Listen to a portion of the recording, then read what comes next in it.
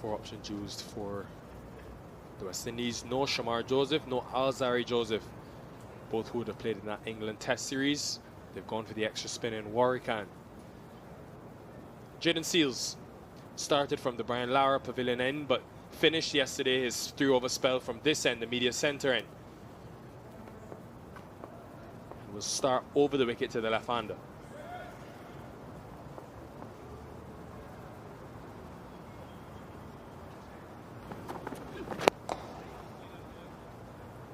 Anytime they've gone straight to Tony Dorzi this morning, he's done really well to just clip the ball into the leg side. So they are scoring opportunities which South Africa are maximizing on.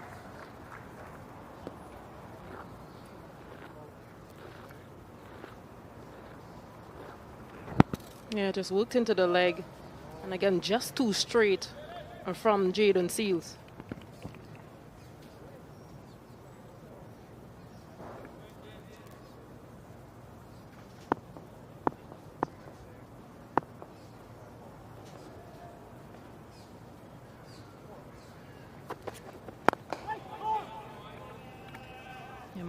Much better line this time around, just angling across the left-handed Dorzi.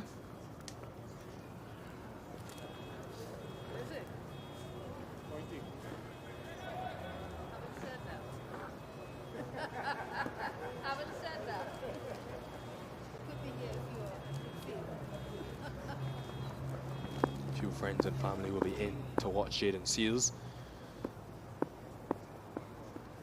Queen's Park Cricket Club hero, you could call him.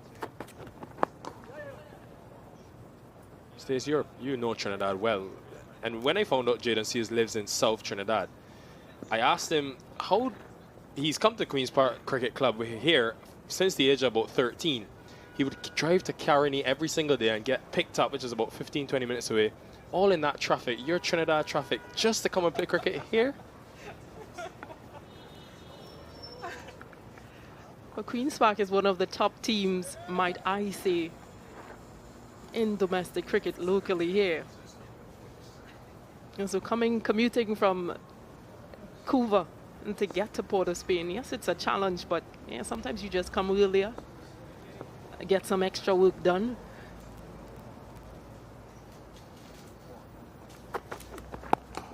But yeah, like himself, a number of other players have commuted, have made that commute, and really do enjoy playing at these conditions here at Queen's Park Oval.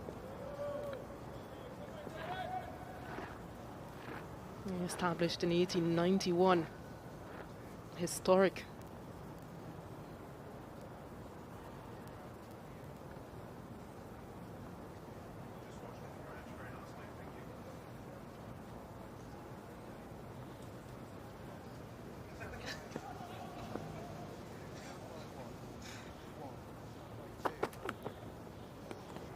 And Joshua Da Silva, who just took that ball, both of them have played a lot of cricket together here. You remember Seales years ago just coming here, net bowling, working as part of the ground staff, just trying to be close to the action. It was a CPL actually, Jayden Seales. He was 16, I think, bowling at Lendl Simmons and Kyron Pollard in the net as a net bowler, and everyone was like, wow, who is this kid? 6 years later, test bowler for the West Indies.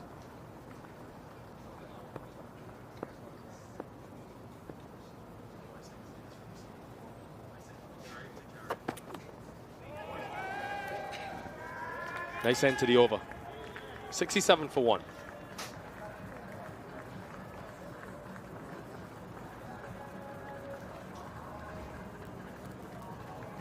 Yeah, good swing. Good carry. Just might think he missed out there, Jayden Seales. Good signs.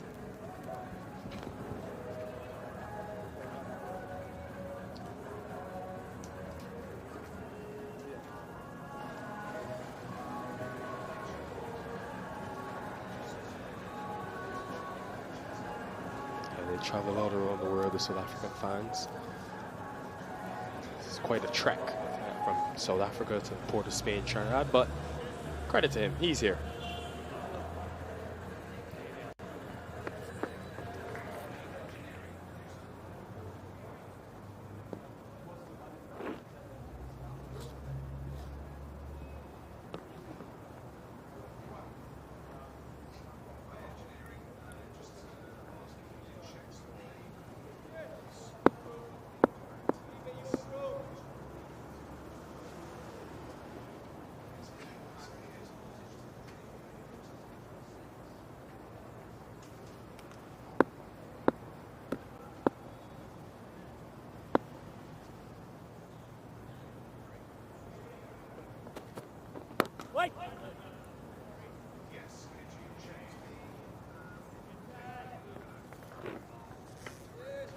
Spoken about a player making his way in Test cricket in Seals, Tristan Stubbs, another one.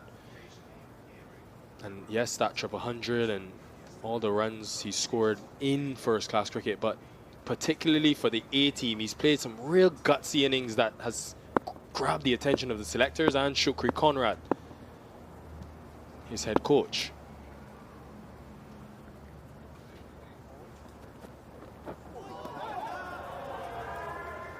Making something happen here. The West Indies' last couple of overs have been good, have been probing. Yeah, just on that good length. Yeah, angling across the left-handed batter. Yeah, what I like about this over thus far is Jason Holder's bowled much more on target to force Dorzi to play.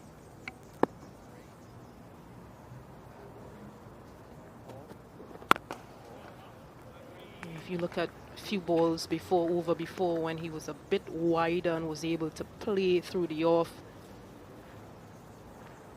We got nicked off a boundary. And this has been a good comeback from Jason Holder, much tighter line.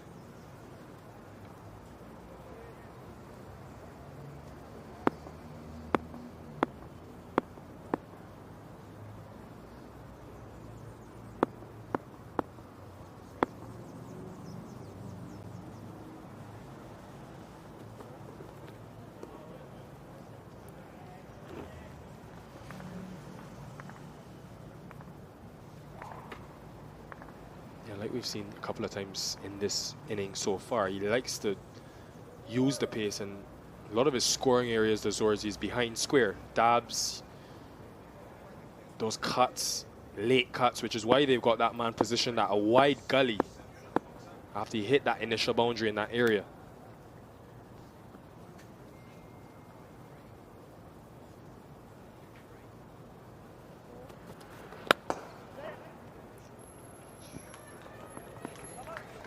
Just over pitching.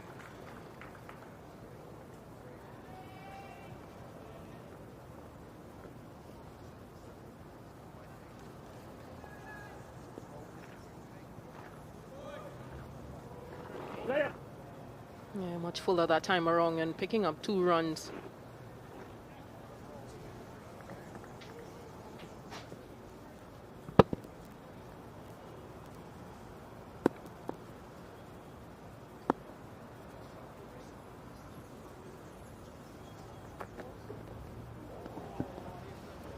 Good leave in the end. 69 for 1.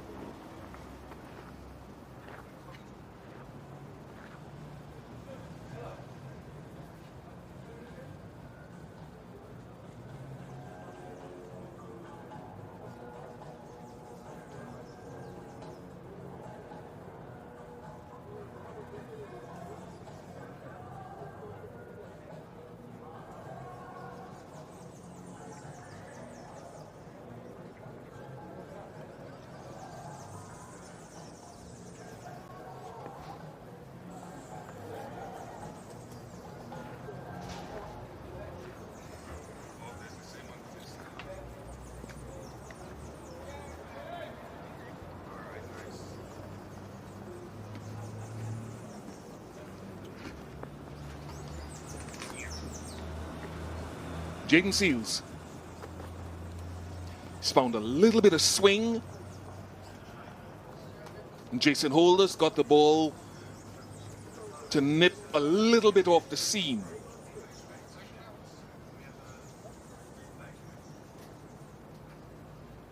What's been impressive in that first half an hour is the control of length that we've seen, particularly from Holder.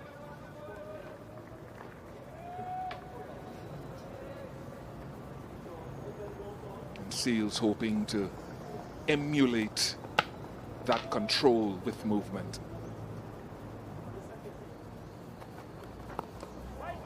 There we go again. Morning, Vernon. Yeah, good morning, Ian Bishop. Good morning to all our viewers from around the globe. It's a blessed surface here at the Queen's Park Oval, and it screams that the seamers will have to do the hard yards, but this man has been impressive yesterday afternoon and again this morning. He's right on the money, asking all the right questions. And you have a feeling that there's a window of opportunity here with this Duke ball. I always had a feeling that between overs 10 and 30, that's when the ball is at its most effective. Bit of swing on offer.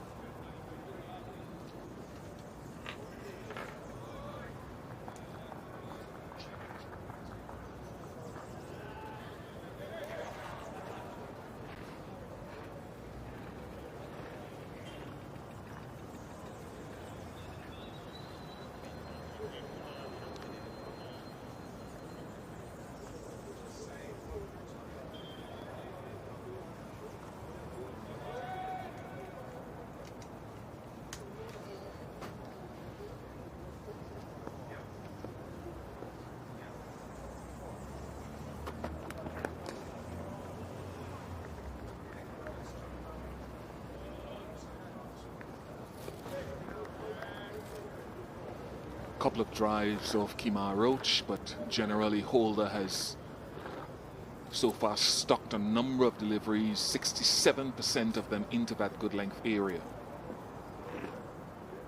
And occasionally he's gone full after he's tried to set the batter up. That's something we can delve into as we go along.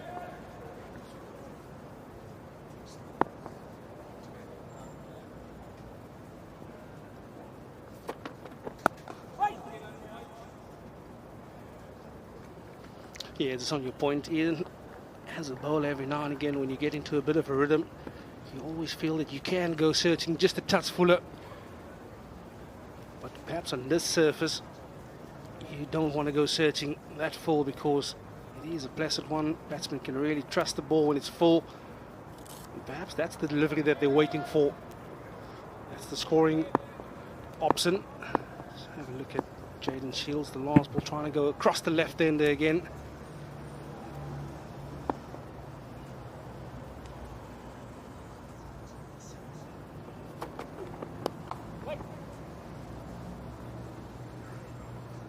One off the over, 70 for one.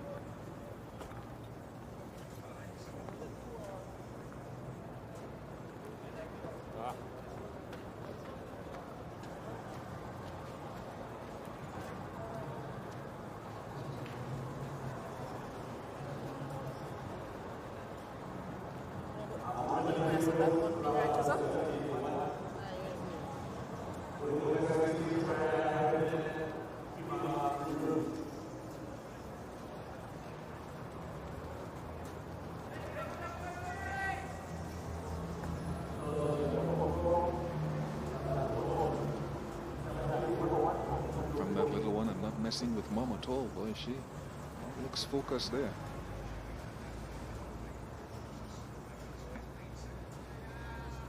Jason Holder's wonderful spell of control, 4 overs, none for 11, comes to an end. Kemar Roach, who started at the media center end this morning for a couple of overs, now switches to the Brian Lara Pavilion end.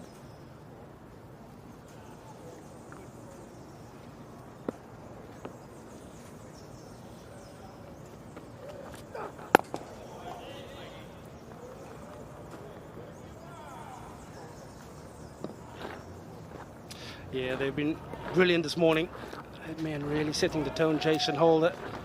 And it's really that back of a length that has been troubling batsmen. You can see they're almost getting sucked into having to play at it. But it's more the seam movement than the swing that has been the trouble causer here this morning.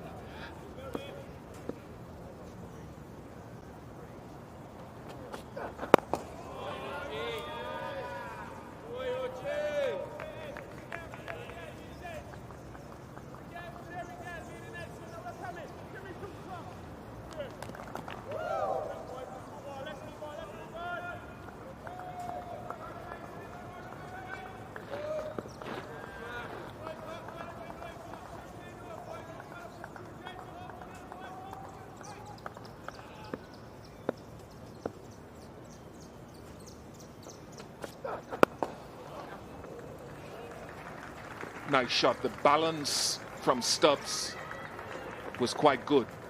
It's a slow outfield because of the amount of rainfall that we've had, so you can't take it for granted that most of your shots that breach the infield are going to run to the boundary. Yeah, normally a sign of a quality player when you can have your balance just leaning into that distant stubs, not looking to overhit it, allowing the ball to come to him. Yeah, this outfield has slowed down dramatically because of the heavy downpours we had yesterday afternoon.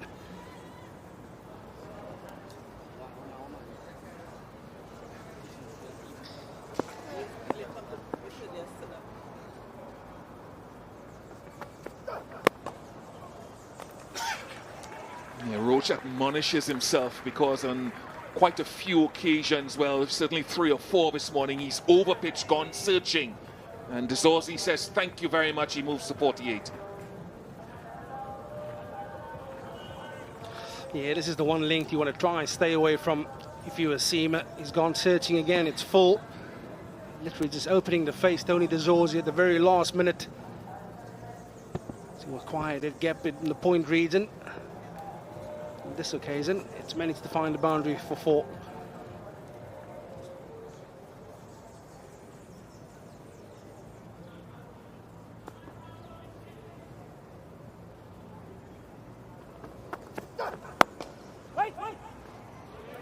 Very good from Casey Carty on test debut. Yeah, excellent fielding. And you need every single bit of backup in the field if you're a bowler on a surface like this. Very often those little efforts in the field just get the bowler going again.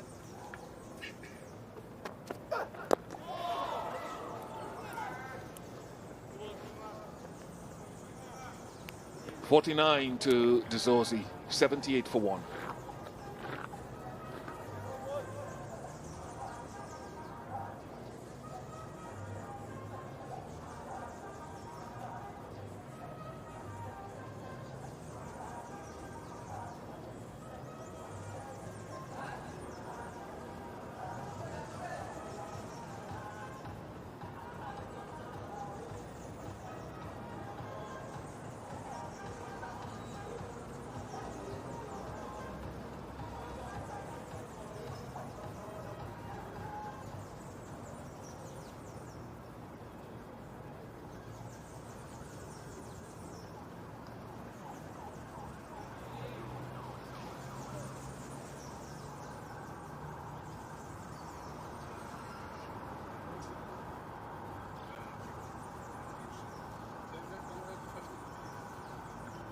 Short mid-wicket left of your screen in that catching position, so split field.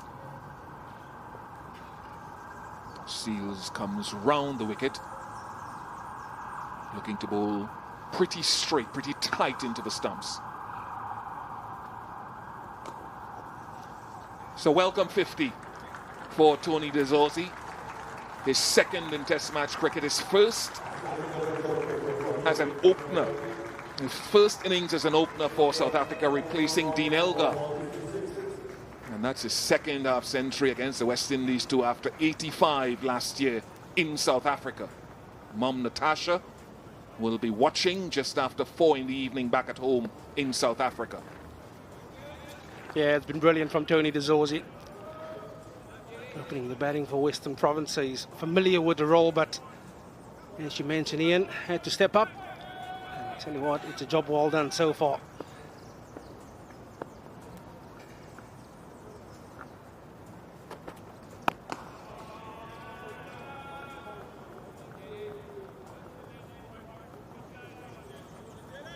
It's an impressive show of temperament, which I'm sure Vernon and everyone knows that he has.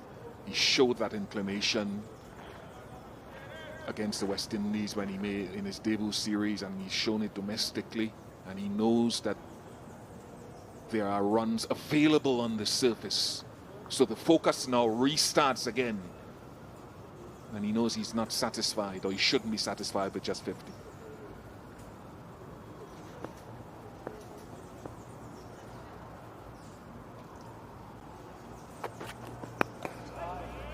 Yeah, this is really excellent again from Jaden Seals.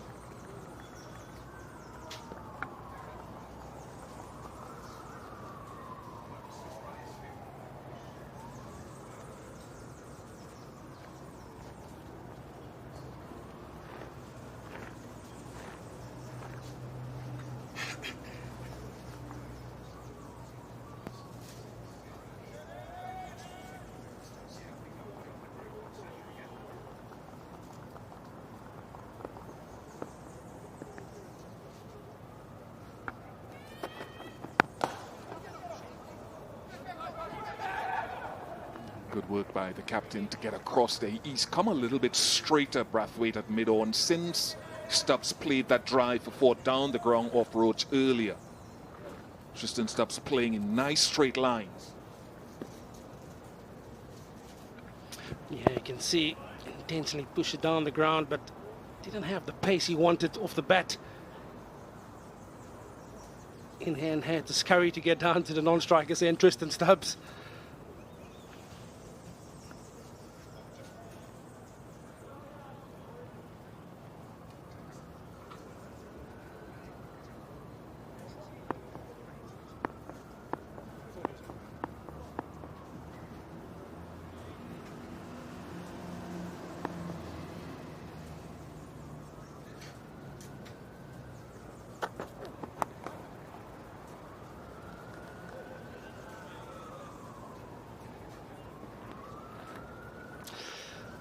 Yeah, Tony Dorzi.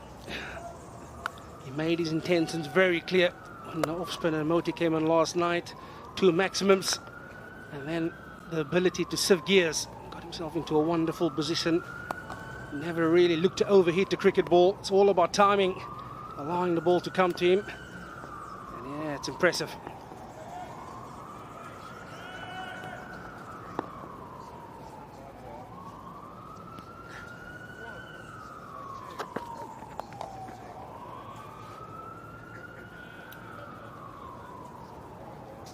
$81 for 1.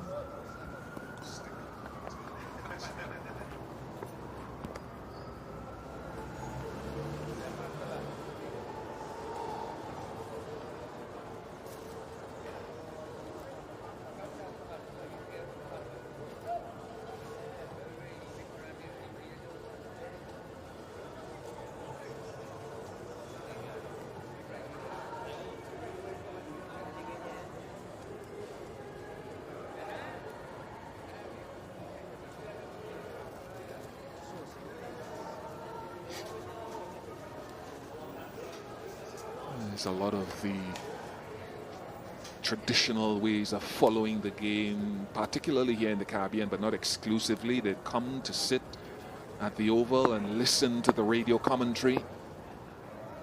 Some of the youngsters will say we'll walk with our iPads and we stream it, watch and listen, because, you know, television commentary is the thing. Yeah, they sell those little earpieces when you go to the UK, the Oval. Lord, those little earpieces, Bish.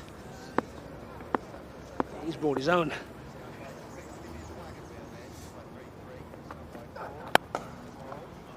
Overpitched again and stylishly played.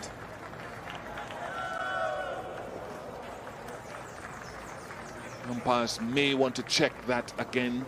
Mikhail Louis, the chaser.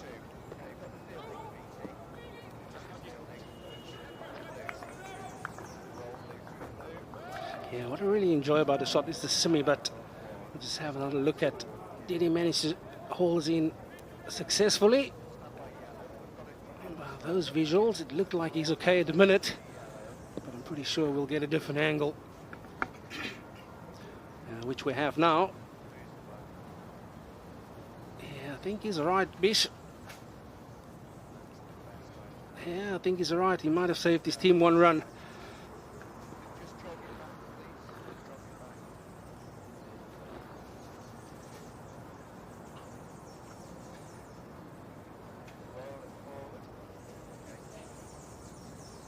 Yeah, right about there. He's not in contact with that boundary rope. Get the fingers across it. Behind the ball, scoops it back. I think he's all right. I think he saved his team 1 run.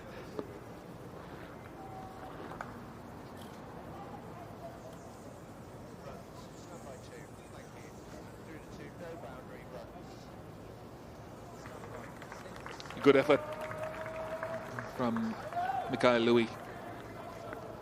Condition. Young man who made a fair enough impression on his first international tour to England.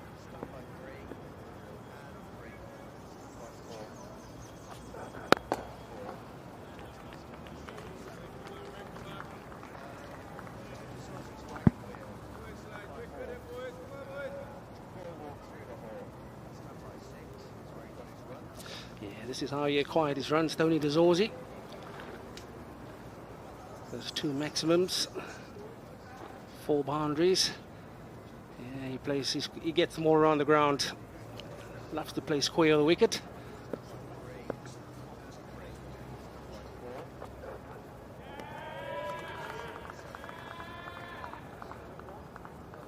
It's intriguing, both batters looking to get forward as much as possible. Kemar Roach is perhaps overpitched a little bit more. Over 40% of his deliveries have been overpitched.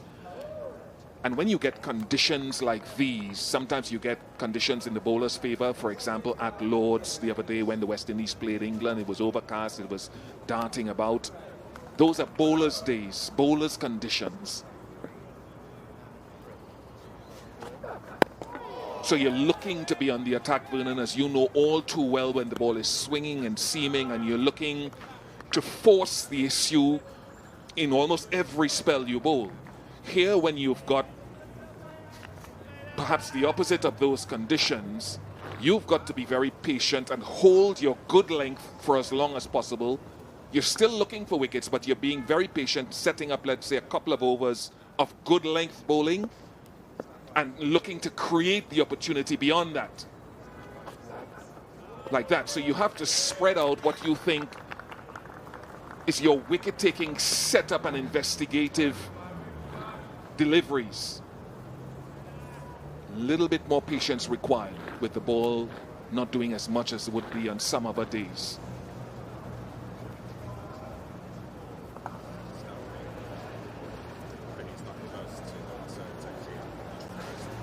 Some might say it's boring bowling, but unless you've got a Mark Wood and then your spinners will come into play, you hope. That's what you've got to do right there. 85 for 1. And on a hot, humid morning at the Oval, drinks.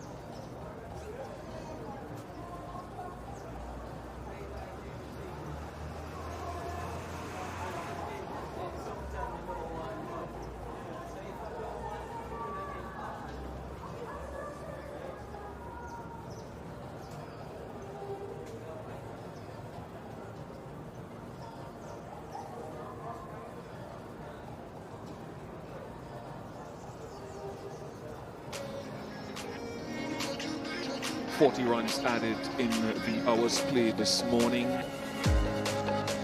in in which Tony Dorzi has gone to his second Test match half century, his first as an opener for South Africa. And Tristan Stubbs has moved serenely on to 19. Yeah, it's the word intent comes to mind this morning. South Africa latched onto every scoring opportunity that was given to them. Kemar Roach just went on a bit of a surge for wickets. And in the event, offering up a couple of scoring opportunities. That's the moment that took Tony Dorzi to his half century. Yeah, applauded by the fans, and the West Indies bowling effort, to me, the bowl of the morning so far. Jaden Seals, none for 22, wicketless, but one wicket that goes to Jason Holder, picking up Aidan Markram yesterday morning.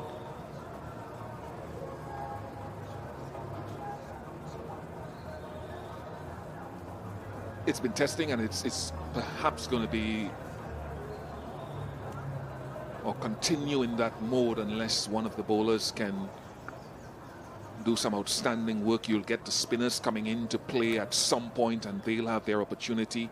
I'm wondering whether the ball will reverse swing with a dry square. I know it's a grassed outfield that is damp, but could the ball reverse swing later on today? And I think the plans for Craig Brathwaite for some of his bowlers will be to hold, still looking for wickets, but holding, maybe the odd short ball plan, maybe through the innings at certain points. Gudakesh Moti for his first bowl of the second day. He bowled from the opposite end yesterday. And Dorzi struck him for a couple of boundaries early. Yeah, absolutely no surprise. Gudakesh Moti, I think the ball being a lot older, a bit softer, might have a bit better grip on it, so I think he's going to be a handful on the surface. We have seen a couple of balls squat from this particular end yesterday afternoon. A couple of boundary riders, men out on the offside, long off.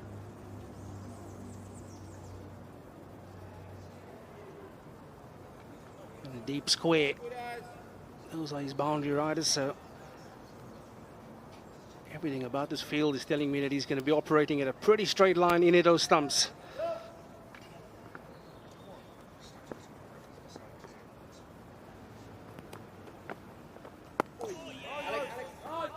Tell us a little bit, for those that don't know Tristan Stubbs, what they can expect if he spends more time at the crease. Yeah, he's one of those players that like to dominate. He likes to impose himself onto bowling attacks, so you can see he's a bit nervy. He's still early in his test career. So perhaps just allowing himself to get used to the space, the bounce in the surface, but I do get a feeling once he's in, he's going to really shift gears and take the attack to the bowling opposition. There's his first class record, average of 51, that highest score 302, coming in his last season.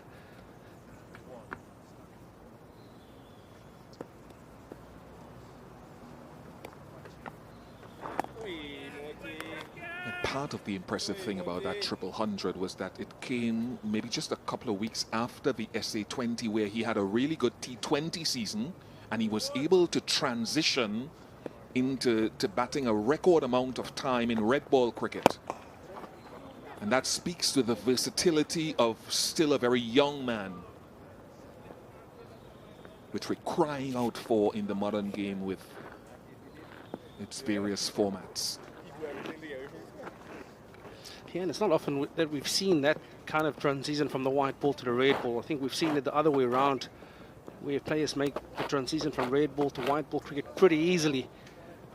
He's perhaps one, David Horner, another, that could make that transition from short format into the longer format. And yeah, it just shows again, bit of confidence, bit of belief. He's an impressive player.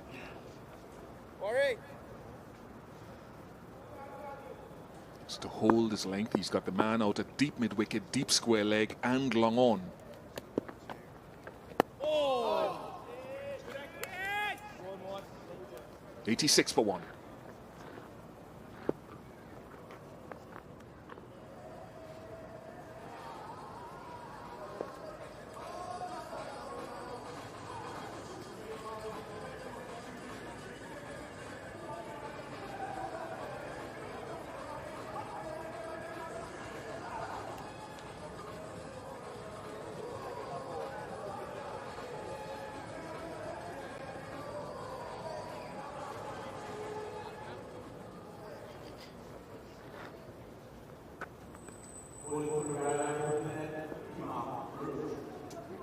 Because of the ground staff, I assume. Changed and evolved over the years. Roach. Oh, well done. Very well done by Kemar Roach and Jason Holder. A familiar combination and just holding that channel and that length.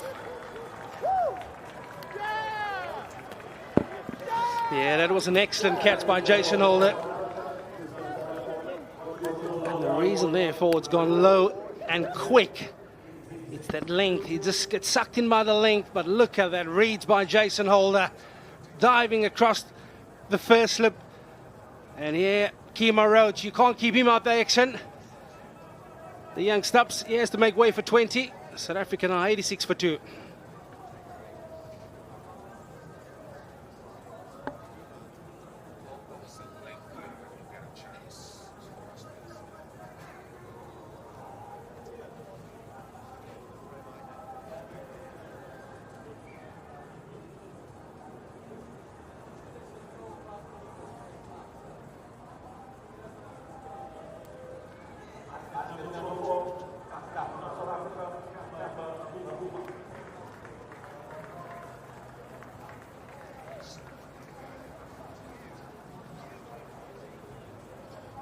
Captain Temba Bavuma.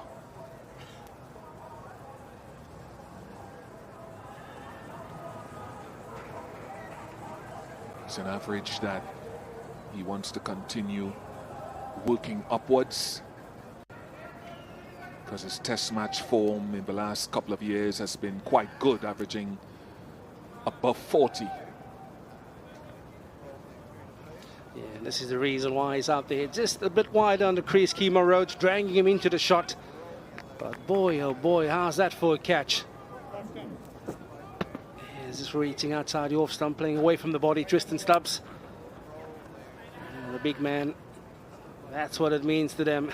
They had to work hard this morning, but they've got number 2.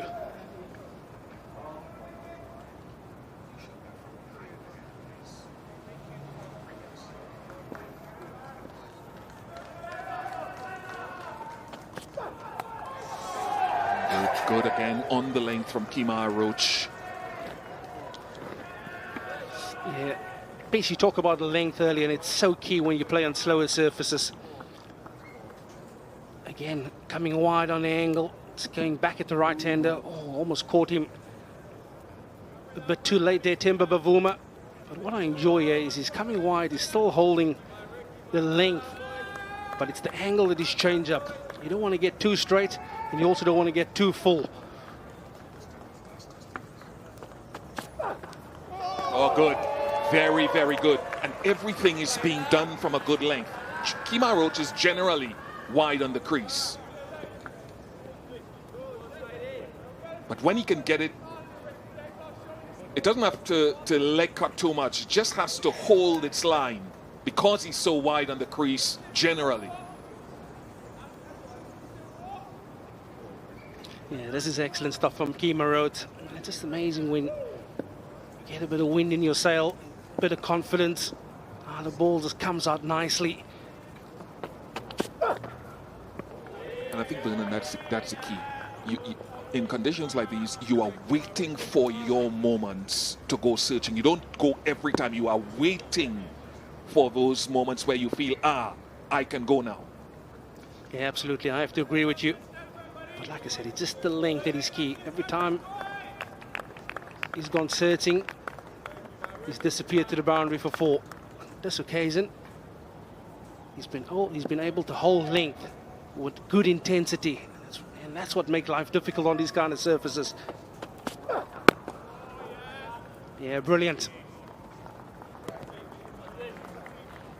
I think you look at the surface, it's going to cry out for sword spells, but that's the kind of sword spells you want from your seamers. 4 overs, high intensity, high energy, but good control. What Temba has going for him, his last test innings was against the West Indies at the Wanderers, where he scored that 170. It was a very well controlled innings and one that pleased him greatly. It's almost like if something came off his shoulders then. Very good control of length and line from Kemar Roach. Excellent from the veteran. 86 for 2.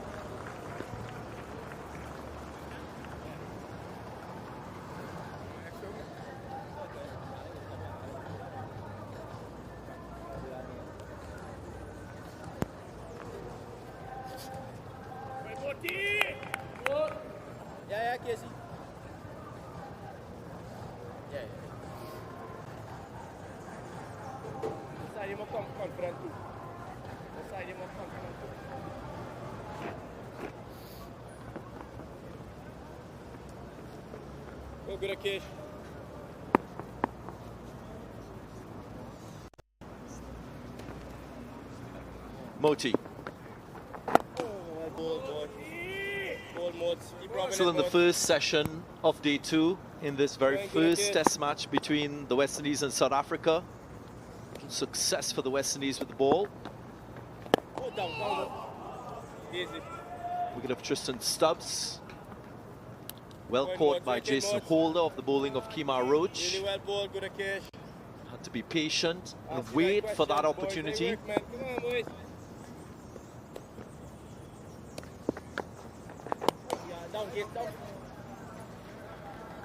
Few points to note.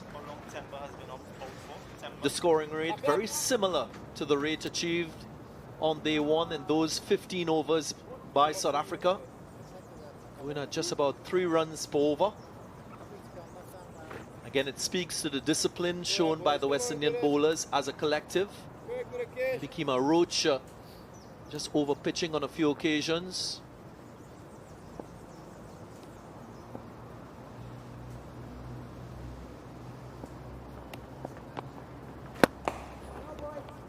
Roach, of course, conceding 4 of the 7 fours achieved by South Africa, in and amongst the excellence that we've seen from him with the ball.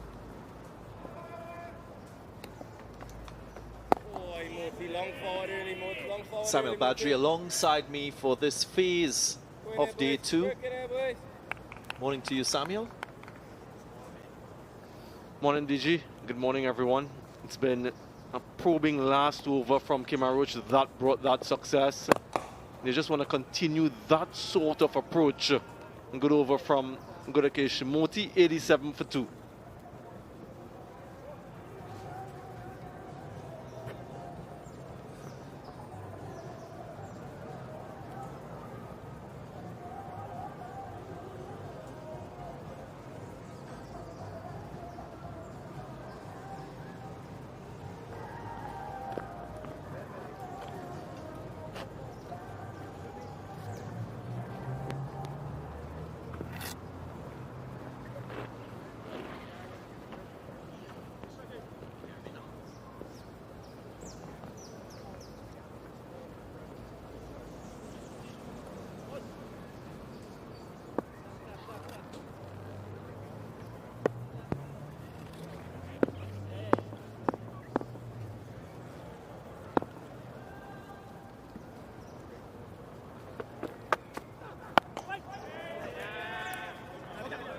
Last over from Kemar Roach was really impressive, the way he set things up.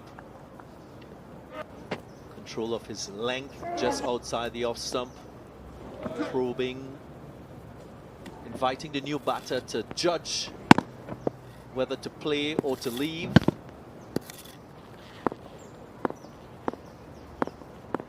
That's the type of pressure building you expect from fast bowlers, and quality fast bowlers like Roach.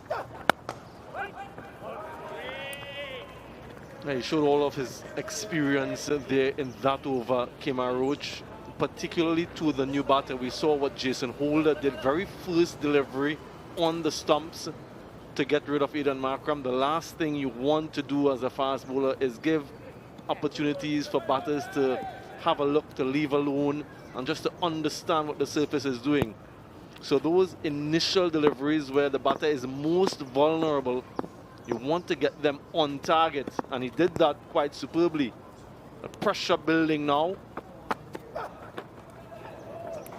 Just enough bat will go into the boundary line for 4, so nice composure from Dorzi. Just working this one down the leg side. Roach getting a little too straight. Yeah, just when I was complimenting the pressure that was being exerted, loose delivery, neatly tucked away. Dorzi has looked quite composed and organized, good temperament, and he's building here for something quite significant. 89 deliveries he's faced, so he understands what's happening with the conditions here now.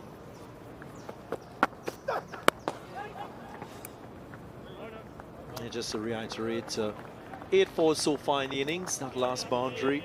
The 5th one conceded by Kemar Roach. So that is an area that Andre Kohli may want to reflect on, head coach of the West Indies, at the end of this first session. Sean Tate as well, right of screen, the bowling coach for the West Indies, from Australian fast bowler.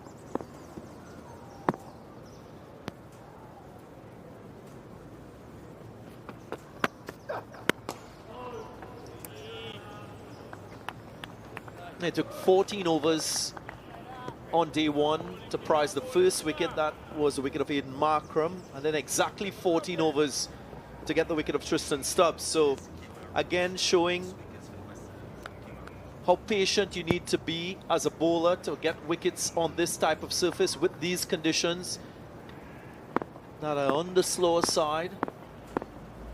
More helpful for slower bowlers, you would think, because the pitch is devoid of grass.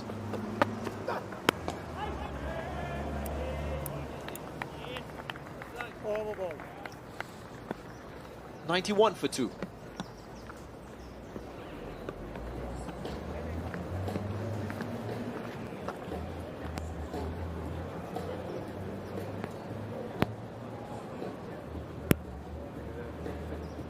At the end of 2 South Africa 91 for 2. Because they are 59. Yes. Bavuma is the score. These two here? Yeah, so these two on this side could open up to each other. So they kind of like own it together. And then the other two, they're nice boxes. This stand shit. This stand shit. Yeah, that real shit. Moti!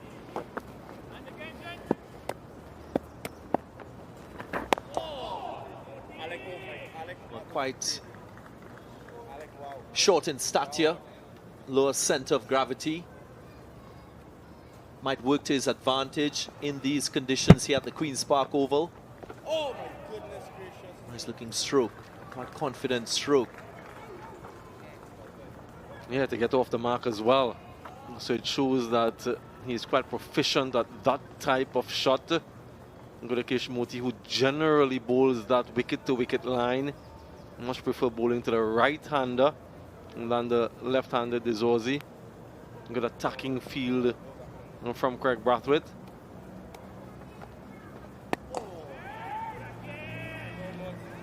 It's all about, as previous commentators have mentioned, and everyone who understands this format of the game, is testing the patience of the batters. As far as is possible, you want to engage them with every delivery, have them thinking and wear them down mentally.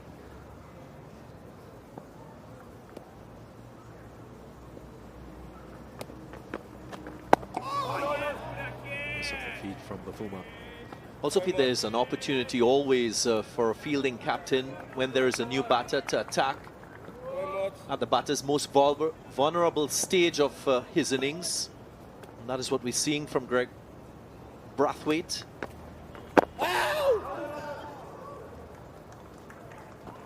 That's a quicker delivery from Moti. Just 2 from the over, 93 for 2.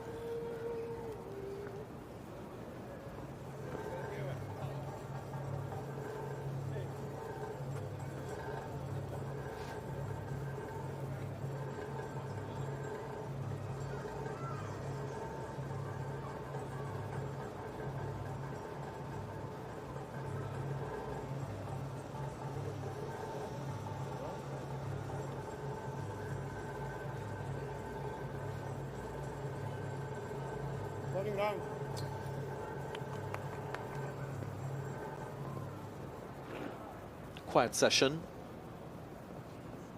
on day 2 of this test. More work for Jaden Seals, another spell from the Brian Lara Pavilion end. Wicketless so far.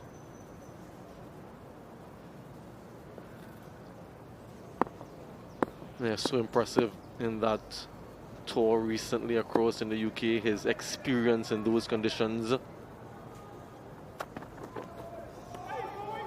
Playing in county cricket, it really stood out when he represented the West Indies, the leading wicket taker for them.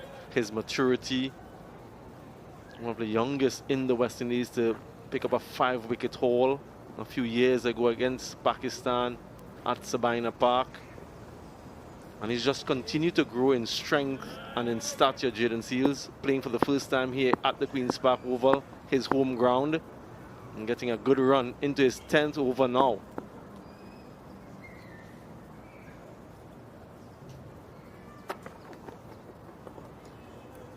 His second spell today, so you'll know with these conditions, you will have to ensure that he has the energy to bowl multiple spells per session.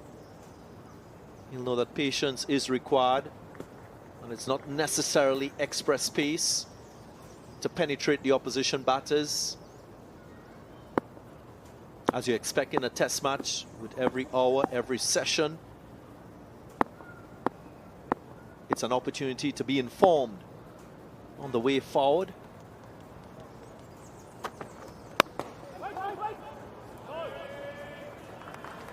This spell was 3 overs, none for 7, so he's bowled with good economy and bowled well within himself, because I was taking a look at his pace from deliveries, just averaging around 129 kilometers per hour. He can bowl a lot quicker than that, but he's bowling well within himself, maybe focusing more on control as against pace.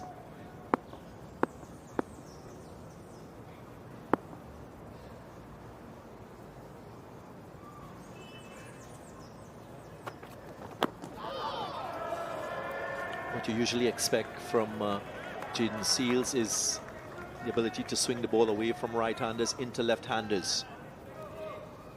An inside edge from Dorzi. What I also like about the contemporary fast bowlers is their willingness to bowl on either side. In days gone by, the faster bowlers preferred to stay over the wicket. White ball cricket has changed that quite significantly.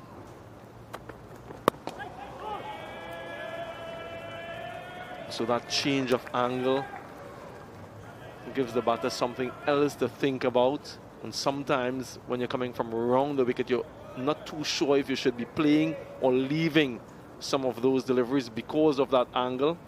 And if he utilizes the crease and goes a little bit wider at times, it presents different challenges for the batters. 5-dot deliveries so far. So again, they're looking to string those deliveries together, those dot deliveries, and if they can do that consistently for a long period, the pressure will tell. They made an over. Well played again from Dorzi. 93 for 2.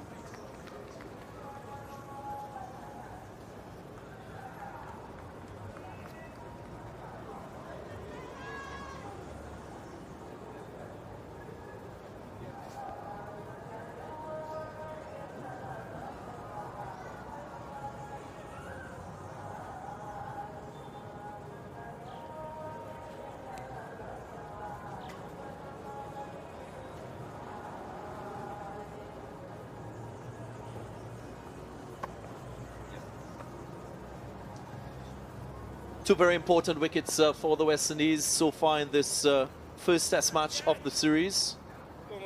In Markram, dismissed on the first day, and today the dismissal of Tristan Stubbs will buoy the bowlers a little bit more.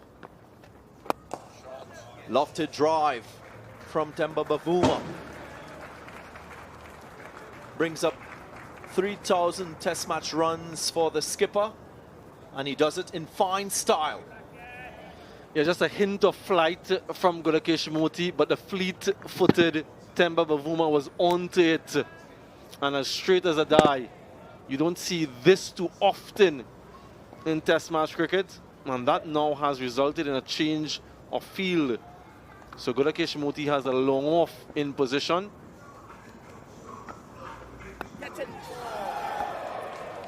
Off the outside edge. High wrist stroke from the skipper. Appears to be a clear intention by the South Africans to target Gudakesh Moti. Not allow him to settle. Just a little more turn, a little bit wider outside the off stump. That's the change in that delivery from Gudakesh Moti.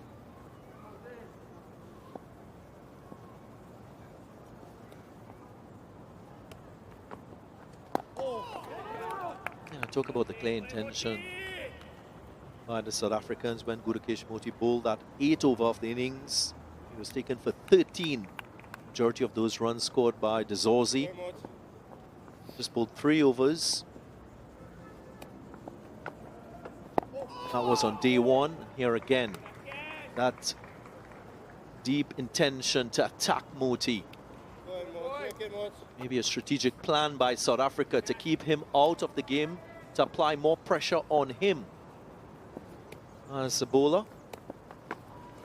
A little bit flatter this time from Moti, because he has the fielder in the deep. As 100 comes up for South Africa, 100 for 2, can afford to flight it a little bit more, express himself. For the left-hander though, protection in the deep backward square, deep mid-wicket and long on, but he still has that attacking fielder at short leg as well as the slip.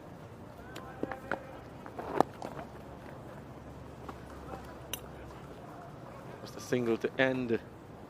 101 for 2.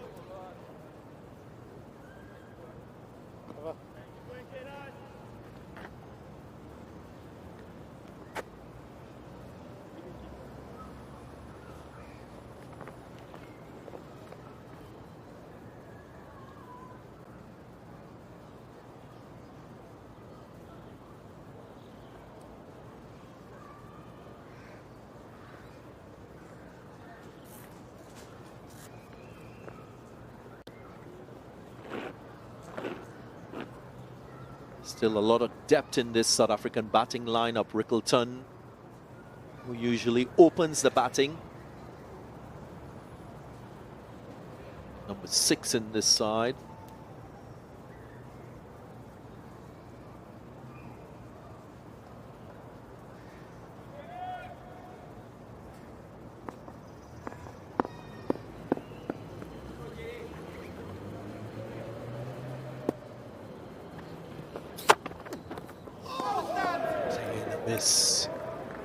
Just going after one that was a little bit wider from Jaden Seals. Dorzi. Yeah, and a little bit quicker as well. He's been good, really good with the balls that have been full. He's driven well, and his eyes just lit up because of the length. Maybe a hint of away movement, but no luck so far for Jaden Seals.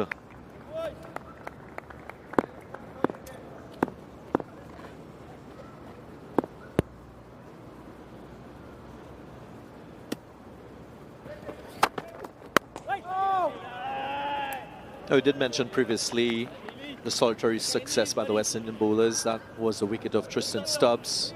Well caught by Jason Holder in second slip of the bowling of Kemar Roach. Good deception. Usually he pushes the ball into the right-handers. This one was a scrambled seam delivery, but there's so much to like about Tristan Stubbs and his technique as well. Head, hands, front foot in alignment. That's critical. Now we often talk about stride, but when you have your head, your hands and your front foot in alignment, it gives you good control or great control with your bat and that ability to adjust. Yeah, for a while. Of course, Stubbs still finding his feet in Test match cricket, more established in the white ball game. Already haven't played white ball cricket for South Africa. Tristan Stubbs.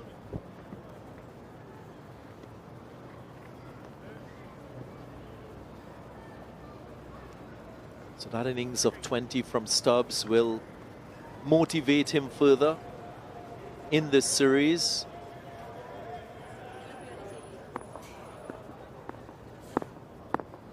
There's some fans in a sprinkling of fans looking on in this first test match here at the Queen's Park Oval.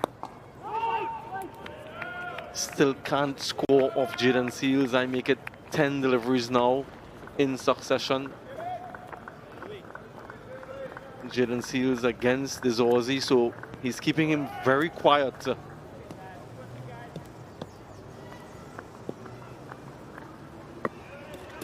Yeah, I did mention that generally he's gone at 129, 130 kilometers per hour. In this spell, we've seen some deliveries in excess of that, 137, 138. So pace variation, maybe more of a focus in this spell for Jaden Seals.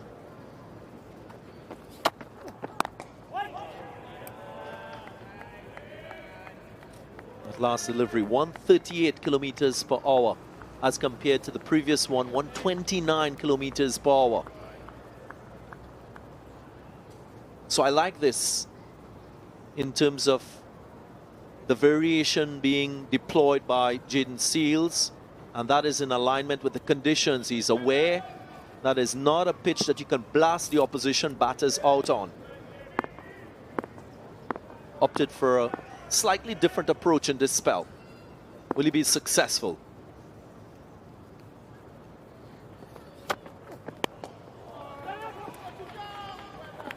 Nice work behind point.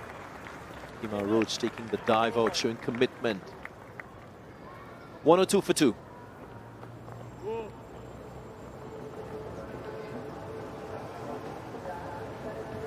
Running in a lot more rhythmically in this spell. Jaden Seals, good work from the fast bowler. Kemar Roach showing that bit of athleticism.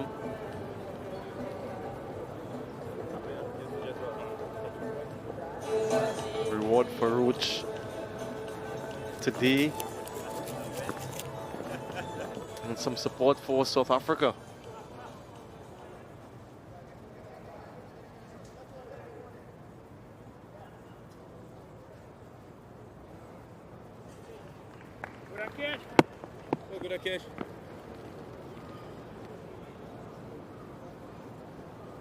More defensive feel for Dorzi. Quite a few fielders in those boundary rider positions. 3D fielders leg side. There is a deep cover. Now that will change for Temba Bavuma. He's a cricket fan, a sporting fan.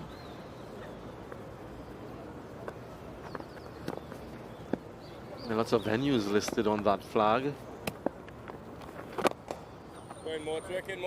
Slipping a gully now for Gudakesh Moti. Couple edges in the previous over has prompted this move. Still has the long off in position. Strays down the leg side. Showing the proclivity already for that shot. Temba Bavuma gets himself an easy couple. And you usually see this type of stroke from the right-handers.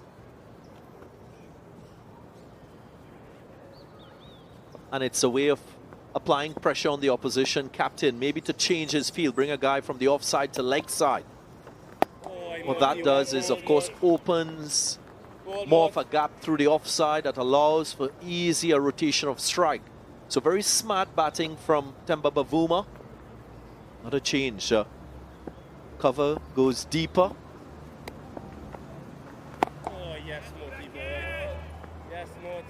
Very much the game of chess that Test match cricket facilitates.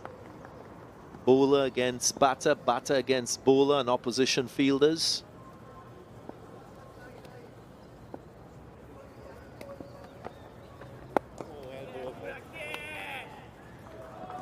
End of the over, just 2 runs coming from it. 105 for 2.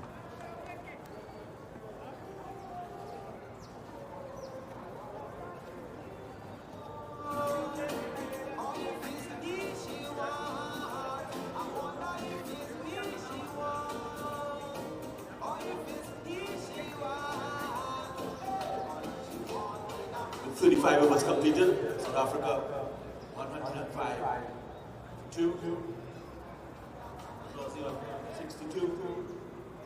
Bavuma on 11.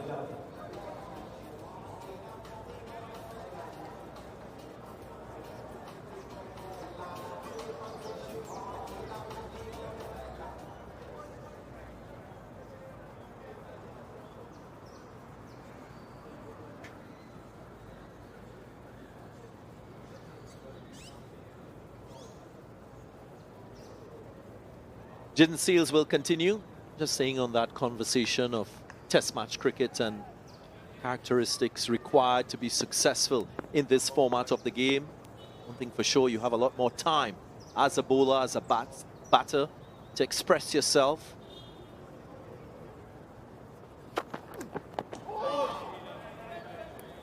Seeing a few problems here, Jidden Seals.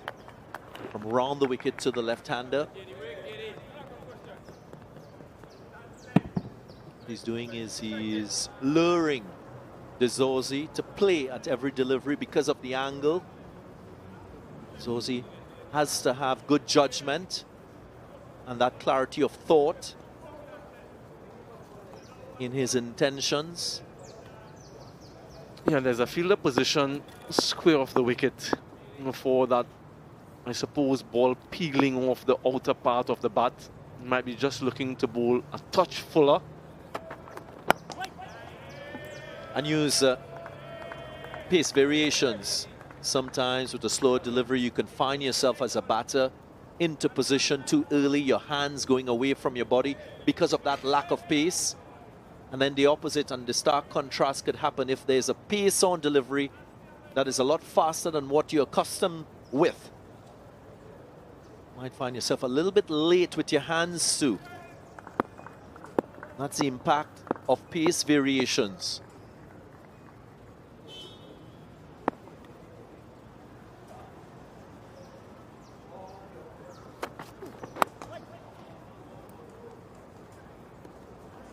Maybe just setting him up back of a length for a few deliveries, and we'll look to get one full at some point in the over, one would think.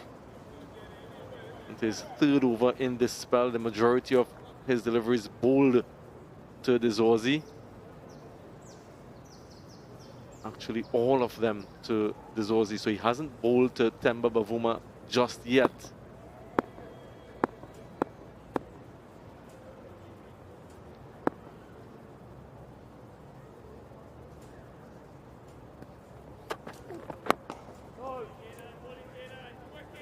Watchful. Dorzi not too perturbed with his scoring rate. Quite contented to play ball on merit. Maybe wait for that over-pitch delivery or the delivery that is short enough to allow him to play square of the wicket.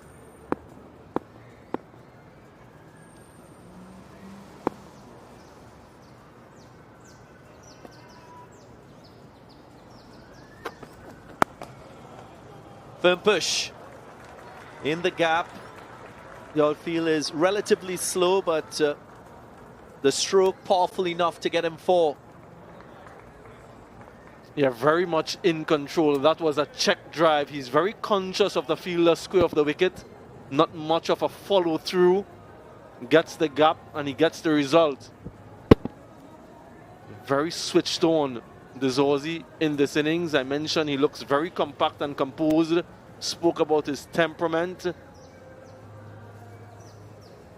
Test match cricket is all about concentration. Yes, it's about skills, quite a lot of it, but the mental aspect of the game is so important.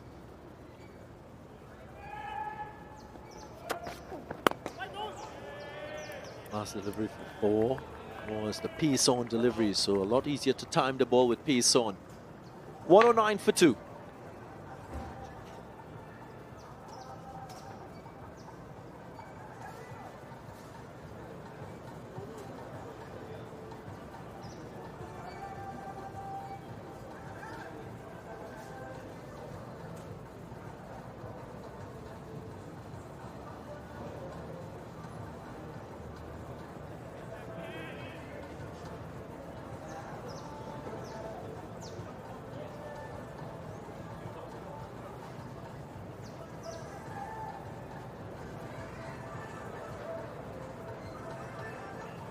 Good engage. Moti continuing.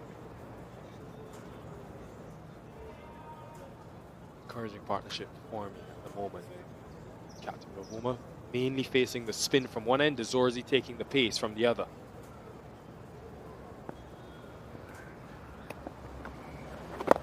One, do.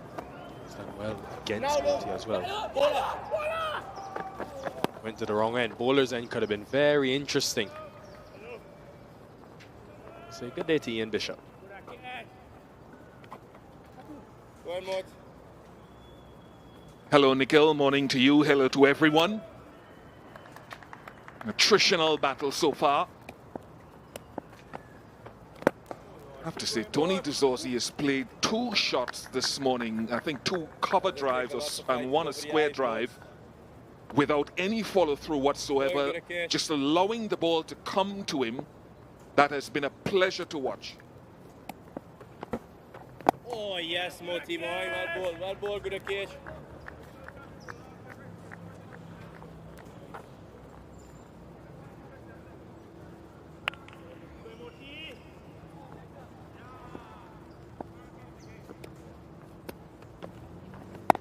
Down.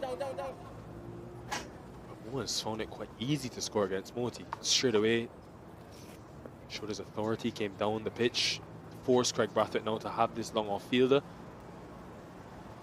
Stuck with this 3 deep on the boundary field. Leg side for Dorzi, offside for Bavuma.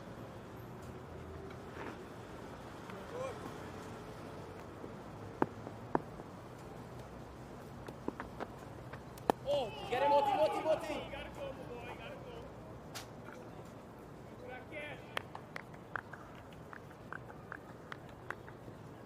Go ahead, Mort. Well ball, Mort.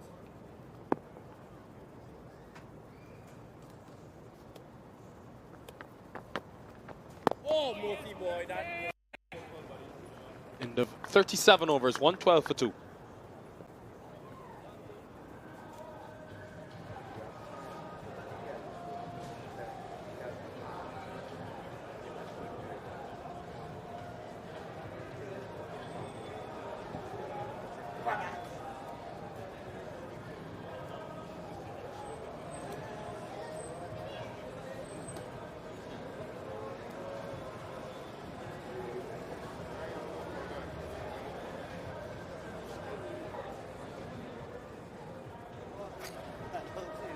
Great to see. He's coming in, supporting, even though he had the rain yesterday. Jason Holder, change of ends for him. Started today with that 4 over spell from the Brian Lara Pavilion end. So now with Tamba Bavuma, who he's dismissed a couple of times last year in that 2023 series. Craig Brathwaite remembering that he's now gone back to his senior statesman.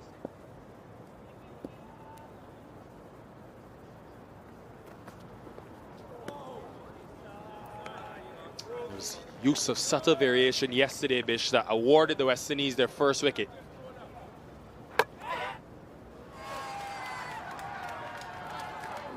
Yeah, the length for our first delivery was very good, and Aidan Markram will perhaps reflect on it and say that he should have been forward when he played back.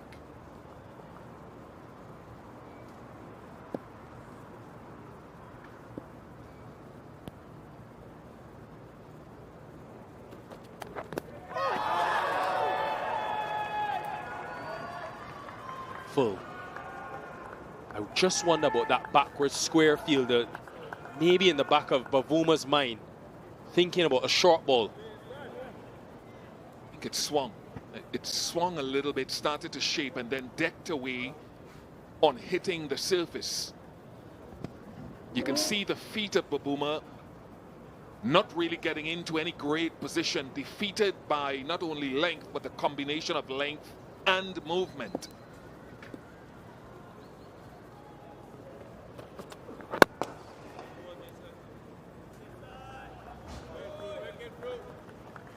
And we talked about Markram's dismissal, and 2 balls ago, the height of Jason Holder is also something. When you're facing those extremely tall bowlers, sometimes picking length can be a little bit more challenging, even at medium, fast medium. So he thinks that's coming straighter into off stump. But again, Nikhil and viewers, you have to wait for those moments and set it up as these young budding cricketers will learn, having come to the Oval to watch. You don't rush your wicket delivery. After that delivery, couple balls ago, Bish, they've gone for the extra slip. So Hodge now in a third slip.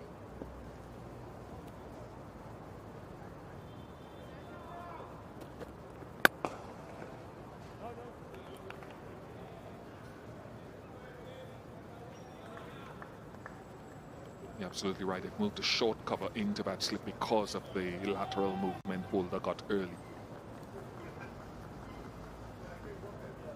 I still think the man at short cover is an intriguing position on the surface as we go into the game.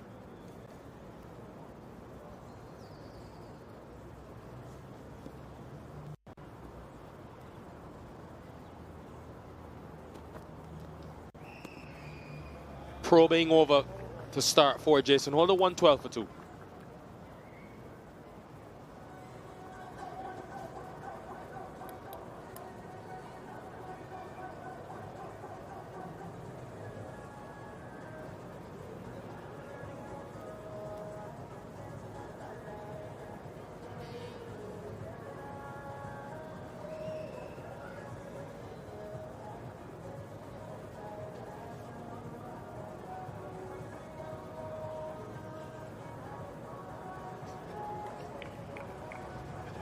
Yeah, just the 4 options used for the West Indies. No Jomel Warrican as yet.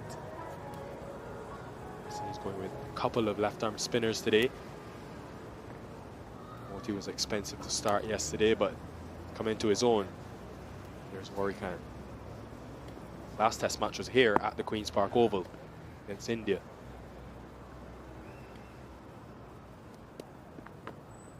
Oh yes, Moti, man. In front, man. Bish, your thoughts on this field for Moti? He's got the 3 deep leg side for Dorzi. He's had that consistently. Very innovative and so smart. Growing in confidence, Dorzi in this innings.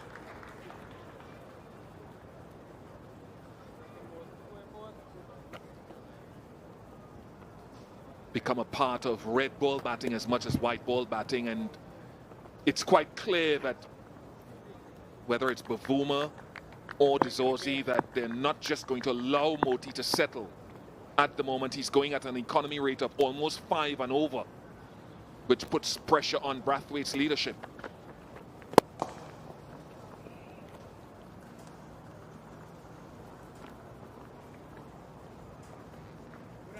And because they've put pressure on Moti, particularly Dorzi, they've had to have kind of a semi-defensive field thinking about stopping boundaries whilst they're still looking for the catch close in.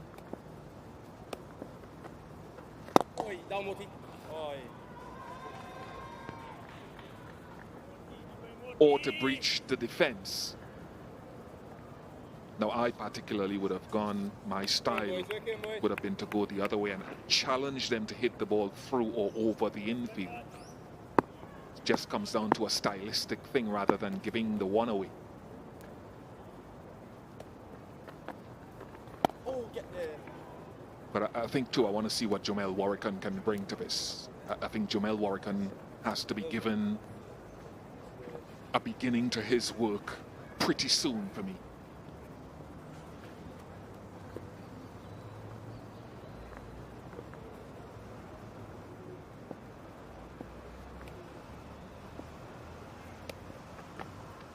Oh yes, Moti boy. Productive over 7 from it. 119 for 2. And South Africa will be very pleased with that hour of play, building this partnership after they lost the wicket. Time for drinks.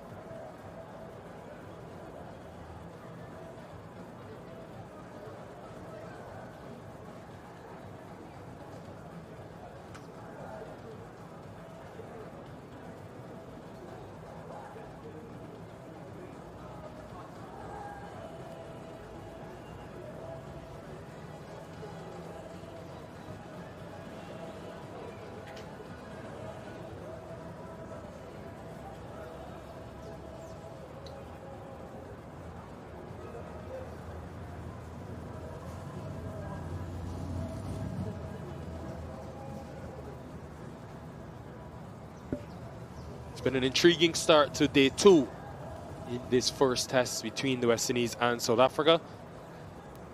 Two teams fighting to stay relevant in the World Test Championship, and they'll want to use this series to propel themselves up the table. Bavuma, the captain, has come to the crease. It started well, but it's been the Dorzi show, Ian Bishop. He's been impressive. His driving in particular has been imperious. A couple of them he's punched, as I said before, without any follow-through whatsoever. Tells you a bit about his timing. That one there, no follow-through, just a sheer timing, taking it across a very slow outfield. Just wickets for Roach and Holder. Moti been under pressure. Economy rate of close to 5 and over. Seals has held well from one end and built pressure in short spells.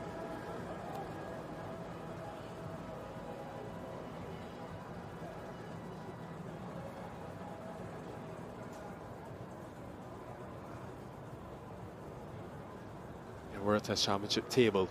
South Africa have only played the 4 matches, so there is a chance for them. Much harder for the West Indies to break into that top 3 or 4, but this is the main criteria now for teams. This is the measuring stick. You want to be competing at least in that top 5.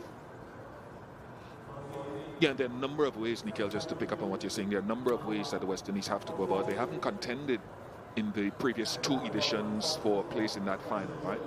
So there are issues, as everyone knows, with winning enough test matches. And I spoke to Andre Kohli leading into this test match. It's something that we're going to show, that interview, at lunchtime. I don't want anyone to miss that, because Andre outlined as coach a number of the challenges, a number of the pluses, and a number of methods that he would like to go forward with now as the lead man selecting the team now at lunchtime. Don't miss it. A lot of things there, food for thought.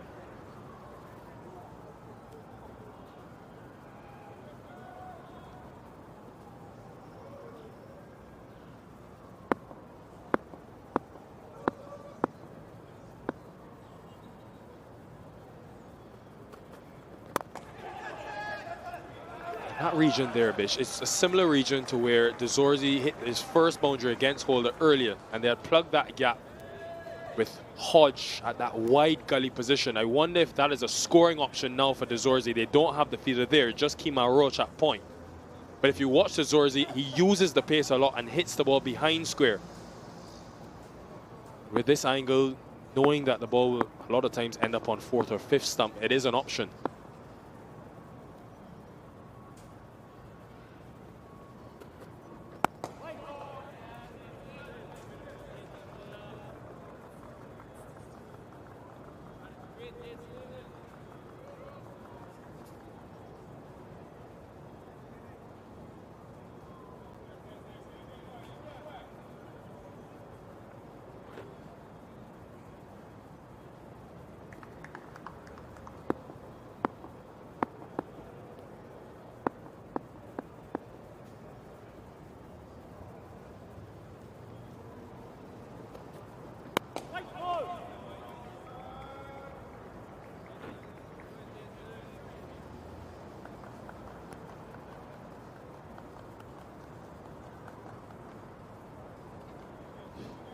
Outside of the Caribbean, it's been much harder for Jason Holder with the ball.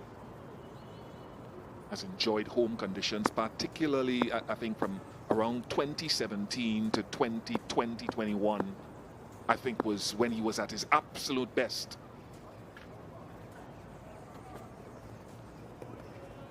He enjoyed the grassier surfaces that were prepared, I think, during that time with the Duke's ball in the Caribbean. Whereas when he went to New Zealand, he struggled. He had a good test match in England, the first one in 2020. A little bit of a struggle in Asia.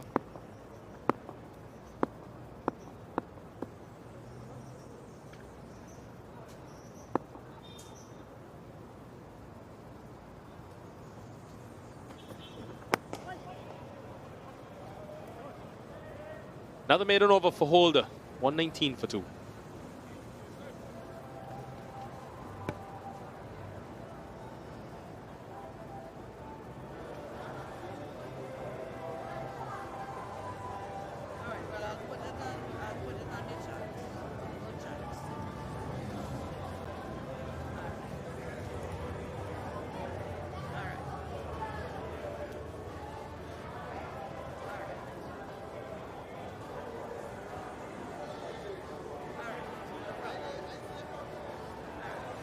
Captain Bavuma at the crease. Special connection with this West Indies team. Started his captaincy journey against them last year. Made his test debut back in 2014. 10 years ago against the West Indies. Batted at number 6. Obviously one of his 2 test hundreds have come against the West Indies as well. Couldn't believe it. Had to wait 88 innings. Well, waited 88 innings for that second 100. He'll be hoping that that wait for the third will be a lot shorter. Could potentially come in this series.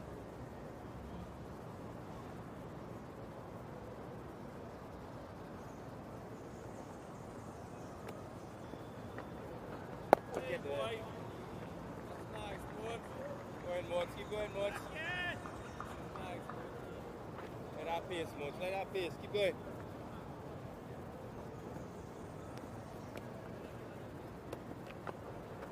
Oh, yes, Modsy boy. Yes, good case, boy. Go in, Mods. Wicket, Mods.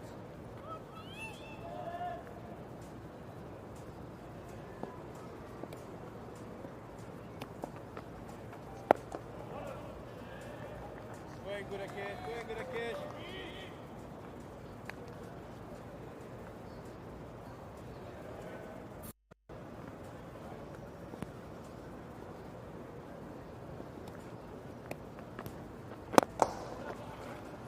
I take your point about Temba Bavuma with those 2 centuries and plethora of half centuries. That's something he will want to correct. He will want to correct the ratio of hundreds to half centuries.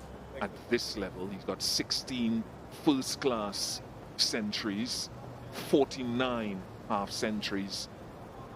But the pride of any top-class player is when you get those starts to be able to play match-winning knocks of 3 figures. What Temba did show in that knock at the Wanderers, that 170, was when it was his day, he was able to push it on big. And that's what he knows he desires to do more of as leader. 1-2-0 for 2.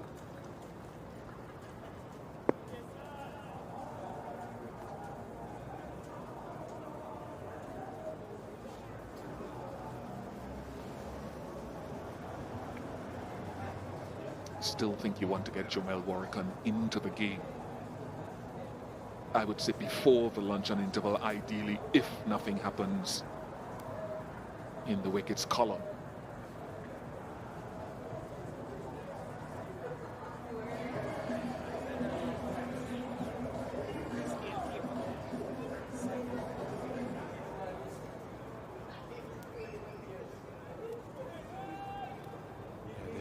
Controlling run rate well, the West Indies. Been patient in this opening session on day 2. Extra cover in. But it's just a build. I heard you talking in your first stint about the ability to hold on these surfaces, and they learned quickly today because the Stubbs, you saw a couple of deliveries from Kemar Roach. They were full and straight. And after that, they went back to what works and what the plan is against Stubbs, which is that 5th or 6th stump line, and it brought the result.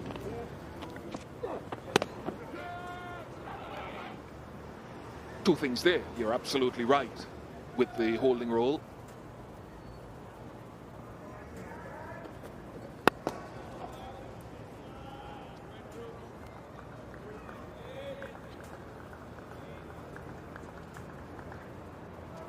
But I'm sorry if I'm going to repeat something that other commentators have said before. Tristan Stubbs will look back and say to himself, why am I defending a delivery this wide above stump? If I was attacking it, I could live with that. But to be defending maybe 7th stump, even though Roach is wide of the crease, is something that Stubbs will look back, still a young man in the game, and reflect and think to himself, I'll do differently next time. It's something Mikhail Louis has to build on, as we saw in England, where he was nicked off 5 of 6 times outside the off stump, sometimes defending deliveries on 6th or 7th stump. You have to be good enough at this level to know 6th or 7th stump is not going to be threatening.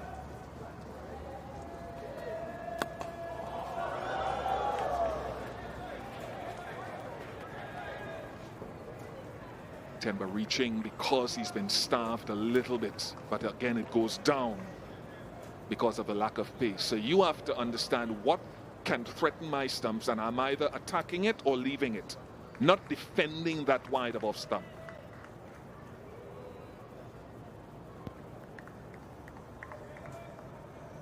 Good seam position, a little bit of orthodox swinging. That's what happens when you starve a batsman, starve him, and then he sees something slightly in his area. I think Holder deserves credit as well for that Stubbs wicket, because just shaping the ball away, using the angle of the crease to go away from him, constantly forcing Stubbs to play deliveries on 5th or 6th stump, Bish. Then in the next over, Kemar Roach continuing with that line and getting the wicket. Partnership bowling, something that West Indies lacked, let's say, on the recent England tour, because this man wasn't there, and as I said, 1 or 2 other bowlers weren't able to fill the breach.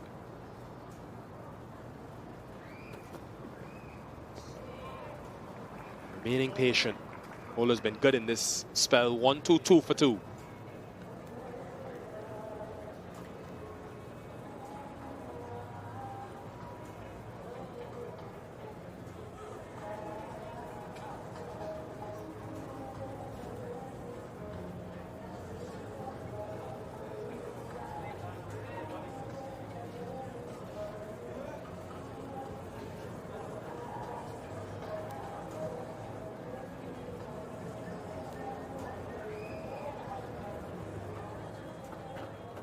This will be a great learning for Jaden Seals as well, having to do the sort of bowl dry roll and wait for his wickets. At still a young man in the game, real learning curve for him to be a better, even better bowler.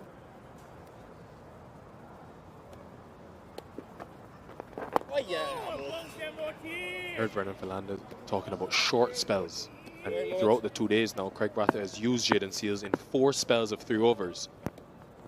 Why would he do something like that, Bish?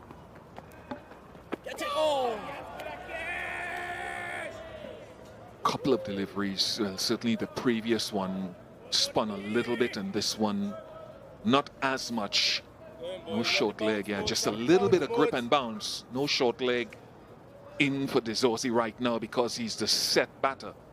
Can you pick a moment to get someone under the helmet as you see a little bit of assistance?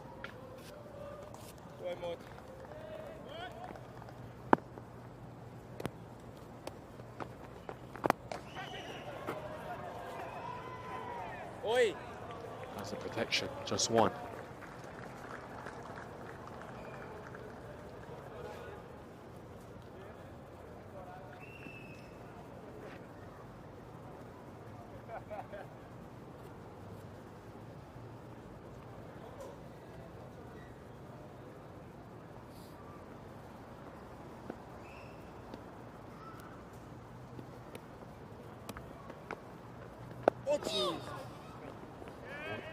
Brathwaite and Morty have brought up the deep point now for Bavuma.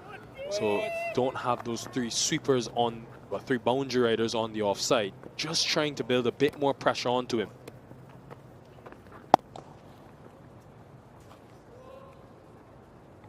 I just wonder about long off, Bish. Can he get long off or long on into the circle? It is a risk, but denies that easy one down the ground.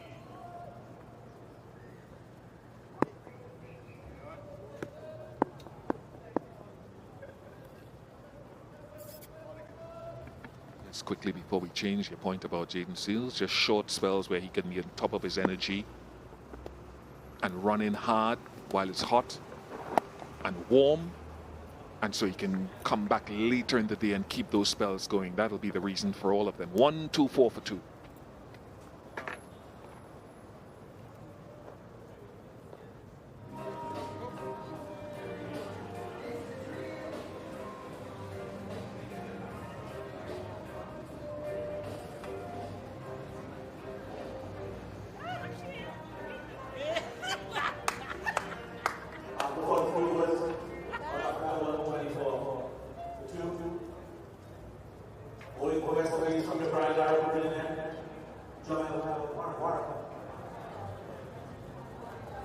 Jamal Warrican for the first time today, for the first time in this test match, making a return to the West Indies team.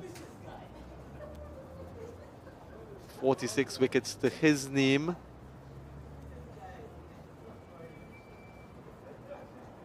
Another left-hand orthodox spinner for the West Indies, following on from Gudake Shimoti. Different in style and mode of operation. Has an opportunity to bowl to start to the right-handed Temba Bavuma. Has a leg slip and a regulation slip in position. The way he generally operates, Jamal Warrican, is wicket to wicket and more of a patient type bowler, looking to string together dot deliveries and build pressure, exert some form of control and restriction from a run scoring standpoint, and look for the batter to make a mistake. So this will generally be his mode of operation, wicket to wicket at a decent enough pace. Try to be as consistent as possible. Vernon Philander alongside me. Vern, this partnership, 38 now, and really looking quite compact. What have you seen that has impressed you so far from the Dorzi in particular? Yeah, I think the one thing that comes to mind about the Dorzi is just the amount of composure that he has shown. The ability to shift gears, to latch on any scoring opportunity. With that positivity in mindset, he allowed a guy like Temba Bavuma to take his time to get used to conditions. Talk about the difference in spinners. The surface is almost crying out for a spinner just to take a bit of pace off. At the end of that over, South Africa 1-2-4 for 2.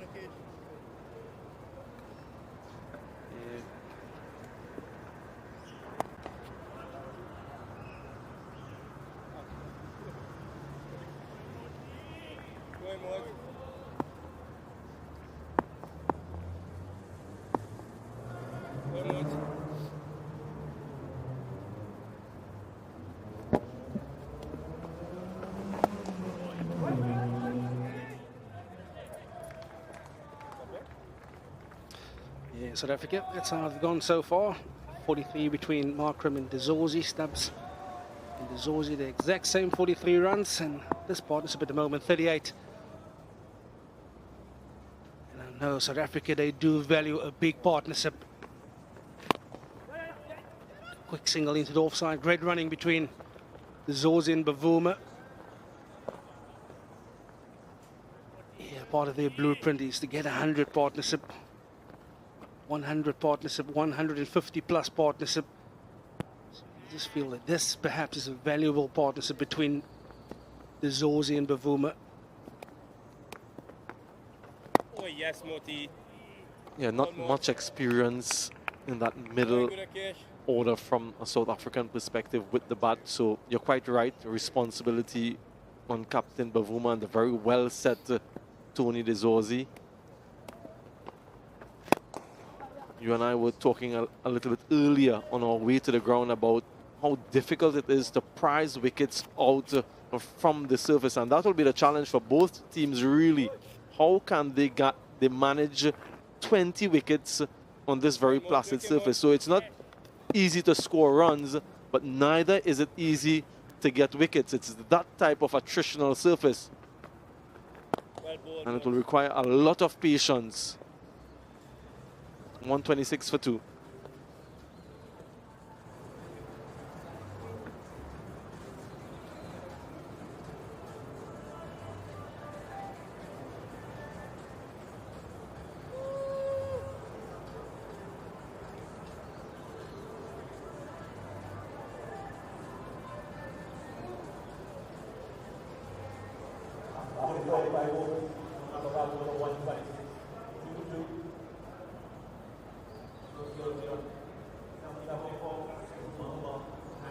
Yeah, Bedingham, Rickleton, wicketkeeper Varane, and then the bowlers, some of whom can bat. So there is depth from that standpoint, but on this surface you want to make the most of your first innings. Get as many as you possibly can, upwards of 350 if possible. But as you mentioned, Vern, they require that good partnership, that healthy partnership.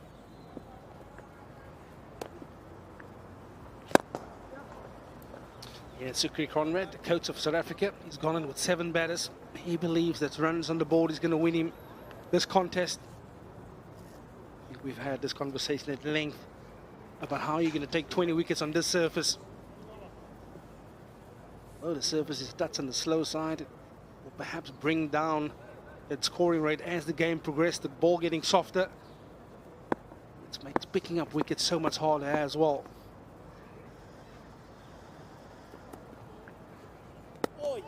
Just 21 runs coming from the last 10 overs. West Indies have 2 spinners to rely upon, albeit 2 similar type spinners. South Africa just the 1 spinner, and he too are left unorthodox. So finger spinners on both sides. You don't see the faster bowlers, Vern, doing too much damage in these conditions here, do you? It almost has a bit of a subcontinent feel to it, doesn't it? So you almost feel that your quicker bowlers will bowl short, high-intensity bursts. So your KG Rabadas, they'll probably come in and try and break the game open more than bowl long attacking spells. So your spinner is the real attacking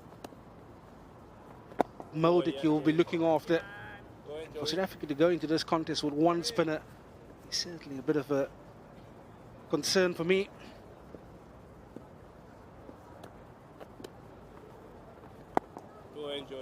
Yes, you have Aiden Markham as well, of course, off spinner, but he's a part-timer. And you've got Lungisani Ngedi, KG Rabada and Björn Mulder complete the bowling lineup that South Africa's picked for this contest.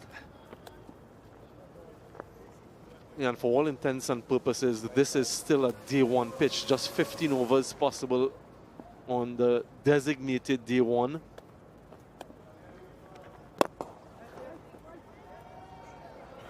Yeah, gets past Jason Holder. He puts his hand up to accept that, goes for 4, 132 for 2. Yeah, him being a bowler himself, he wouldn't be satisfied with his effort. Yeah, beautiful footwork by Temba Bavuma, got to the pitch, but he should have done a lot better there, Jason Holder, trying to stick the foot out. And unfortunately, it went underneath the size 13s of Jason Holder.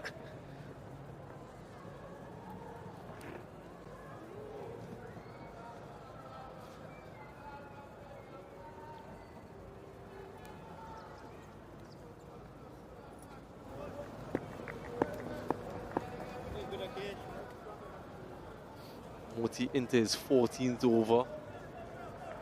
Still looking to peg away, still looking for his first sign of success. Tucked away, will get a single, another one for Dorzi. And the last ball of that previous over, Temba Bavuma down the track. Just look at this effort from Jason Holder. You youngsters looking on, that's not the way to do it. Quite apart from it going for 4, it could have been injurious to Jason Holder. So easily have turned his ankle. I'm talking about injury. It's the first time for Temba Bavuma back in Test match cricket since his injury, December last year against India, hamstring injury. So he actually last batted in Test match cricket March 2023, and that was against the West Indies when he made that 172. So he has to find his way again, find his rhythm, and get that confidence level back up.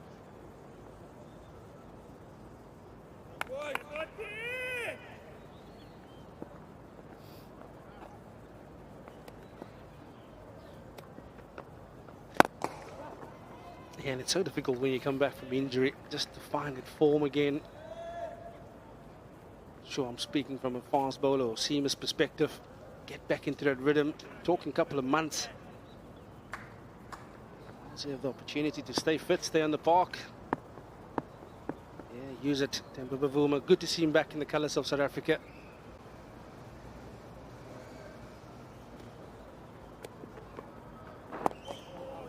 Yeah, you'll know how tough it is when you're out of action and you're doing that rehab. Not only physically tough, but also mentally. It puts a strain on you as a sportsman. You want to be on the park, doing what you do best. Mention that he's refreshed now. Just short of the fielder. So he's refreshed, re-energized, and he's excited to get going once again. Yeah, I actually kind of like this mode of attack here by Moti. Asking the ball to turn off the straight with the leg slip in place. At the end of the 47, South Africa 134 for 2.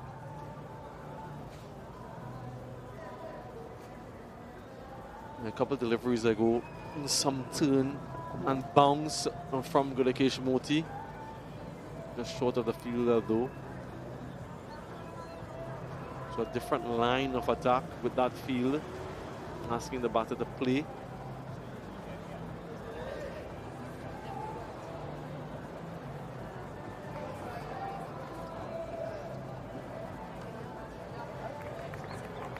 Some traveling fans following their team.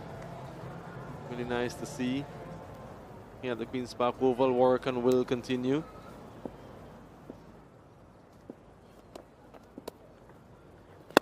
None. Like yes. Yeah, of course, this ball being a whole lot softer. Just thinking how much wear and tear will happen on this particular surface, because if it does, could perhaps see this game speed up on day 3, 4 and 5. At the moment, it's blessed. First innings runs is going to be important for both teams.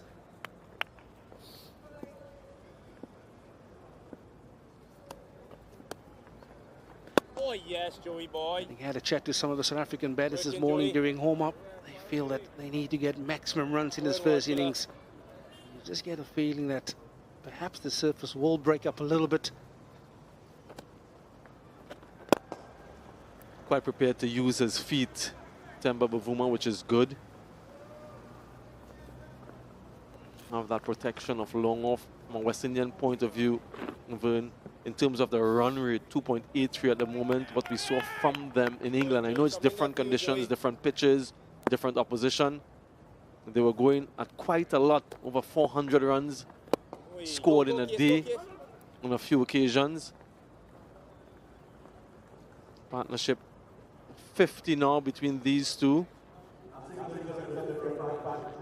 So we've seen a couple 43-run partnerships. This is the first one to get past that 50.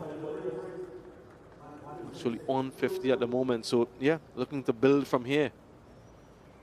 Yeah, you make mention of the West Indies in the UK especially being that's on the expensive side.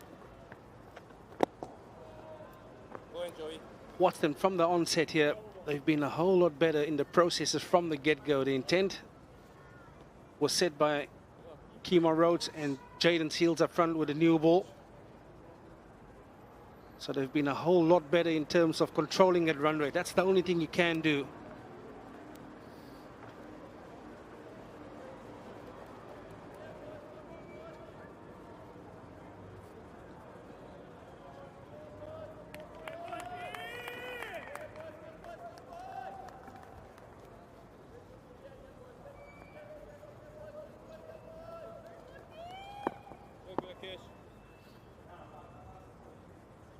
Yeah, we'll continue that line of attack, no doubt.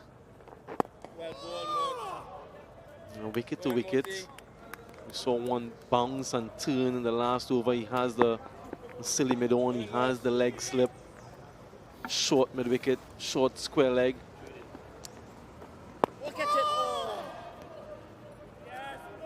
They're asking him to go across the line if he wants to take on the fielders in the deep if he wants to, or defend. And in defending, if one bounces a little bit more, silly mid on can come into play.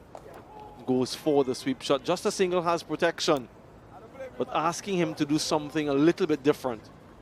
Yeah, you don't mind him playing that shot because there has been the odd ball sitting in the surface. So if he's going to go square, get a top edge, it will bring those fielders in the deep into play as well. So it's a much better plan from Moti. So it's been cleverly played by Tony Dorzi, not allowing him to settle. We saw early on in his spell coming around the wicket, used the reverse sweep to put him off his plans early on. Force Moti into plan B.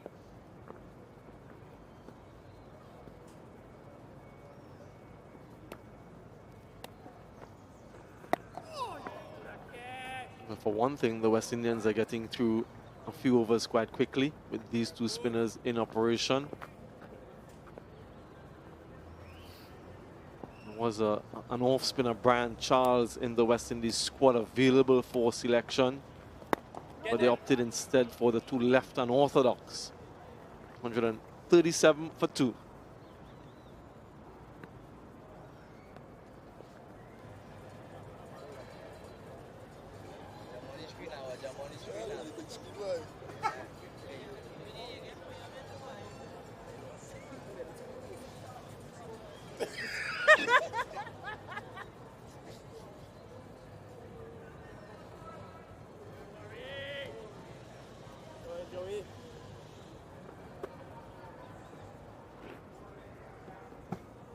Yeah, some dark clouds overhead. It all depends on the direction from where they're coming. Is he gone? Yes, he's gone. The finger is raised. Looking to be innovative, Tony Dorzi. Played that shot previously with some level of success, but not this time. And Warrican gets his first scalp. Yeah, we've seen Tony Dorzi reaping some success, putting the left-arm spinner of Moti off his mode of attack. This time round, a little bit of flight air given by Warrican. And all he managed to do this time is find the glove through to the slip. And yeah, they got the man, they got the big feast. Dorzi gone for 78, South Africa 137 for 3.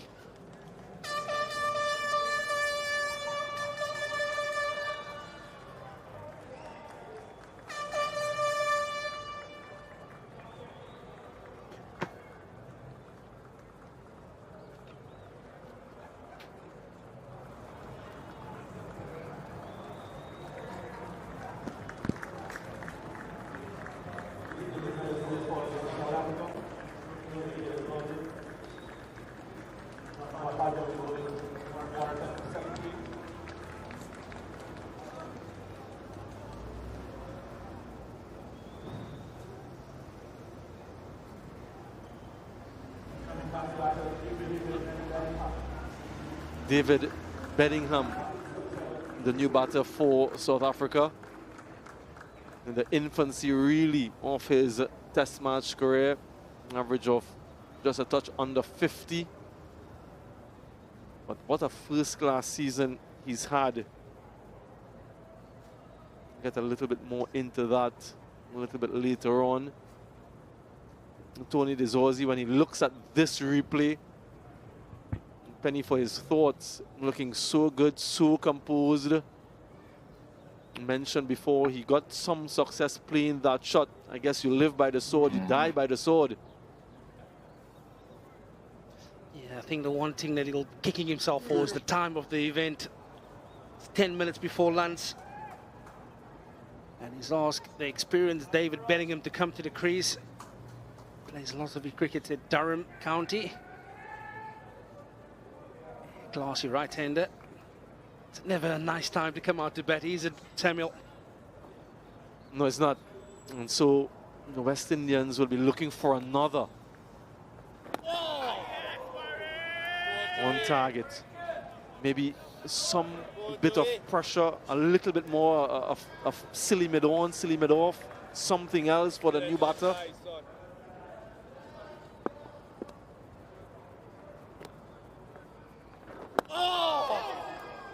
Yeah, you certainly feel bring Long off up. Ask him to play the big shot. Take on the risk if you're that brave just before lunch.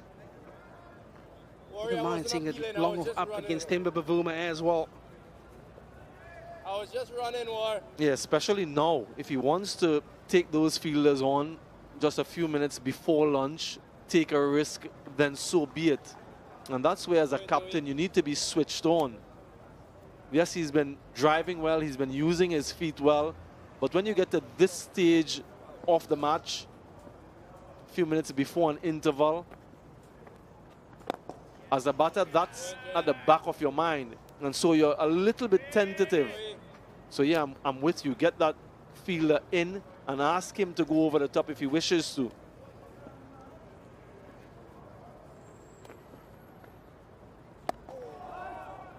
That's beautifully bowled. I like it when you just take the pace off. Good shape on the ball. Just asking Timber Bavuma, are you brave enough here just before lunch to have a go?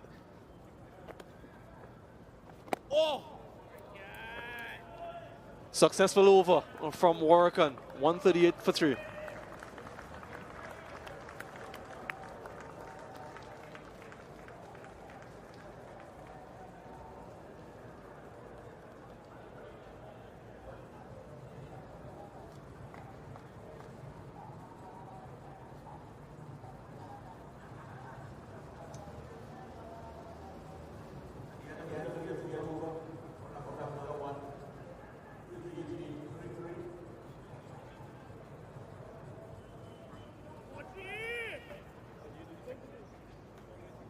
Yeah, the top 3 dismissed by the West Indies, 2 today.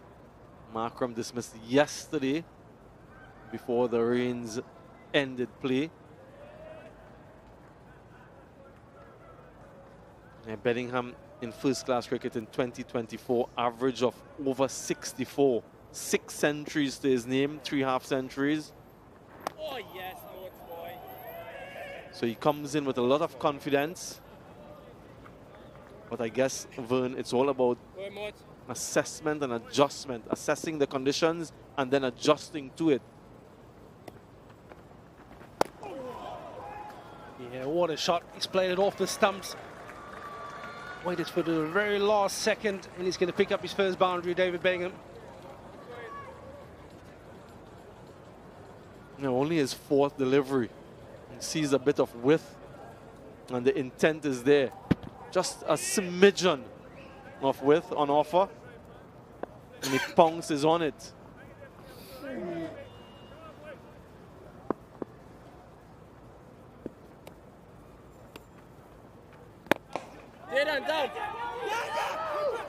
Good feeling. Wanted the single, sent back by Temba Bavuma, who was ball watching. It was always the striker's call. Should have been a single, and then isn't. Good work from Jaden Seals. For those of us who haven't seen too much of Bellingham, what can we expect, and what type of player is he? He's normally an aggressive type player, but he will bring a lot of experience to his middle order. He'll calm the nerve just a little bit. If we push into the offside, he's going to pick up 3. But he's always going to be looking to be a positive, to assert himself on the game. And like I said, he's got a lot of experience, so he knows how to play the tempo of the game. Perhaps can allow the bowlers just to see what the surface is doing for a little bit, but you can see straight away He's looking to impose himself on the spin and not allowing him to settle. Yeah, certainly from the first 6 deliveries that he's faced, there's a lot of intent. 8 from 6. That's more one-day international style than test match cricket, but it's good to see. It's refreshing to see. Oh, yes, boy.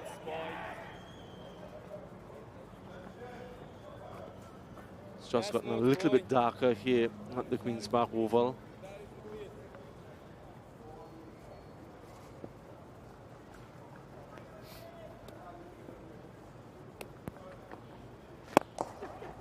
Yeah, the fielder was brought in, but he still gets the single. That's very good from Temba Bavuma. The moment he played the shot, he was on the charge.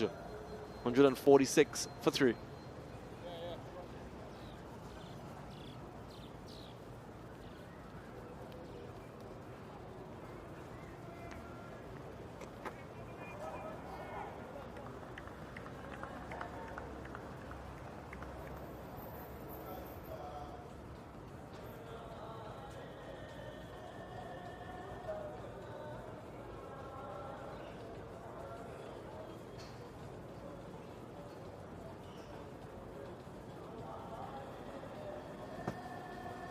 Talk about David Bedingham, played his cricket at Western Province as well, so played a little bit with him and alongside him. Oh, yes, Joey boy. Really like the character in the kid, always willing to learn, I know you could do always that. make time to sit I know you can do next that, to Joey. some of the senior players asking advice. Certainly paying off in his career. Oh, Joey boy. Yeah, still has the long off in position. Might probably be the last over before lunch. Still think that you want to exert some more pressure here. Doesn't matter if it's Temba who's been there for some time. Yeah, if he wants to use his feet and play those types of strokes, so be it. But this time, it's a vulnerable time for a batter as well. Just like the start of your innings. Oh, down. Well done, Monty. Non-existent single. You just get the sense that Temba Bavuma is a little bit itchy at the moment, and we've been calling for it. That long off is coming up into the ring. I like this play. Dangle carrot. It's 2 balls before lunch. Is he brave enough to take it on, Temba Bavuma?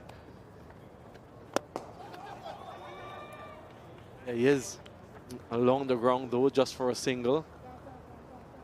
You just have time for 1 over more based on how quickly this one has gone.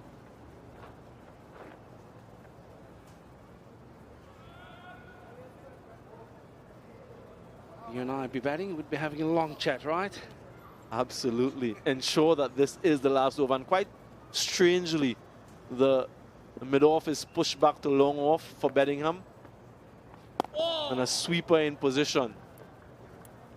Dot ball though to end. Have a look at the umpires. Yeah, it's going to be another over. 147 for 3.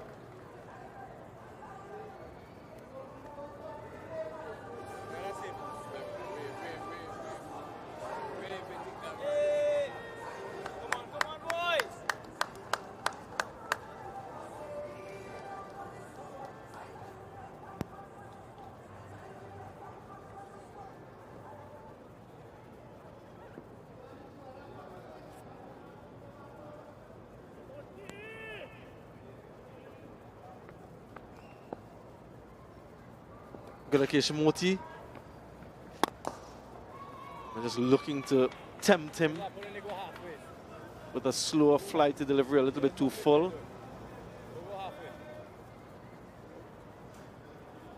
148 for 3. Couple wickets taken by the West Indies this morning. Just over 100 runs scored by South Africa. Spoke about it being that type of game, one full of attrition, full of grit. I really like what I've seen so far in the few deliveries that he's faced. Bedingham, he looks like he wants to score. He wants to capitalize on anything that's given to him. Yeah, one thing I really enjoy about watching David Bedingham is his shot selection. Nothing's reckless about it. This man, he looks in control. Yes, looking to be positive. Also brings up the 150 for South Africa.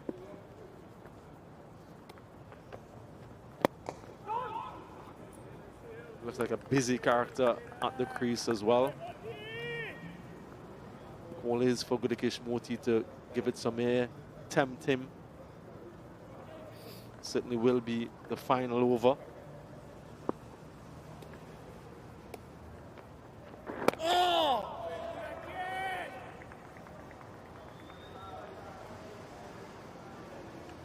This is exactly what Muti will be bowling for, those stumps. You can see it's in with the angle, looking to get into those pads. But from time to time, I just feel he's a little bit too quick and too flat. Perhaps get a bit more shape on the ball, touch slower through the air, invite the batsman to come down a little bit as well.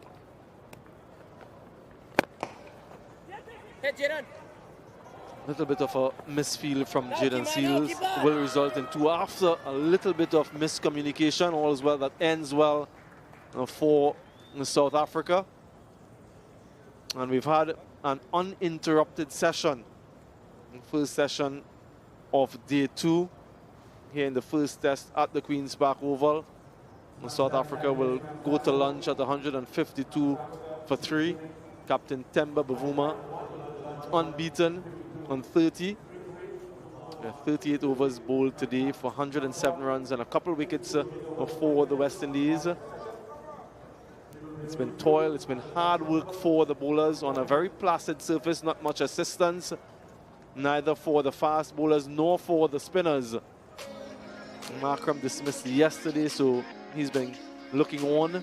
Dorzi, very composed and well played, 78. Until he gifted his wicket away. Tristan Stubbs looked good too until he played at one that he shouldn't have played at. Missed for 20. This partnership just beginning. 15 between Bavuma and Bedingham. Yeah, it's been a disciplined bowling effort by the West Indies bowlers. Success for Kemar Roach, 1 for 32. None for 27 for Seals. I feel he was the pick of the bowlers for me. That's an expensive side for Muti, none for 68. Holder, ever impressive, 1 for 15, and Warrigan picking up the big wicket of Tony Dorzi just before the London interval. We'll take a short break, and on the other side we'll have some analysis of the first session's play.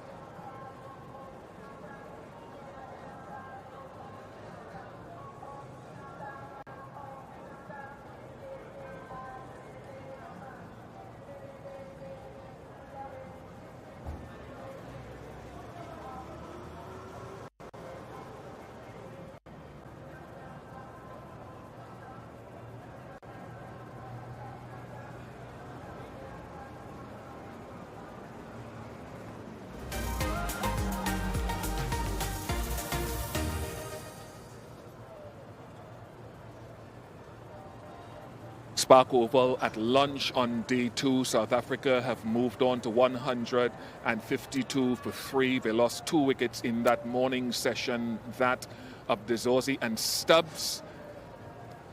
53 overs bowled so far in the innings. Bavuma there on 30.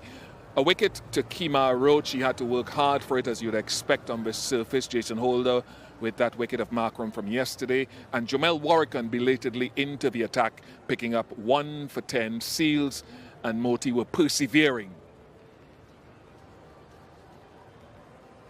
Yes, this is how we are standing here out on the field at the Queen's Park Oval, and we've got the umbrellas up because of the impending bad weather. So if at some point in mid-sentence you see us running off, you'll know the rains are coming in. Stacey Ann King, World Cup winner with the West Indies women's team, and Darren Ganga here with me. Stacey Ann, is always ladies first. How did you see that first session?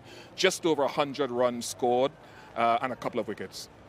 Yeah, well, it was always going to be testing and trying out in the middle in terms of batting within that first morning period because of the rains that had fell yesterday. And of course, the cover's been on for lengthy periods. So, and also it was going to be as much work for the West Indian bowlers to toil out there because there's not much grass on the pitch, and it meant that work would have had to be been done on either end. I think West Indies did pretty well to pick up those 2 wickets, but South Africa, I mean, they've toiled, they've worked hard, and they've been rewarded at points as well with Dorzi and his batting. Let's stick with that theme then, Darren Ganga, and Dorzi's innings over the period of play we've had.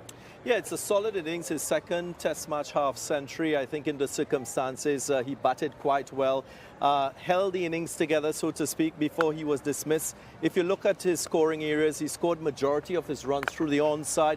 Looked like he is an onside player, not so prolific driving the ball. He drove a couple deliveries. When he scored through the offside, was more bottom-handed strokes, square of the wicket. So playing within his limitations, but also you can tell that he's still learning his art and trade in test match cricket. But a fine innings from the left-hander, and I'm sure he'll build upon it for the rest of the series.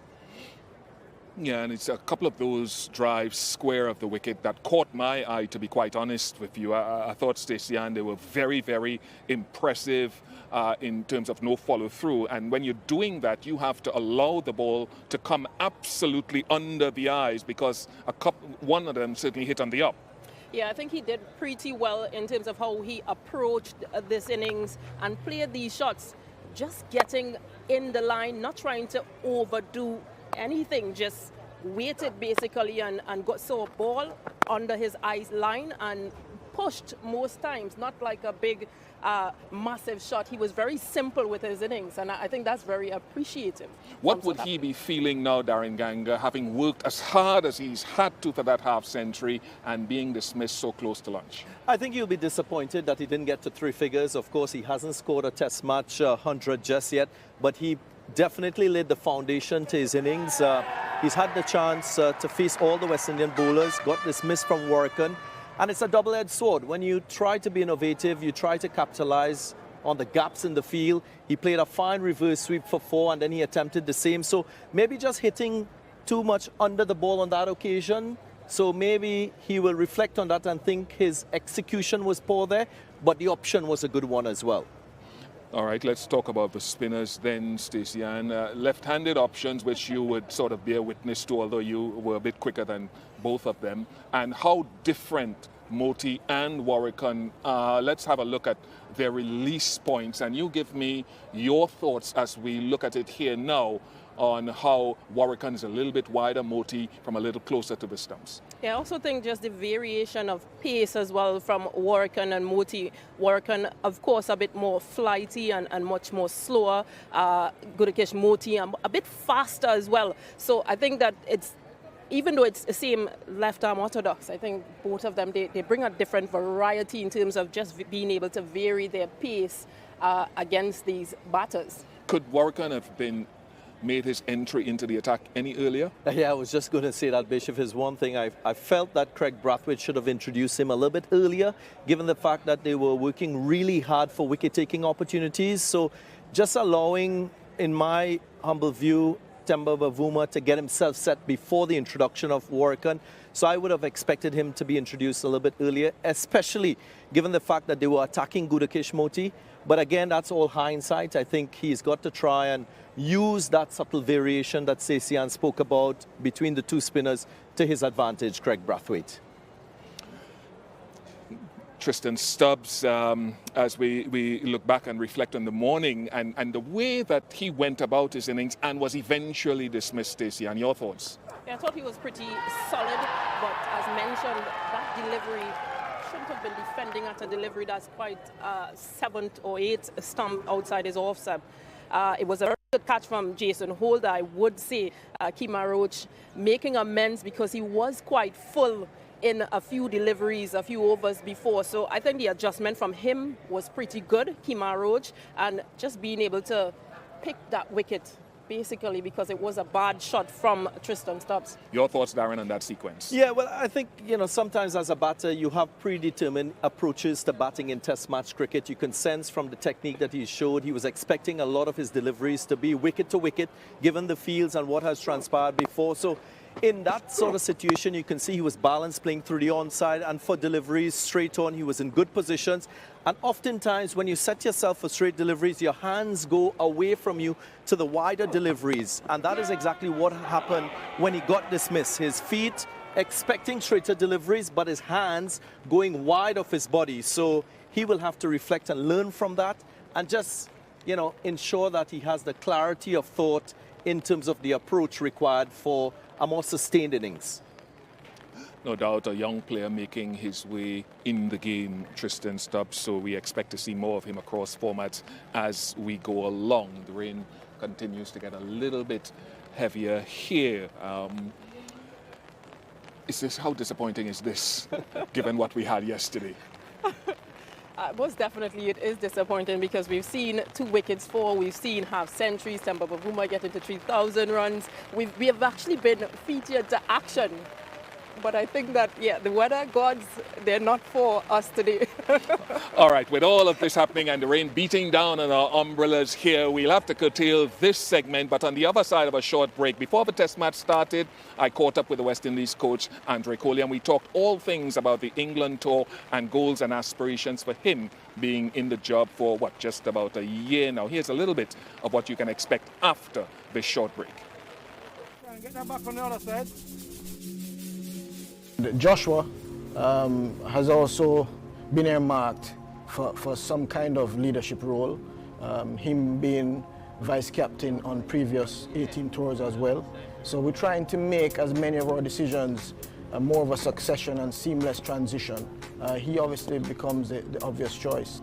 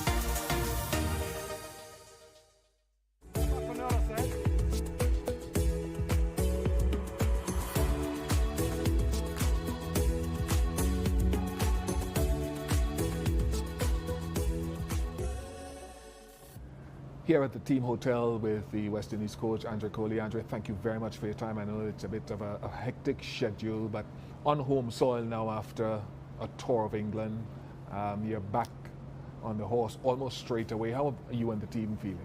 We're in good spirits, back on familiar soil, as you said before, familiar territory. We had a few days to recover from being in England and flying back home. So we're ready to go. Important series, as most series are, if not all of them, against South Africa now, who the West Indies haven't had a great record against them. How significant is this for the team? It is significant. On the back of losing the series in England, it's important for us to win here, to stay on track in terms of the goals that we had set for the Test Championship. So it is really important, and you would really want to take whatever home advantage that's available to give ourselves the best chance of having a successful series. Injuries and all of that on the recent tour of England, a couple of new faces in this squad. Tell us a little bit about Brian Charles and what you expect from him, and Casey Carty, who's coming into the Test team for the first time. Brian Charles has been a constant player for the Trinidad and Tobago team in first-class cricket. With the injury to Kevin Sinclair, we thought that he was the best option. It gives us that off-spin variety. Casey Carty, on previous A-team tours would have been earmarked as a successor for a number 3 role in the future. He currently holds that position or performs number 3 role in the ODI side, and I think it makes sense in terms of the role that we expect him to play at number 3, and because those conversations have been had before, and he's currently at that level, we believe it's just a sideway slide into that position. Some familiar faces also coming back, Jomel Warwick and Kemar Roach. How ready do you think they will be? Jomel has always kept himself in good shape. I know Craig has always been very adamant about having the best spinners available to him. But obviously Moti, being given an opportunity in the last 12 to 18 months, has really cemented himself in that position. So having Brian as the off-spin option and Warwick as next best spinner helps us to cover the spin options. An elevation of sorts for someone like Joshua Da Silva, who is now vice-captain for this series in the absence of Alzarri Joseph. Speak to those two for me. Yeah, well, Alzarri being rested. Obviously, he's had a heavy workload from Australia. Then he went straight across to the IPL. Then he went to the T20 World Cup, and then he had 3 Test matches on the trot in England. It's been a lot for him. And Joshua has also been earmarked for some kind of leadership role. Him being vice captain on previous A-team tours as well. So we're trying to make as many of our decisions more of a succession and seamless transition. He obviously becomes the obvious choice. Experience and growing in his own right, and that's one of the reasons why he would have been given that opportunity on 3 A-team tours so far to get that opportunity to lead a diverse team, and so he becomes a logical choice in the absence of Alzarri. He seemed to be one of the, I suppose, successes of the tour of England. It was a tough tour for the team from a results point of view. What are the positive things that you've taken from it? From the tour itself, albeit for too many runs, we've consistently bowled out the opposition, which is always something that within a specified period of time, we have always set ourselves as a target. I think Kavim Hodge continues to improve. 2 Test series now, he's been involved in significant partnerships. If you think back to the 2nd Test in Australia, he himself and Joshua were really pivotal in posting 150. And some of us, I suppose, would have forgotten the fact that we were able to have a lead to bowl at. And then we eventually won that. And then in the second test against England, he was also instrumental, also bringing up his maiden 100. You know, so he's growing steadily. He's also someone that we would have invested in from A team from South Africa previously. So I'm pretty happy where that is concerned. Another thing we pride ourselves on was the catching behind the wicket, which we were quite good before. You know, we put down a couple in England, but we're really looking to re-establish that kind of dominance and superior approach to it. And then Shamar continues to learn. His first tour of England, you know, created a few opportunities, but also learned from it. He himself not having a significant body of work leading into that, obviously coming straight from the T20 World Cup.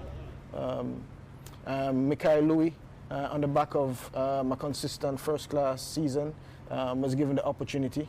And for the most part, he settled in. His level of intent that he's shown, you know, around the application at role. Obviously, he has more to learn the more he plays.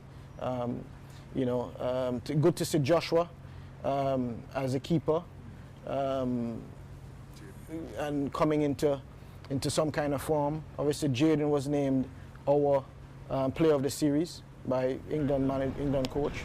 And he himself, good to see him back fit and playing. I think there was some concern around him coming back from injury, having the workload of county cricket and then still being able to do that. But he's been able to withstand all of that and still be able to, you know, have been a viable option for us. We could take an opportunity. You've got a test match here in Trinidad and you've got a test match in Guyana. With the unique nature of those two facilities, how do you approach that? It's really about having the options available to us. As you said, we haven't played a lot of test cricket in Guyana. We played a test match here a year ago. So it's really to have the players in the best possible shape, have the options of spin and pace when available, so that when the final decision is made, we know how we want to operate. But we definitely also want to ensure that we have a clear picture of what the surfaces will offer. And what do you expect of the fans then? West Indies fans have been pining for success across formats. What do you hope? What if you had to speak to them? What would you say to them? I know a lot have been asked about, you know, from our West Indian fans and public, and we keep encouraging fans to come out and so on. I'll reiterate the same message. Keep supporting the fact that we have a young emerging side and we haven't had it all our way. Well, we have seen glimpses of what most of the players can do, if not all. And they would definitely benefit, the team itself would definitely benefit from that kind of support in the stands. So it really just for me to encourage and ask the West Indian fan and spectator to continue to give the support as best as it possibly can, because I do believe that the present group of players will benefit immensely from it. In the job, full-time head coach for what, just a over year, a just year a year, now? a year, yes. How has it gone for you with everything in the full picture? It's been interesting in the sense where you don't play a lot of test cricket. What's been good for us is having had A-team opportunities. We should have had one recently against South Africa, which was postponed, and by all indications will potentially happen next year. You know, so it's really about planning with a high-performance team how we can actually get more cricket for our players, how we could potentially have development opportunities for them. In terms of results, at this level, results what counts. With the exception of the one test match and the draw against India, we have pretty much lost most of the other matches. But what I'm happy about is we have seen some improvement in a number of players. We have had a few new players come in and shown what they're capable of. So for me, it's about, and I understand the concerns. I understand, and the way I internalize a lot of what is said about performance and from fans, etc. For me, it's just really about people being passionate and wanting to see West Indies do well, and it's not something I take personal. It's just people articulating, fans, supporters articulating their personal opinions and views. But I'm excited that in the next 12 months I have another year on this present contract. I'm happy that one of the things I've been happy about is that we've been able to communicate, a lot more communication around roles, who's likely to play, etc. If we can actually use that to our advantage going forward the next 12 months, we're likely to have a more settled team. That's been a challenge for me, to have a settled core of players, to be able to have some momentum and so on. But yeah, I've enjoyed every moment of it, the highs, the lows, the different challenges that it has posed. I'm looking forward to the next 12 months. So that has caused you to grow as a coach? For sure. It's not only about player development, it's also about staff development, it's also about planning. We're in a new dispensation where we now have 2 head coaches, and that alone brings us out challenges in terms of, as you could imagine, both coaches, Darren and myself, we want a settled group of players to be able to pick from and help to move forward. That is going to be a challenge going forward. We have to make sure that we continue those conversations, and for players who are cross-format, to ensure that we're on the same page, and if we can't agree, as close as possible, to ensure that all the formats have our best players. So yeah, it's as we say in the Caribbean, you also need to grow, and anywhere else, at this level, a head coach of an international team, it is really about not taking things personal, being open to criticism, being accessible, but then also having a thick shell as well, to be able to focus on the job at hand, in spite of the challenges. And you've always been one, and this goes back years, to seek models and templates and knowledge from outside of the game. You recently had a little experience of going to Manchester City. What about that impressed you, and what are the things that you've learned from that experience of visiting that facility? I was wowed just by going through the main entrance, and I actually visited the training facility, not the main ground. And I was wowed. At first thing I saw was just facilities. I can only imagine as a player how you would feel walking into that environment. You want to practice the fields, the different supporting elements. I know as a coach walking into that environment, you really want to just roll your sleeves up and get going. And then also just having a sit down with some of the staff at that Man City facility, and discussing high performance, their outlook on high performance, how it's done, the different roles that different people play, and accountability, etc. And then just pretty much just, I would say the tentacles that go out to support that. Yeah, that it was really interesting I always find, and whenever I go to a new place, I always try to find something. But yeah, it was a wonderful experience, man. Andre, thank you very much for your time as always, and we wish you all the very best in the upcoming series. Thank you, Bish. Thank you.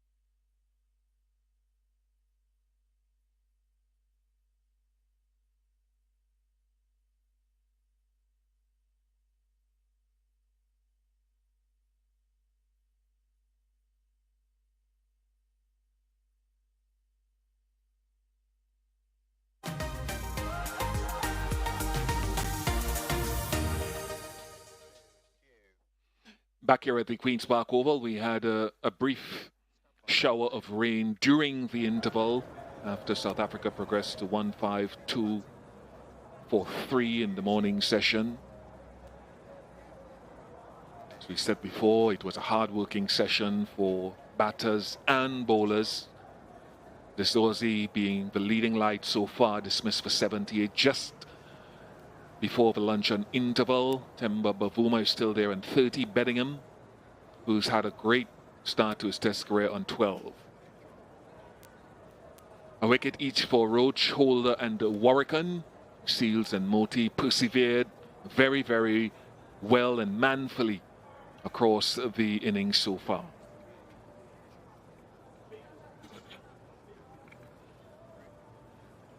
Really happy to have you with us once again. The sun is coming out here at the Queen's Park Oval, so it doesn't look as though we will have too much of a delay in resumption. Samuel Badri is alongside me. We had that interview, if you listened to it, with Andre Coley, the coach, during the luncheon interval, which is still ongoing, by the way.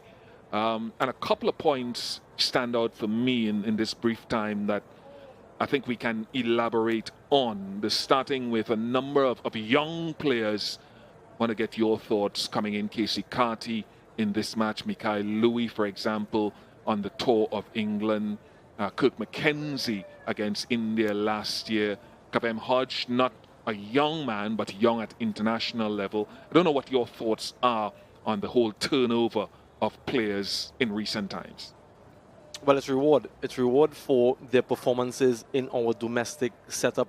All of the guys that you just mentioned there in the past season have had stellar performances. And for a West Indian team that is looking for players to play Test match cricket, to play red ball cricket, it just sends a signal to the younger players and the other players in our first class teams that if you perform well, you perform consistently, this is the reward. You can make your debut.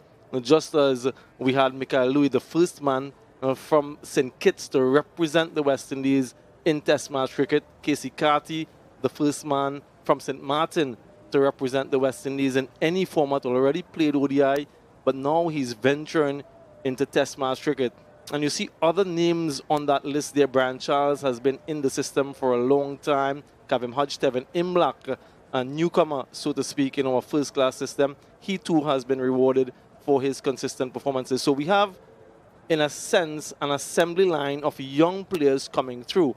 What we want now, as a West Indian fan, is for these young players to make that transition to the international level. So they've performed well at the regional level. How do we get them to perform at the international level consistently? And that's where the challenge lies for Andre Coley and his support staff. Jimmy Adams, the batting coach, will no doubt be working vigorously and assiduously with these young batters, mentally, but also from a technical standpoint. But yes, it's really good to see them coming through the system, but what we want now is performances at the highest level.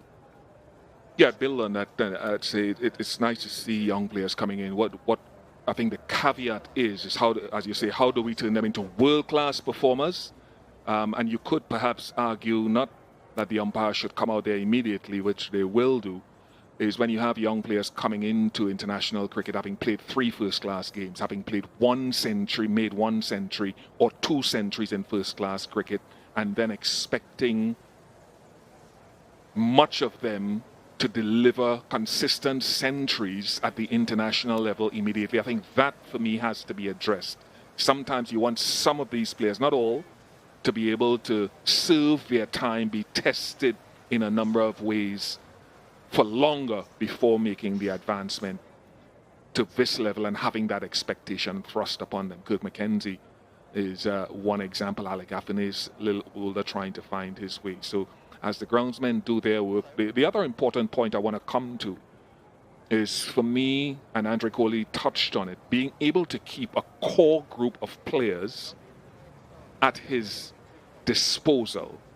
What we have now in the world game, and viewers who are watching Novice, the draw of T20 leagues, which pays so much more than some territories are able to afford, keeps pulling several guys away from the availability for Test cricket, and it's a catch-22 situation. West Indies only play 6 to 8, sometimes Test matches a year. And what guys are able to earn in a franchise system sometimes is double that for a much shorter space of time, which means that you're almost always starting over when you're trying to build a Test team. You're not able to have the type of mix of senior and junior batsmen because the juniors want to be able to learn from the seniors. So the lack of availability, say, of a Kyle Mayers, a Ruston Chase, who are by no means world beaters so far with their Test numbers, but certainly have been invested in for a number of years. A Shea Hope. We can go even further. Where is Jermaine Blackwood gone to? And things like that, I think, are a big challenge. We need to be able to get that right. Nicholas Puran has never played Test match cricket. People talk and ask why isn't he. If these guys are available, I don't know if we have to remain agile enough to say they may not be available for the entire year, but can we afford a situation where they can come in and out, because the T20 thing will not change. More and more leagues are going to pop up around the world. And when these young players you talked about get to a level where they're performing, they're also going to be invited outwards as well. So we have to come up with a scenario where, to be more competitive, we have to find a balance somewhere. I don't know what your thoughts are.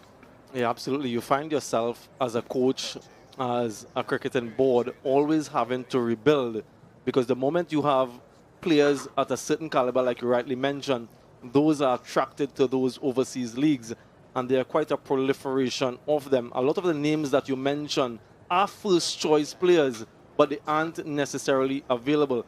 And so Andrew Kohli is quite right when he said that he wants to have a core group of players available at his disposal at every step of the way. And that's the only way that you're going to build. He mentioned in a previous interview as well, when you have few Test matches, you need to perform in those Test matches so that you can get more Test matches. But as you keep mentioning, the chicken and egg situation, the catch-22, if you don't have enough Test matches, then how are you going to improve your performances? So that's the reality of boards like Cricket West Indies. They are faced with that economic challenge. And you find that, in a sense, West Indian players have pioneered that sort of approach. You look back in time, Chris Gayle, when they turned down Karen Pollard, central contracts. You're seeing that with more frequency across the other boards who are now grappling. New Zealand, yeah. Kane Williamson, Trent Bolt. Yeah, so they are now grappling with the situation that West Indies found themselves in 10, 12 years ago. So it's something that it's finding its way across the cricketing landscape globally. And you're quite right. How do we manage that? How does New Zealand cricket manage that? How does Cricket West Indies manage that? And it's going to come to the other boards as well. Absolutely right, because the people that I speak to from the more established nations are using a word. They're using a word. They say you have to now be more agile with the way you afford and accord contracts, because the remuneration in the shortest formats is innumerable. And you can't hide from it. This will continue. And finally, I want to close this by saying we understand the challenges of boards, and that's why I'm saying we have to become very flexible as fans in our thinking, and so too the coaches, to create that environment. The economics of a situation quickly, you want your players to be better, but the disparity in the share of revenue at the world stage is something that bugs me a lot. Johnny Grave, the CEO of Cricket West Indies, has outlined it remarkably well. How do you improve your players if they don't have the comparative facilities to fine-tune the coaching resource, to fine-tune, to compete against other teams that are able to have manpower and hours of preparation? That's where you want South Africa, New Zealand, West Indies, Sri Lanka, Bangladesh to have a bigger share of the economic drive. Yeah, and if you're not intimately aware of the dynamics of our situation here in the West Indies, as Johnny Graves outlined, if you have an opportunity, have a look and listen and read about that interview. It is the most expensive region in the world to put on cricket. We are separated by waters. The Cricket West Indies board doesn't own any facility bar one in Antigua. So it's up to the regional governments really to ensure that facilities are up to standard, are up to mark, so that players have the best opportunity to improve their game and improve their performances. Nowhere else in the world are cricket boards faced with the challenges that are faced by Cricket West Indies. I'm not making any excuses for their performances on the field. A lot more has to be done, much more than just the facilities. There's an amalgam of reasons why West Indies cricket has found itself in the position that it has. But if we can put things together structurally and one by one in a methodical manner, the talent is there. We see it every single time. Just across in England, we saw Mikael Louis, we saw Jaden Seals, and we see players coming through. So the talent is there. How do we nurture that? And how do we really get them to blossom at the international level? So many things to consider. But yes, it's a challenging region in which to put on cricket. And Test cricket is expensive generally. And these officials just waiting. Thank you very much to Samuel Badri for sharing our thoughts there.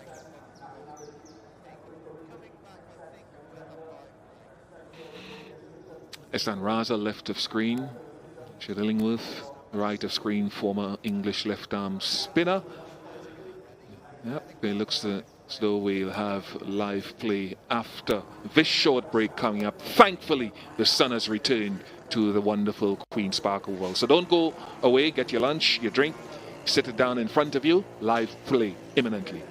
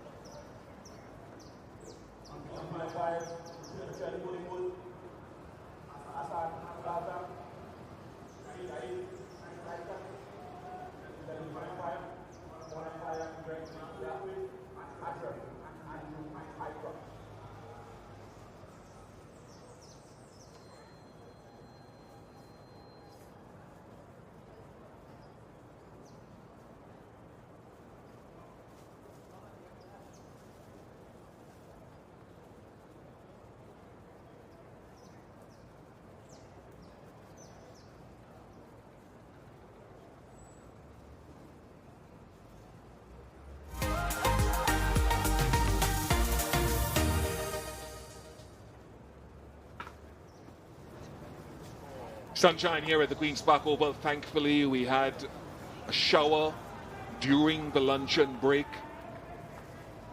But that has abated, and so play gets on the way here after lunch. Quite importantly, an attritional battle in the morning where 2 wickets went down for 107 in a slightly elongated morning session by about 15 minutes, where Kemar Roach was able to prize out Tristan Stubbs with his perseverance. Temba Bavuma has embedded himself with 30 of 81 deliveries, and he will be on strike. To Kemar Roach, it's hello and good afternoon to Samuel Badge. Hello, Bish. Hello, everyone, once again. Yeah, just a partnership forming between these two. But after every interval, as a batter, you need to restart. You need to find your rhythm once again. Bavuma looked good in that pre-lunch session. You have to find that momentum once again. Tested by Kemar Roach. 2 slips in position for the very experienced West Indian fast bowler. 1 wicket yesterday in that truncated day's play, just 15 overs possible. 2 wickets in the first session today. What can they prize out in this middle session? Can they continue to be economical, continue to chip away?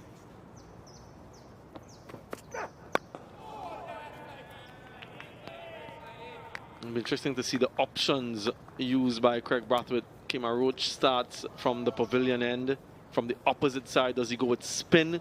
And does he go with a fast bowler? And if he does go with a fast bowler, which one? Jaden Seals was very good. We saw him increase his intensity in that second spell. How does he utilize the resources that he has?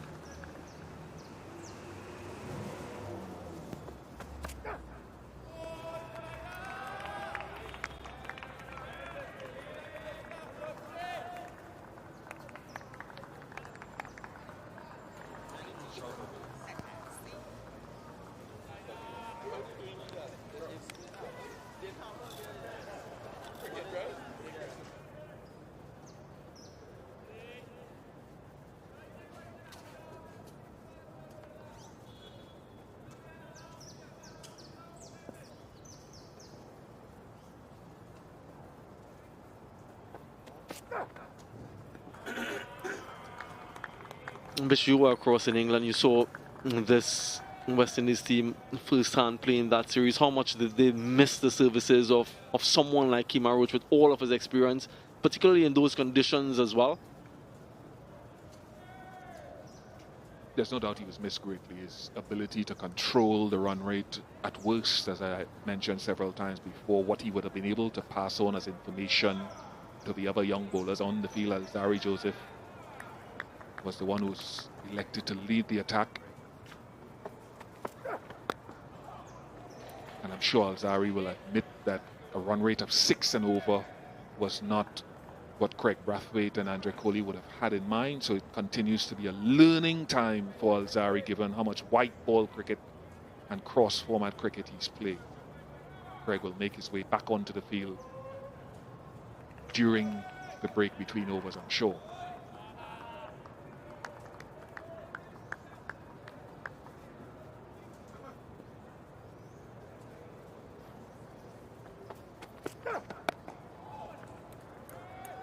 Very good from Kemar Roach. Maiden over to start the second session. 1-5-2 for 3.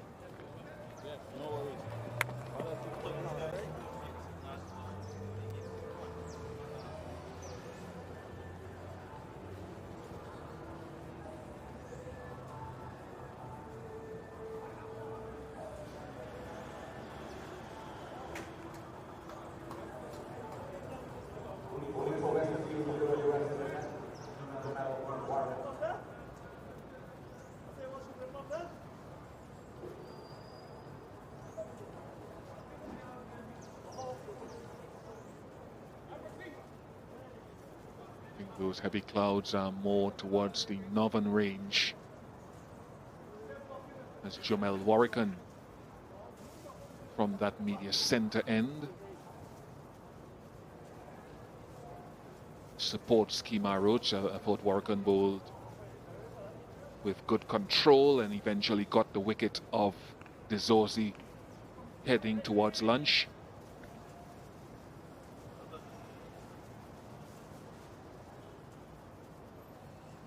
Starting with a leg slip for Bedingham. Go in, Joey. Go in, Joey. And an impressive career for Bedingham, who's played for a few years now at Durham in first-class cricket since 2020. Got his chance in New Zealand and got a test match century impressively during that tour, and that first-class average is outstanding, averaging nearly 52. Oh, Joey boy. In addition to a healthy average at the beginning of his test match career, so eyes will be on him. A strong back foot player.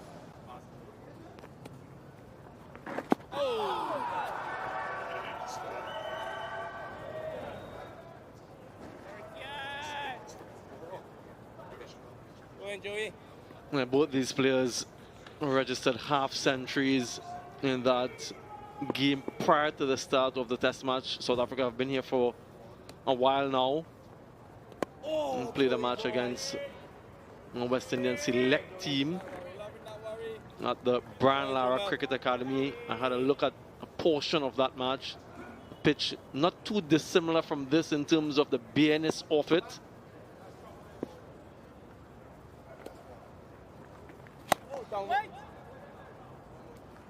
So they had an opportunity to acclimatize. 152 for 3.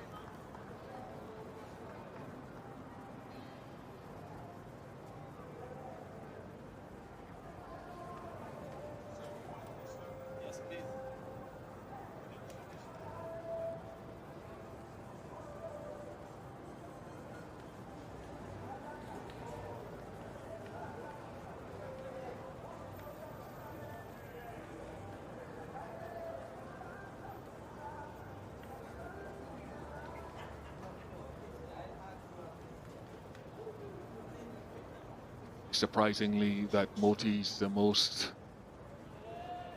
expensive or highest run rate. Usually he's amongst the lowest. Kemar Roach has been good. Now, don't change too much from that last over if you can.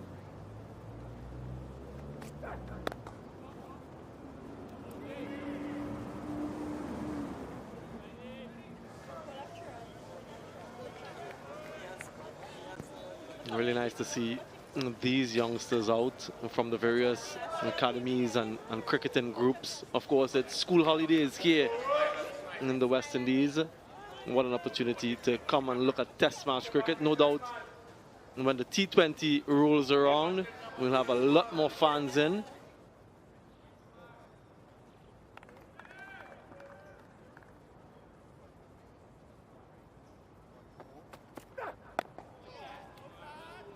Yeah, Tony Dorzi was looking really good until his dismissal. Let's have a look, a greater look at what he did against the spinner when it was full. He dispatched them, and then he tried this shot. He got away with it. He got 4, and trying it again a little bit fuller, and that brought about his demise. He couldn't go leg side because there were fielders in the deep, so he opted for the area where there were gaps. The execution was a little bit off.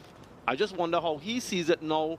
In reflection, could I have executed better, or should my shot selection have been better?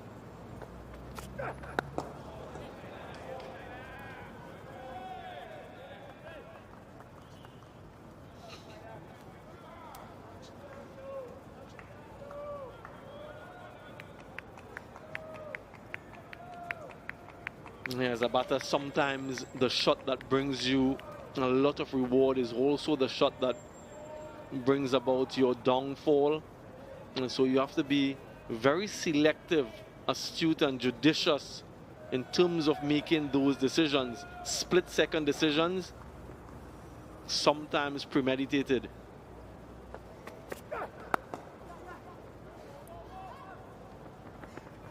First runs after lunch for South Africa.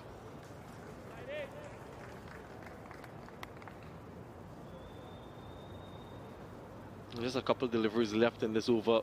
But Bish, if I can just pick your brains a little bit in terms of the assessment and the adjustment you have to make for batters who are a little bit shorter in stature.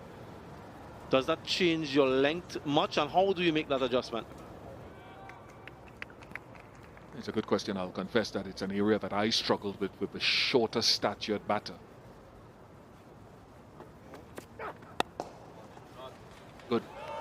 Good from Mikhail Louis. It deserves a couple of low fives. Well, I don't know if a low five from Jason Holder can be classified as a high five.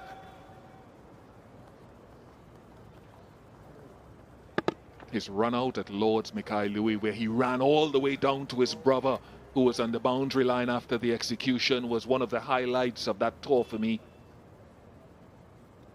Wholehearted in the field, and the story of him and his brother is worth someone doing it, how they've developed through their father's coaching, who originally was from Dominica.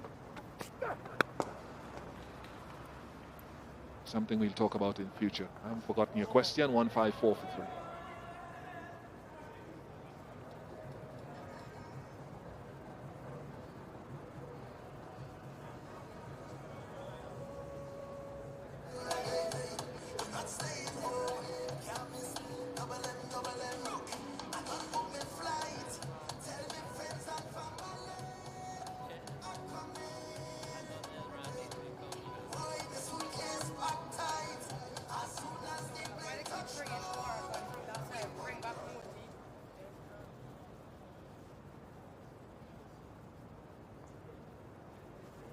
Good though. Huh? Take them off there. I think I'm liking this. Yep. Liking it a little bit more. What I mean by that is the leg slip coming into short leg. I would have had him at silly point myself, but a little bit happier that he's in front of the bat rather than behind. Oh yes, Joey. Keep going, Joey. And what a silly point would have done for me is that it would have forced Bedingham to think about not coming forward as confidently against a spin as he's doing. Maybe playing back when he should be forward, but time will tell. Yeah, that fielder just in your eye line, that in itself psychologically makes you a little bit tentative.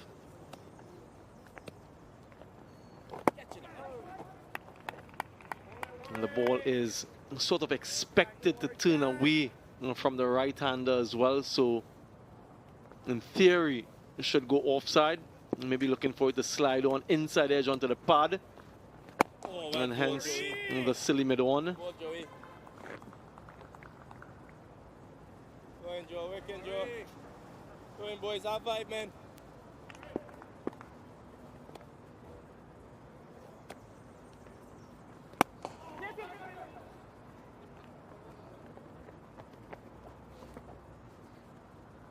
Bedingham seems like a player who likes to score, likes to feel the bat on the ball, and doesn't like to be kept quiet. Hustled a single there, should not have been one with the fielder at mid-on, but it was good running, good response from Bavuma.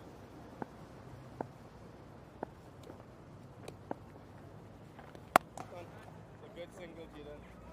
Have a peek. Yeah, it's a good single. Go, Joe Mel.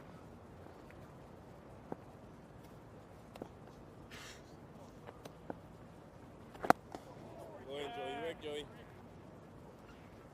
155 for 3.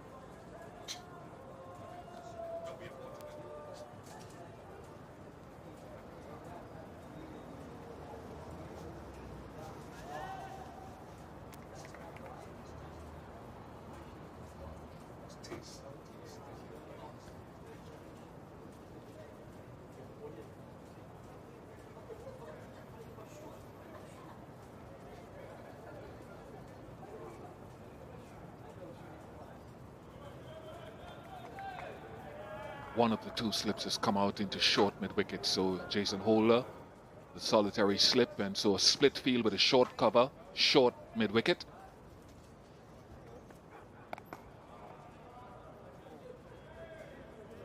Mentioned the discipline from Kemar Roach after lunch today. Nice grouping of deliveries and good control of bowling, except for this no ball, which he's bowled a couple now. Third of the test match so far for him.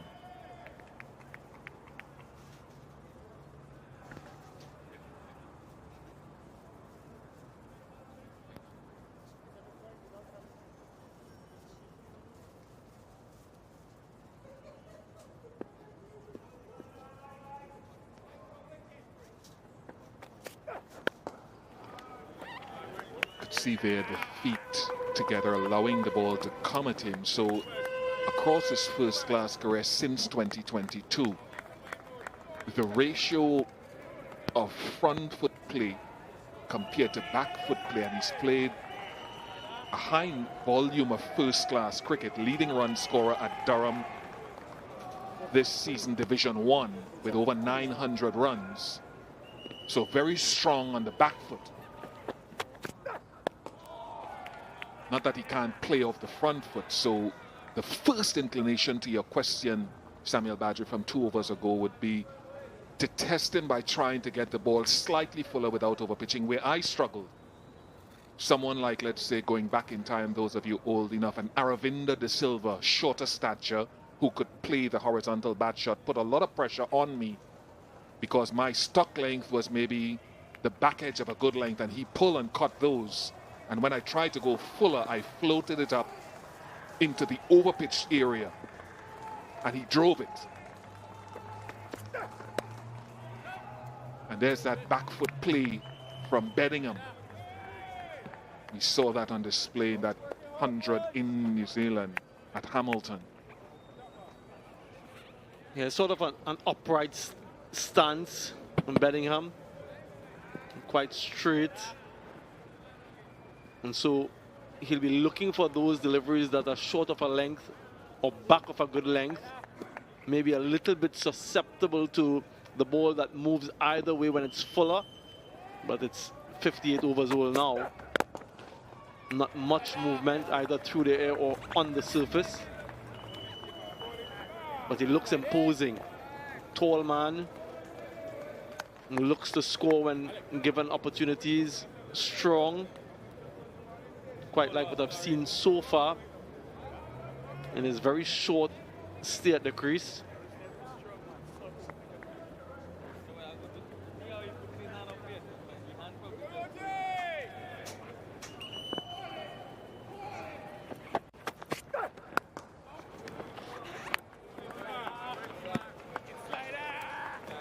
It's been an interesting career for Bedingham. Was involved in a motor vehicle accident in 2016 where he was driving home from a golf day. Broke his leg, had injuries to his hand and his jaw, and didn't play cricket for an entire year. In fact, he says now that he's still impacted by the leg injury when he tries to move about in the field. He was never quick, he says, but now he's nowhere near the peak of his movement. But great to see him, even at over the age of 30, making his way in the game. 156 for 3, and a no ball was delivered again.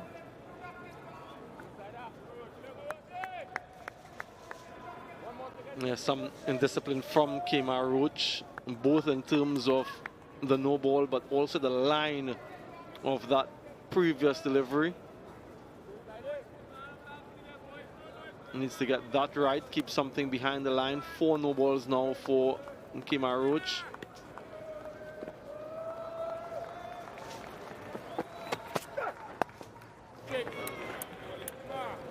Over, finally.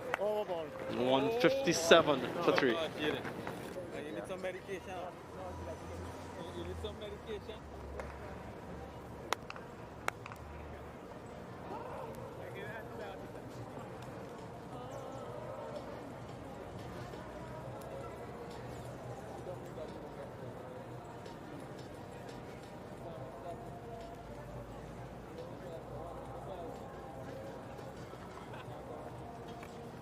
catch.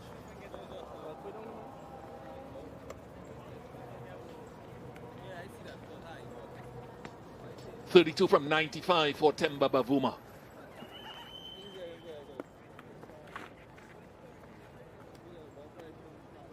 And this is where Warwican has to make the adjustment now in his line to more fleet-footed, shorter stature. Leg slip in place.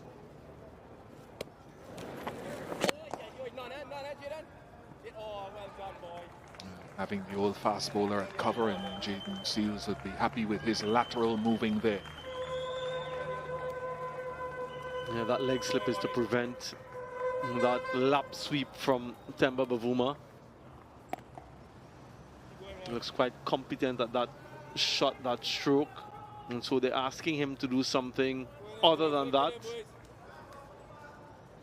Conch shell.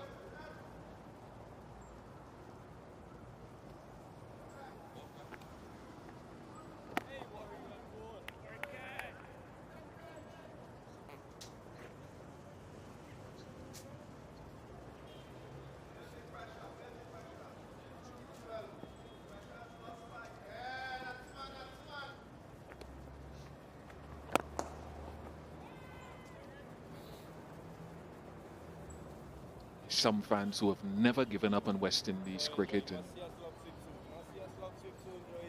two gentlemen here coming to the Oval for many a year through thick and thin. It's almost like watching kids grow up, seeing the evolution. Oh yes, Joey, well ball, boy. But good control stuff here from Jamel Warwican. Finding a little bit of grip. Keshav Maharaj will be hoping that when he gets his chance, he can create tremors later in the test.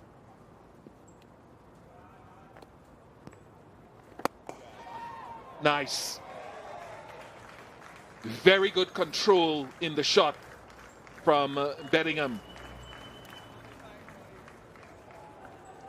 164 for 3.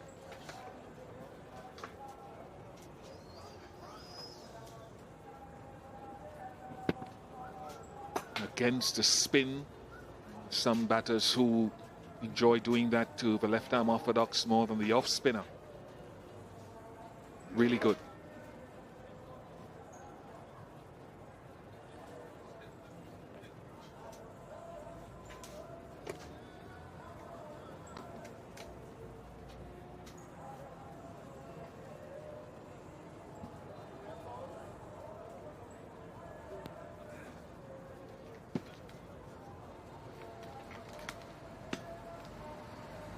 Jaden Seals.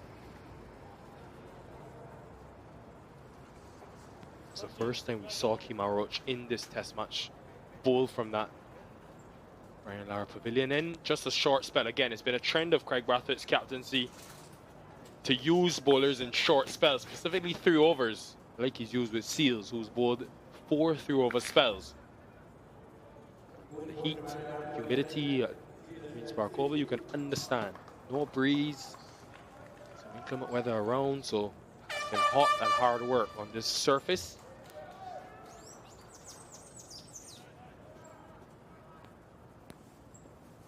Just the one solitary slip. Stacey and King alongside me. Now stays Craig Brathwaite looking to build pressure with the fielders in front, the bat in front of square. And also opting to go back to Jaden Seals.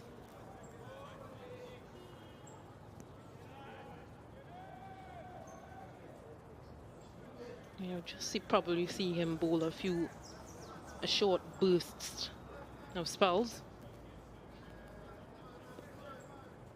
Did pretty well in the morning session.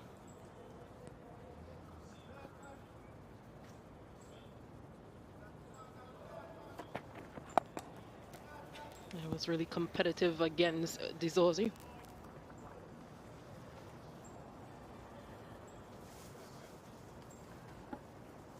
There have been a couple of occasions Temba Bavuma has absolutely creamed the ball playing that cover drive he loves to play. after lunch, there have been a few occasions where he's really timed that cover drive, but it's gone straight to the field. And I always wonder, as a batter, if that's your best shot and you've gotten a loose ball and even that is not going to the boundary, what goes on in your mind? How do you then try to find the boundary?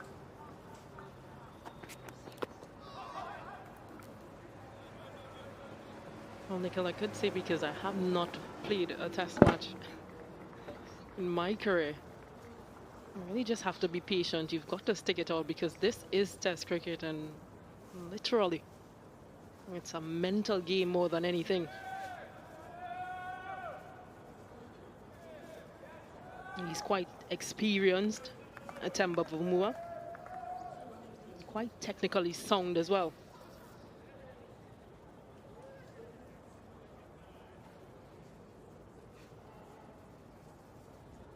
Yeah, it hasn't swung today, so first opportunity Craig Brathwaite does get to question the ball, the size of it. How many times, Stace, have we seen in test cricket? You change the ball, change the fortune. Remember the last day of that Ashes test? Changed the ball and the entire game shifted. And they're calling them on, so maybe, just maybe, a shimmer of hope for the West Indies. Yeah, why not with Jaden Seals with ball in hand? You might see Kemar Roach change of ends. You might even see Jason Holder.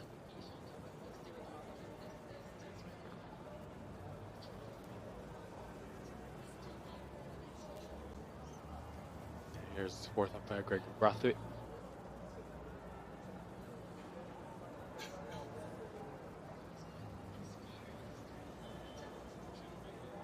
But since lunch, Stacey and King, has been an intriguing period of play.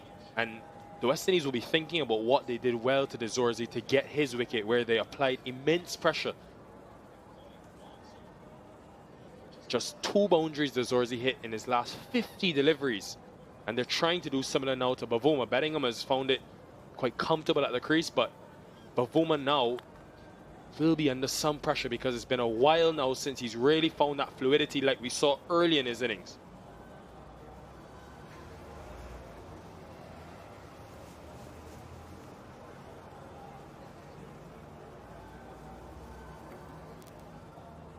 Well, he has to manage this pressure situation, Bavuma. He's faced 102 balls for his 34.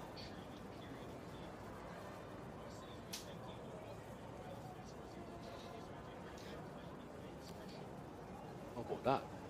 Hot day, ball head, so you can just put the towel right over it and refresh. Yeah, they're checking these balls to make sure. Remember, the new one has to go through both rings.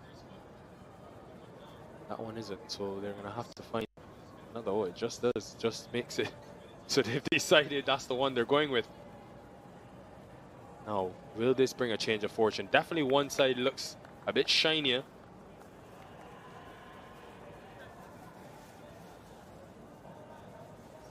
It's a bit early as well, Stace, but I wonder about reverse swing. Maybe 20 overs from now.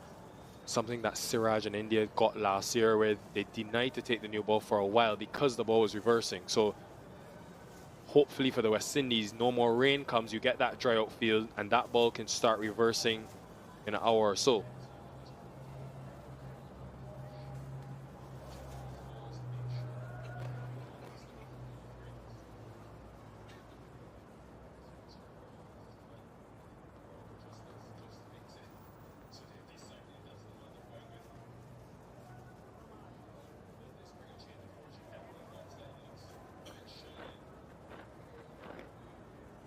Right, well, ready to get going again.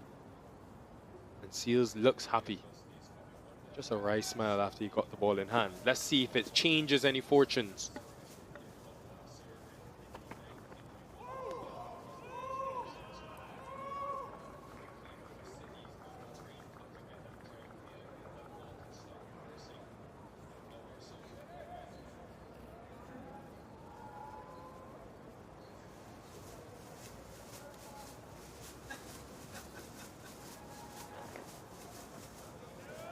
Bellingham, he's got a nice following around the world because of his story, as you heard from Bish earlier.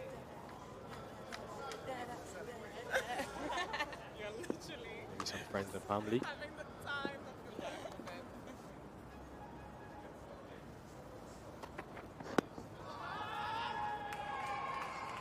maybe too straight. Well, definitely too straight from Seals searching. And no bat involved, leg buys.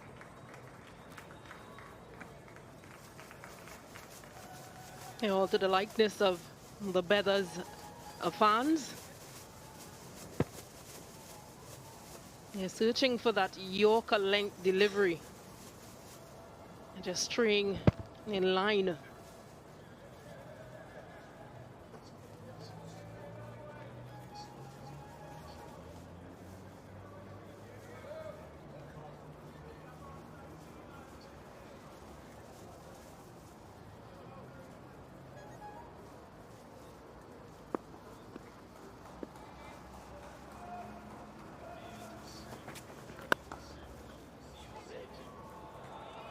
One of his strengths, David Bedingham, back foot and whiff. 9 coming in the over, 173 for 3.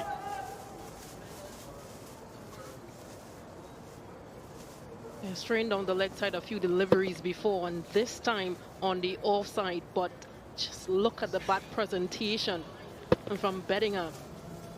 Gets into position, beats backward point. To the dismay of Jaden Seals.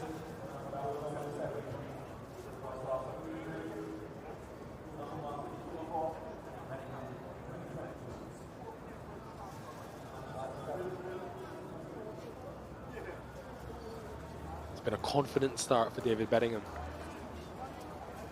This is his 5th test match. We want to cash in. This is a good surface for batting. Placid. Hot day, been tough for the bowlers. Runs on offer. Now Bavuma's been at the other end for the entirety of that over.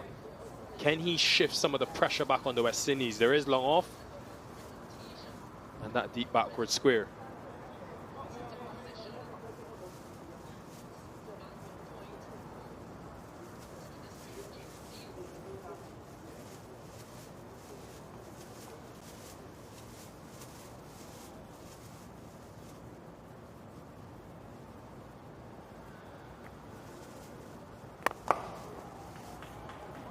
Again, that cover area, and again, he's found the fielder.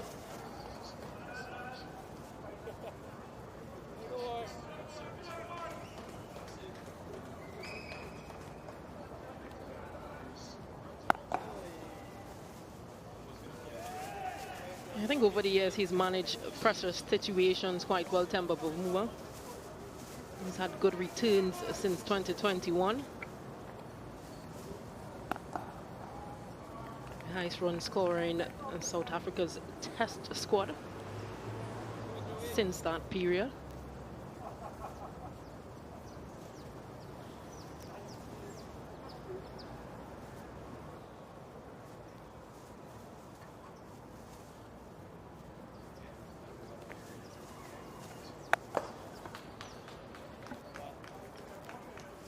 Yeah, still searching, still searching. This has been really good for Morricone as well. Into his 9th over.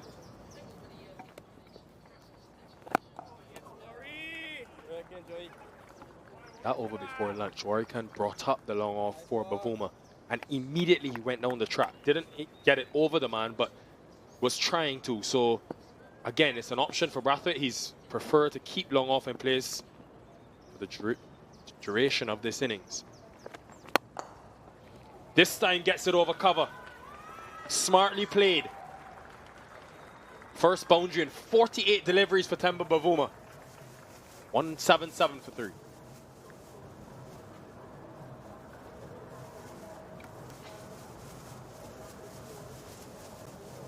He's been searching for this boundary a few balls before, but this time goes uppish. He's able to clear the fielder and picks up that boundary.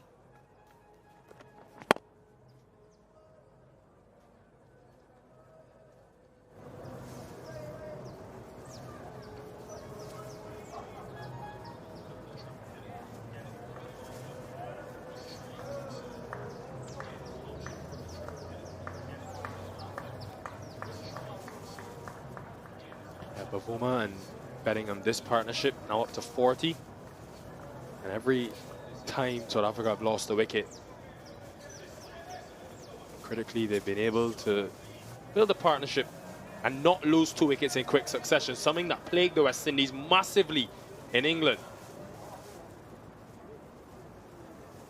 Brathwaite will be thinking, how can he get a wicket here? He's been very patient. They bowled well to South Africa. They've been disciplined, the West Indies, but the nature of this game, the time lost on day 1, you need wickets if you want to have a chance of winning the game. Top class. So much authority associated with this inning so far.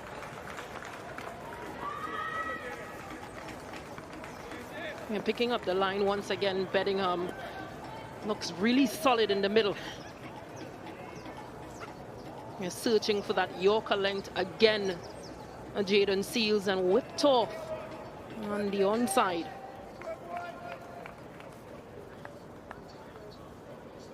Almost seems as though Jaden Seals, because of the uprightness of Bedingham, is trying to find a Yorker length delivery.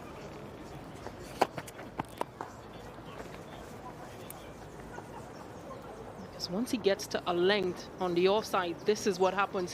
Bedingham gets into position and easily it gets runs through the off. So just struggling to find the right line.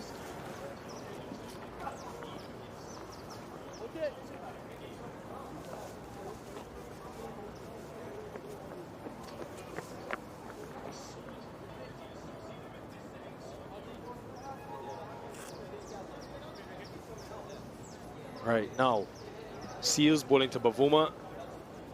Sends an extra fielder deep leg side. So he's got the backward square, and he's also bringing another catcher in front of square at mid-wicket. Just a reminder, they got Bavuma a couple of times in last year in South Africa with that short ball ploy. It was Jason Holder. Forced him to take it on and was caught on the boundary. So maybe an option for Seals.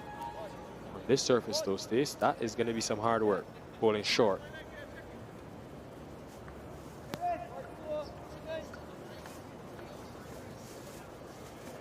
Yeah, I agree. There hasn't really been much for the bowlers. Batting wise, you've had to stick around. Once you stuck around, there's runs to come. Or was that a half chance? Hit it quite well, so always tough for Hodge, who's close in, to react. But from the body language, they seem like it was an opportunity, and I think Hodge may be hurt.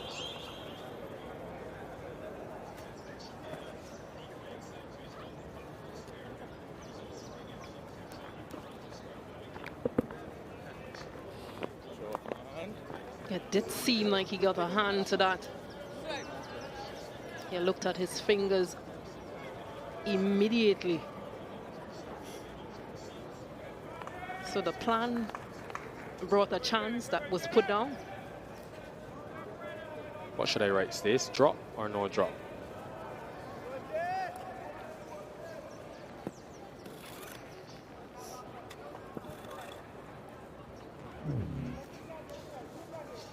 Should have done better.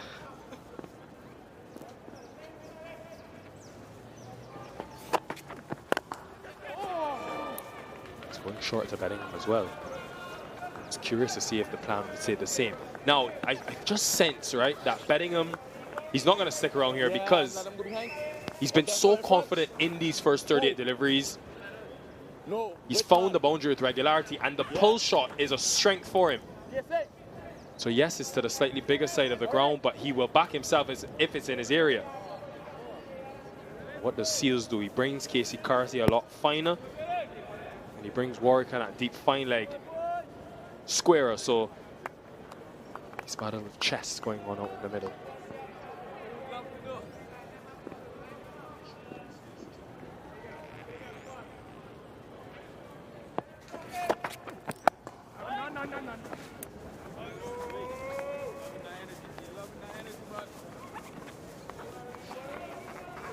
Suppose this is where they miss the extra pace of a Shamar Joseph or an Alzari Joseph, where nothing really is happening laterally and you can have someone to bowl quickly but short.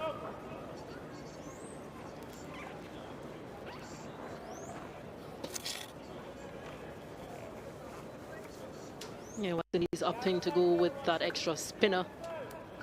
And South Africa opting to go with the extra batter.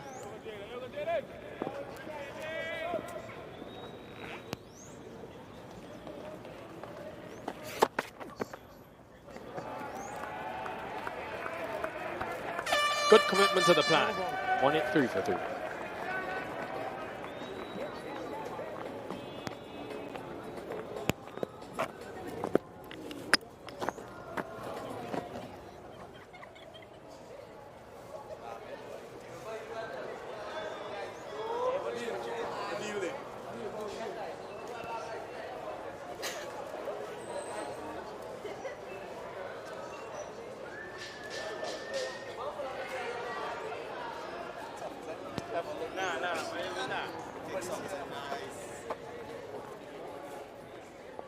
Just a small increase in the scoring rate since the luncheon interval, which I don't think will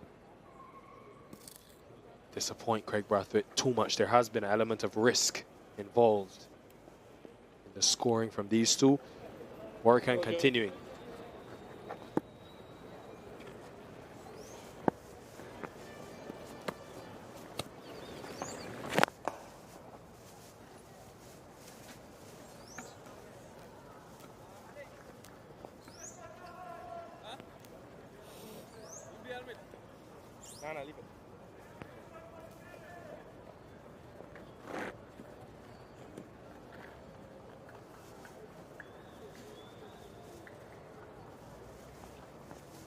Slip out straight mid wicket in place.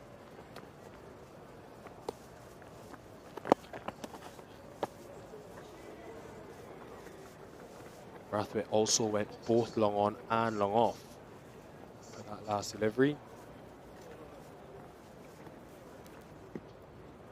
I just wonder if it's just too easy for Bavuma and Bedingham at present by that field change. Saw the pressure that it created. Oh, hit Jaden.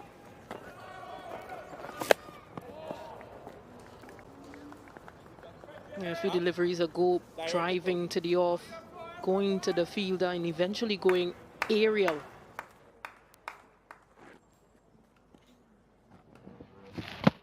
Yeah, good running. Partnership up to 49. Bad ball, Jomel.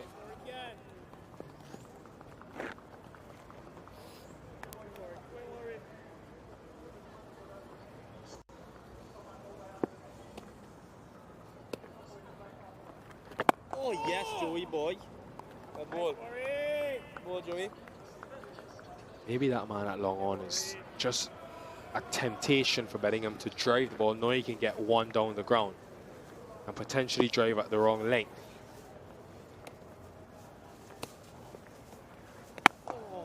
With those two fielders on the square, it won't be easy to get one down the ground. 186 for 3.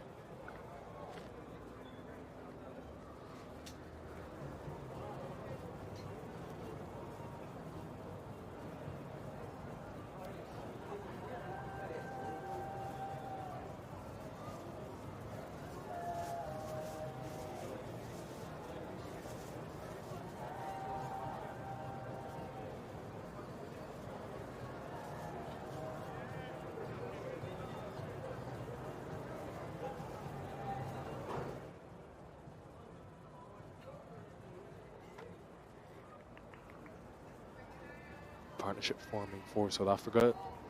This is a time where Craig Brathwaite, Jason Holder, Joshua Da Silva, vice captain, will be tested. The leaders of this team, just to keep the pressure going. They've built well to this point, the West Indies, but how often in the past have we seen where fatigue sets in, tough conditions to bowl in, and all of a sudden you have a session or just a 1.5 hour period where you can go at 4 or 5 runs and over and you're chasing the game from there on in.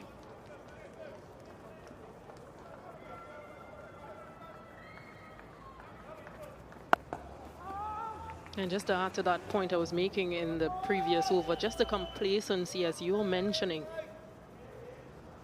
wanted to step in at this point. So you've got to either, even if you're opening the field for one batter for Bedingham because he seems a bit more aggressive, you've got to close those gaps for Bavuma. Bring him in, bring him in. Yeah, he agrees with me.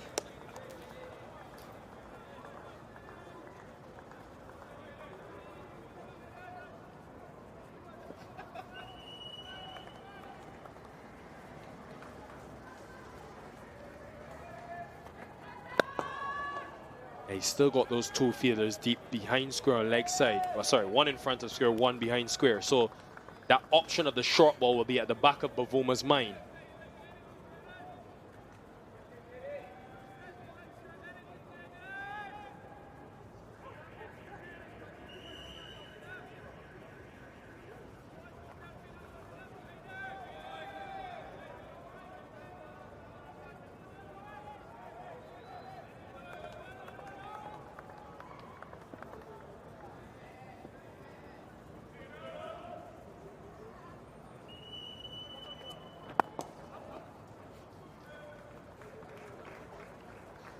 .50 partnership comes up.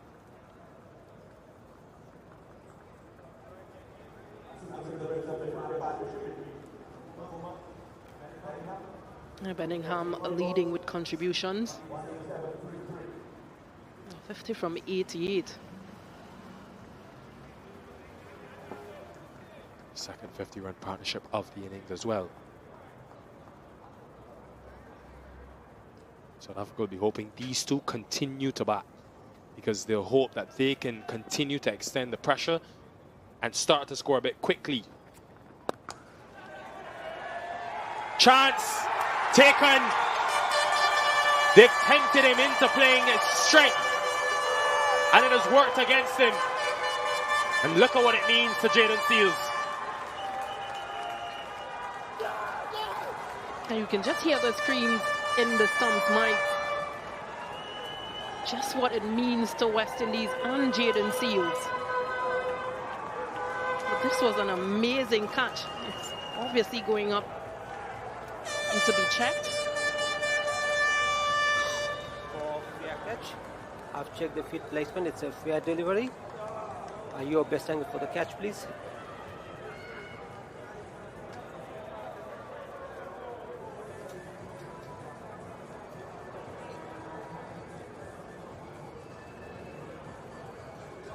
Keep rolling.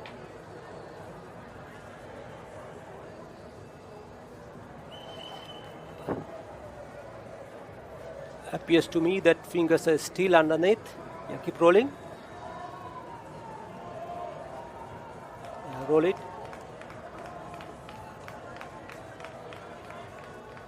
Yes. Yeah, do you have any other angle? Any better angle?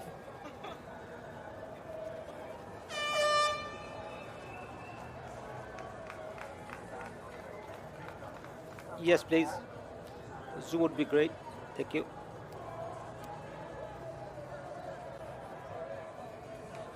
Keep rolling.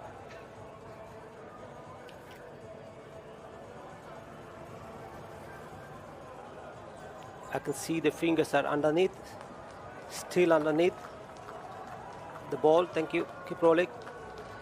Roll it through. The fingers are still underneath the ball. Yeah. Keep rolling. Let him complete.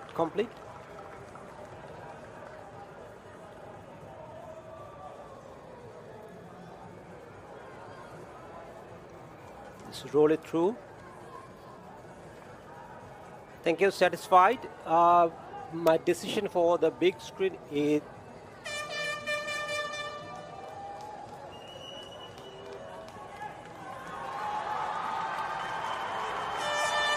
confirmation. Big moment in this test match for the West Indies and for Jaden Seals. Was his first test wicket at his home ground. Bedingham gone for 29, 187 for 4.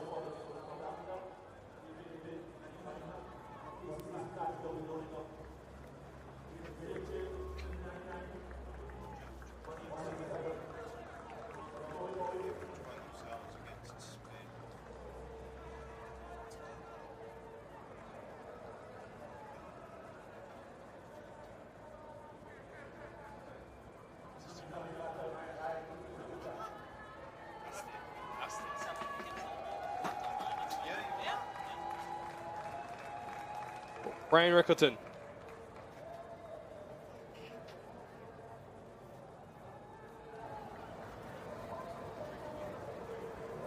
To his 5th test match now.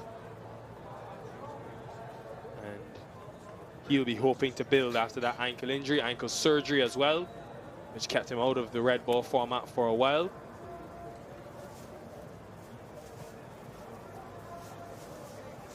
We will have that Blue Waters drinks break now. It gives us time to reflect, Stacey and King, on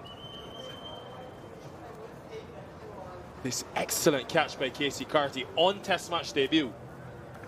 Yeah, amazing from Casey Carty, but well executed from Jaden Seals. He's been searching for that wicket. Length a ball that was pulled into the leg side. Yeah, amazing stuff from the debutant Casey Carty. He'll remember this one. And so will Jaden Seals, his first at his home ground, Queen's Park Oval. Yeah, supporters enjoying those scenes. Yeah, he just felt that Bellingham would take on that short delivery. Credit to Seals as well, because the plan for him has been good length for the majority of the day. But the West Indies showing the flexibility to change things up, change the plan, bringing great result. Job not finished though, a lot of batting still to come. Rickleton now at the crease. Kyle Verena, who's got 100 away from home a couple of years ago, so he will back himself, and Mulder, but the game at a nice position. Will please the West Indies and head bowling coach Sean Tate that all 3 seamers into the wickets.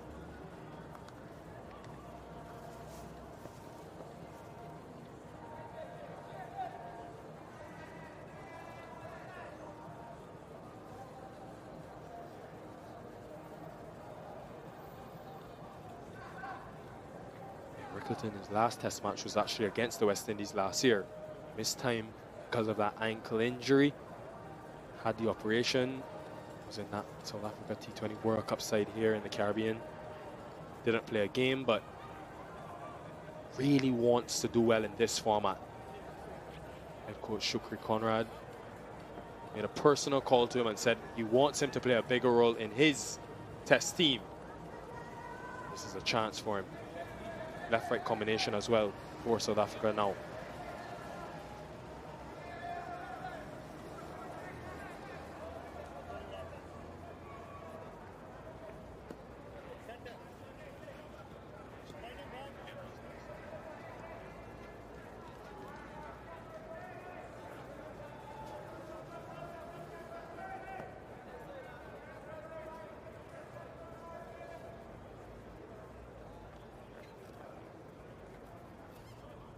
For the left-hander, brand new batter at the crease. It's gone to the 2 slips.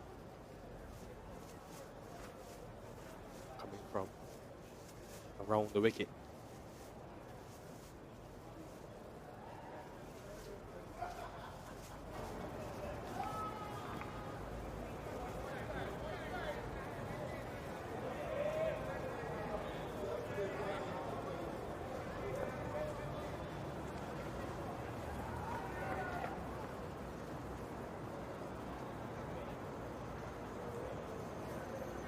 Catching just to put some more pressure on Rickleton. Offside. Square.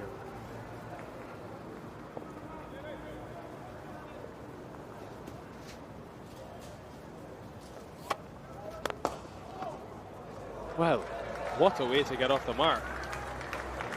No test cricket in about a year. Simple cover drive for 4. Welcome, Rickleton.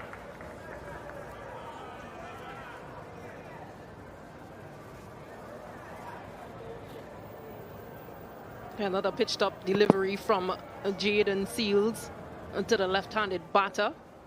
He drives comfortably through the offside.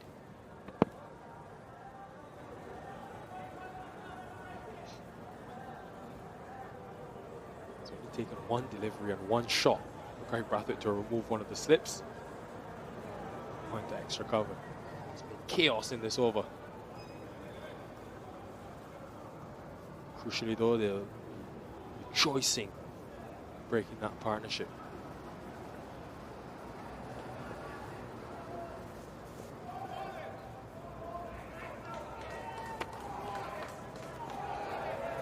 Excellent from Seals. Much needed wicket. 191 for 4 and a few words.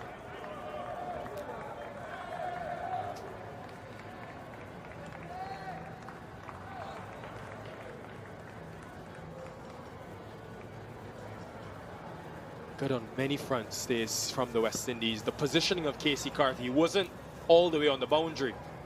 And if he had been on the boundary, that would have fallen well short.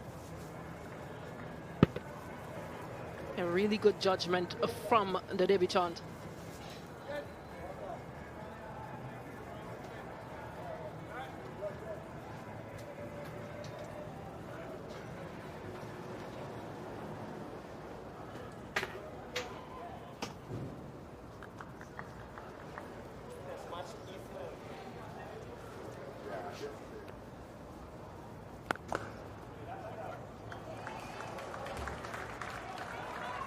Another boundary. One in the previous over, now one in this one. So some runs flowing from a South African perspective. Temba Bavuma moves closer to that half-century mark. Full and wide, inviting from Jomel Warrican and gleefully accepted.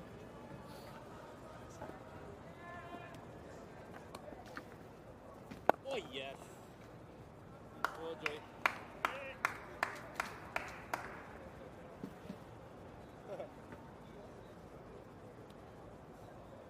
There it is, Jay.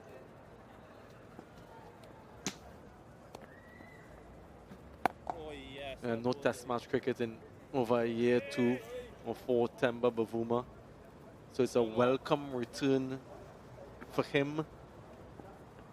Has the enviable record as well of captaining South Africa to test match wins in all of the 3 matches that he's been at the helm.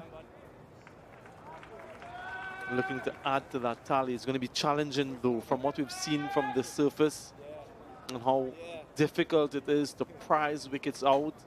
It's more patience. Down the ground, on drive, well fielded. Not his favoured side.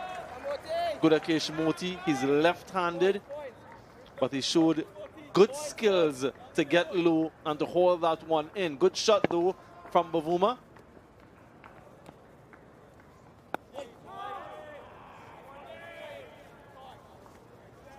For first delivery, then 5 dots to end. 195 for 4.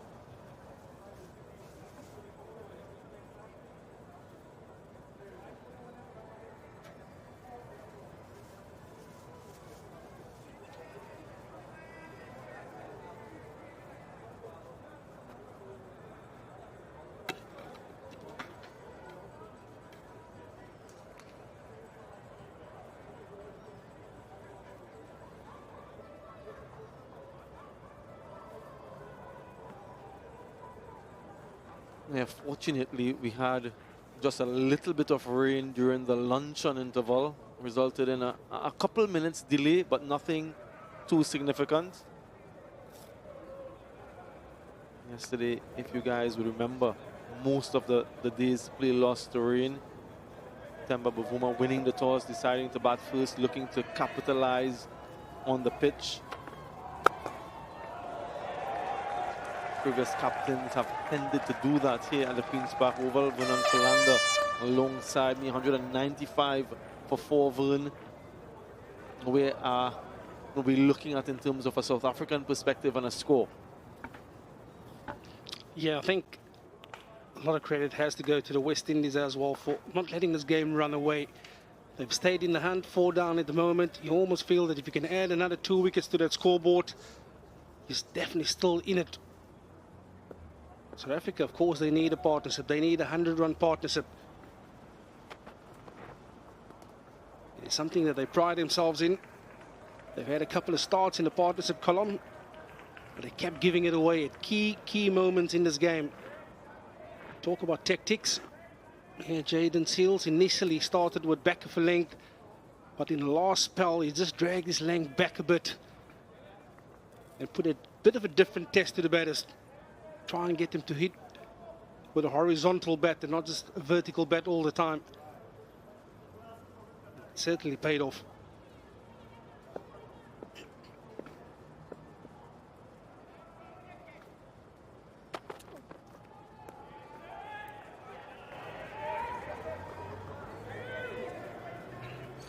Yeah, here's a bit of an illustration.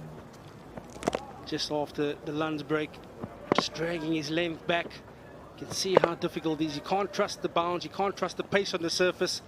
On that occasion, David Bedingham trying to go uppish, and all he managed to do is find the field out in the deep. It's an excellent running catch, diving forward. Carty, the man in debut.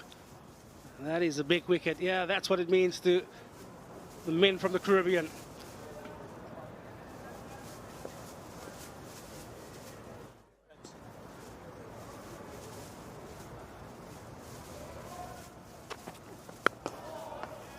Yeah, it's so important when you pick your bowling unit that you take conditions into consideration. Of course, we knew this wicket was going to be a touch on the slow side by him taking all the grass off it. So you need a bowler that can really break the game open, that can use his pace, bounce. You just get a feeling that Captain Bradway has turned to Jaden Seals and just said to him, listen, young man, I'm going to need you in this spell. Just to rev it up a little bit, make life a little bit uncomfortable. Test the South Africans on a different level.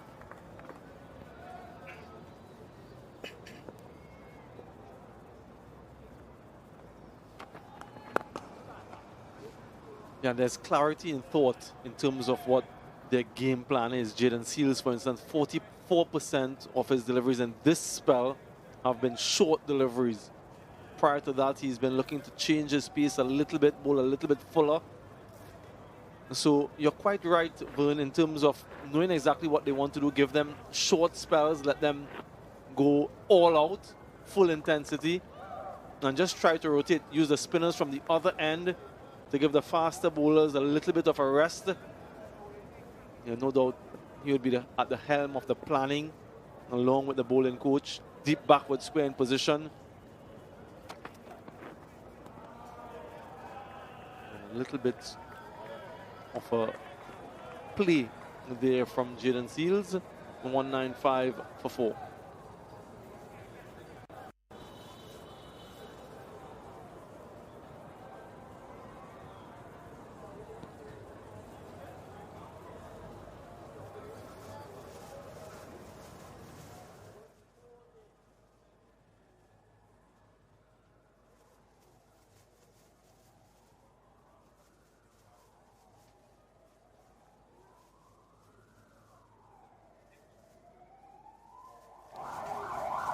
Every bowler, bar Moti, has tasted success. 1 wicket apiece for Roach, Seals, Holder and Warrican. Warrican will continue to chisel away. Norkelton, though, has a very impressive first-class average of over 50. He's played in against three different opposition in his first 4 test matches. So it's been a different challenge every time he's been selected in the playing 11 for South Africa. It's his first innings at number 6 in tests, though. So he's a top order batter by trade, by profession. And this in itself is a different challenge, having to come in and face spin straight away, hold the ball.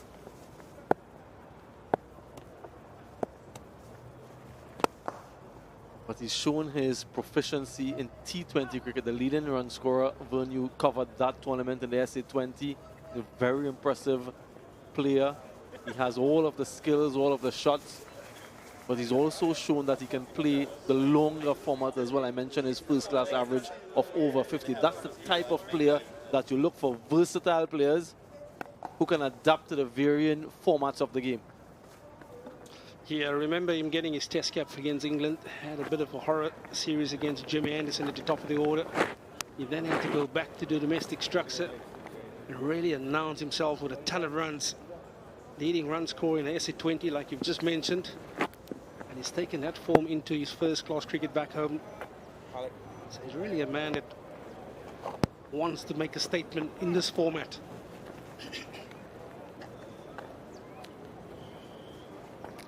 There's just a couple of changes in the field.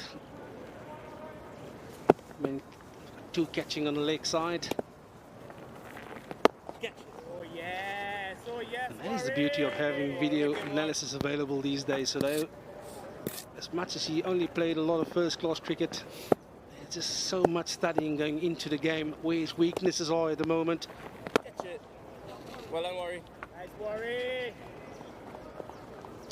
Yeah, the statistician just giving us a bit of a hint in the background. Yeah, he got out against Bangladesh, caught in that very similar position where those 2 men are being situated at the moment on the leg side catching.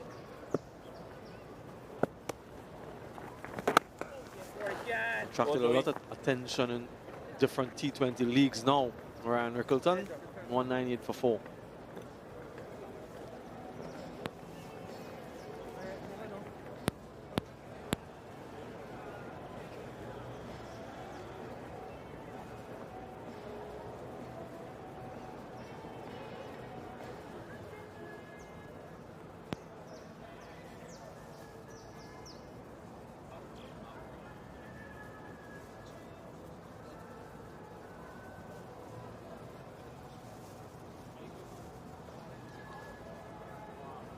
There's some nice blue skies in the background, which is a good sign. Quite apart from what we've been seeing all day. To say, don't tempt it, don't tempt it, because it comes in rather quickly in this part of the world. Jason Holder from the pavilion end replaces Jaden Seals, a 4-over spell from him, his first 4-over spell in the test match so far. He's been generally operating on 3-over spells. Jason Holder picked up a wicket, the wicket of Markham, with his very first delivery.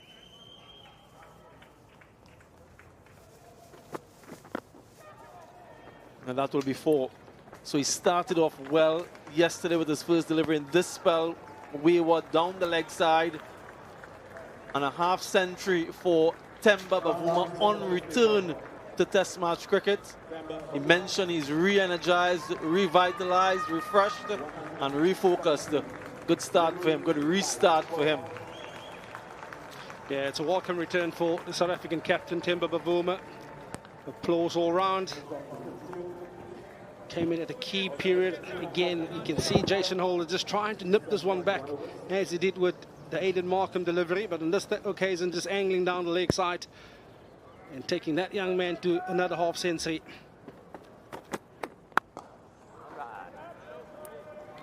And that boundary also brought up the 200 for South Africa.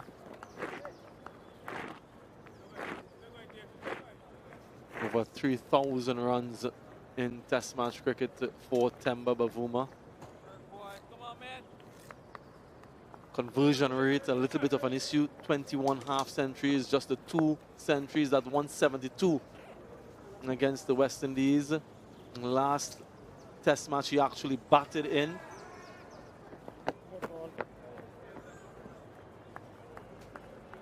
Yeah, and what a magnificent innings that was at the Wanderers. I was there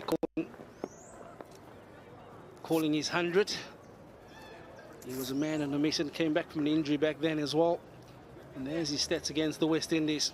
7 innings, 277 runs, and an average of 46.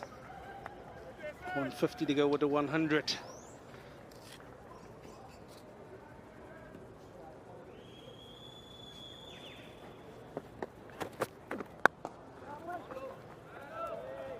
Got a hand on it.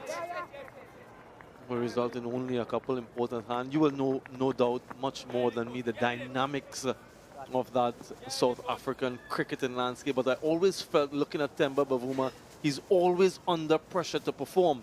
Whether it is as captain, whether it is in ODI or T20, his numbers are generally good. But you always feel a sense of him needing to prove everyone every time that he goes out to bat. Is that a fair reality?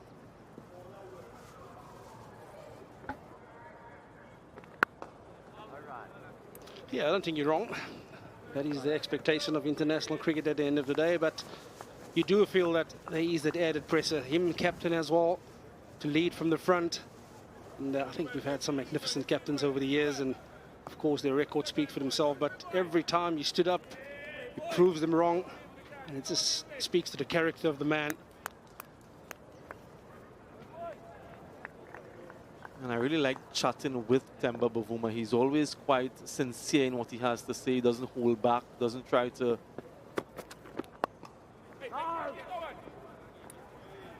He speaks his mind, which is always really nice. When you talk to a lot of players in interviews, sometimes you feel as though they're just saying what other people want to hear. But when you speak to Temba rather, I always like the sincerity in which he speaks, with which he speaks. It's always refreshing. The honesty with which he answers your questions.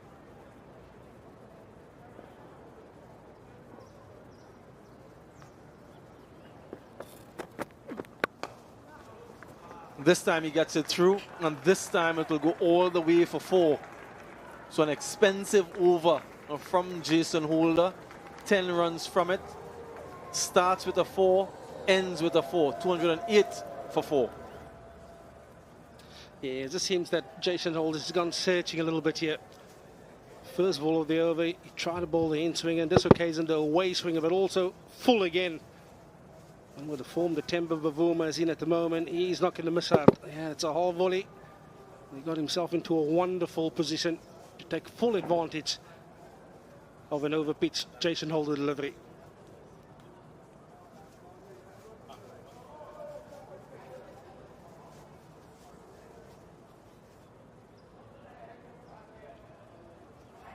Run rate just over 3 at the moment. Some boundaries being scored in that last over.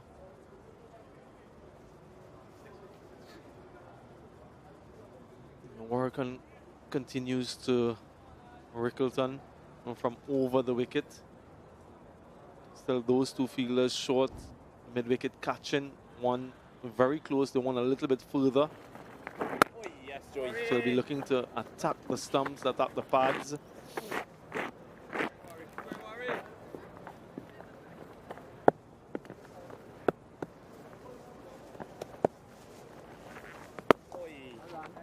Yeah, I think you make such a good point about Temba Bavuma. Very often the cricketing world expects you to speak a certain language.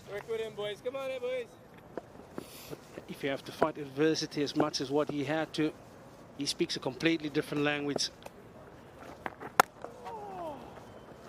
Very often when you speak that language, you have a certain fraternity who understand what he's saying, and the second fraternity who can't comprehend what he's trying to say. It's a very difficult space he's finding himself in, not just as a captain, but also as a player. Like I said, the spotlight has been on him firmly over his career.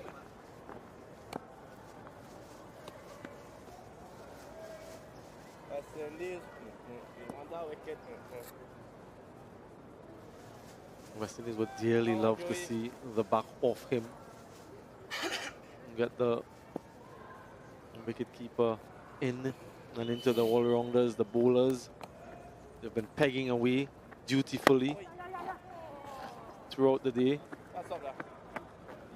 I will tell you one thing, when he went to that 172 against the West Indies, it almost felt like he was playing for the West Indies, with the amount of celebration coming from you lot here from the Caribbean. And it was just wonderful to see. He's spoken about the inspiration that he's drawn from some of the West Indian greats. A lot of the South Africans share that sort of story, that narrative.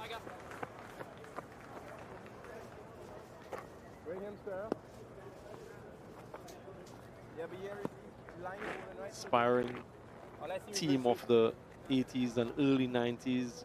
From a West Indian perspective, one of the greatest sporting teams ever. Talk a little bit more about that 1992 Test match, Vern. Should have taken that, Jomel Warrican. Might have been a leading edge, full toss it seems, but he grasped it. Perhaps didn't think it was coming back as quickly as it did, but those opportunities must be taken.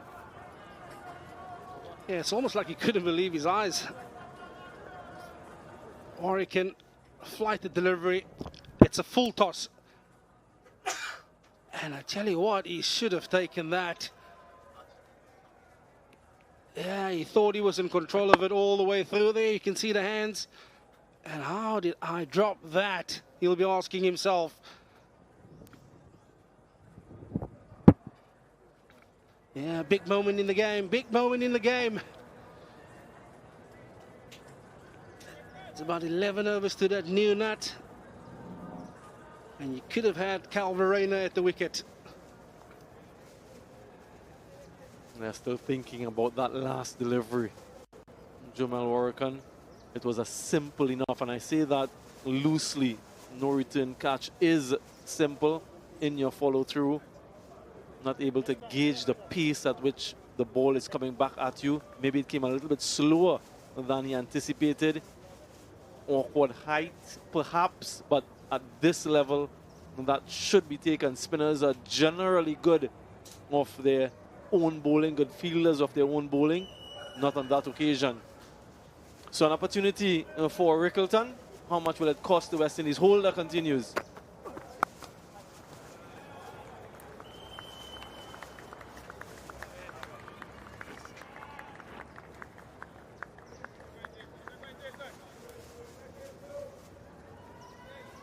It's been a hard grind for everyone, bowlers and batters. West Indies have taken 4 wickets so far in almost 70 overs. Run rate just a touch over 3, so that's an indication of how attritional the day has been, the test match has been.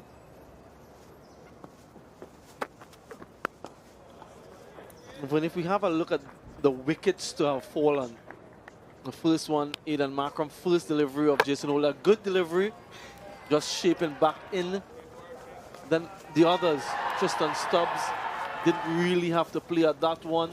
Then this from the Dorzi, and fielder in the deep for Bedingham. When you reflect, if you put on your coach's hat, at those dismissals, what are your thoughts?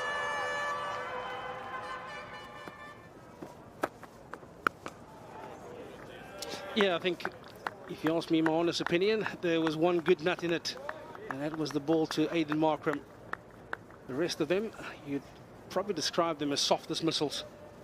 It's dismissals that you want to try and avoid when you play on a surface like this. You're always trying to stay clear of the soft dismissals on a surface where you can really pile on the runs. So as for Stubbs, Bedingham, and the Dorzi, they'll be kicking themselves. And particularly the Dorzi got himself to a really good start in the 70s, did all of the hard work, saw off the new ball, saw off the spinners, was very much in control of his innings, highest score of 85 against the West Indies. So all was in front of him to register that maiden test century. And as you would know, and anyone who has played this game, when those opportunities come, you hold on to them, you grab onto them, because you aren't too certain when they're going to come around again. Yeah, and especially when you play on a surface like this as well. This surface is almost crying out for big first innings runs. If you play against a big team and you get skittled for 350, they go and get 500, you're under the pump in that last innings, or the third inning, so to speak.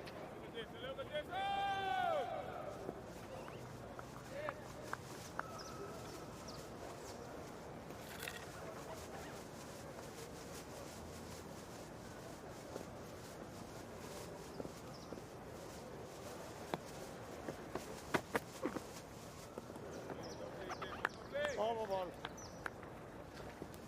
213 for 4.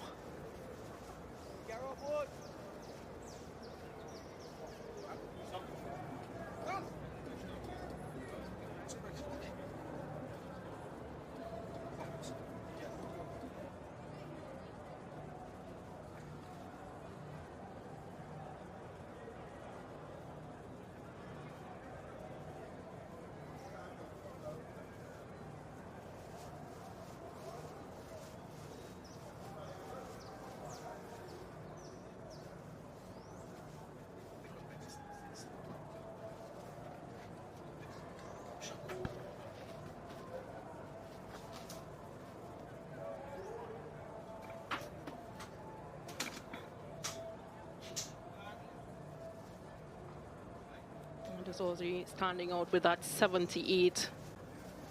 145, Temba Bavuma and Rickleton in the middle. And South Africa comfortably at 2-13 for 4.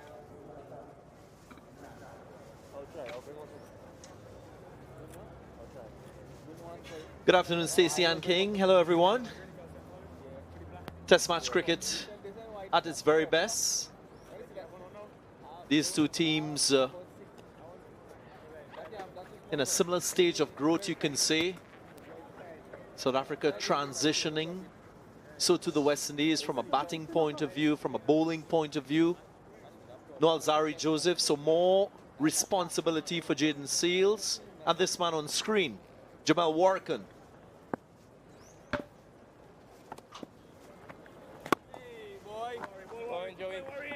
Interestingly, Stacey Ann King, when I saw that dismissal of Bellingham, thought to myself, when was the last time I saw a short pitch delivery to a South African batter?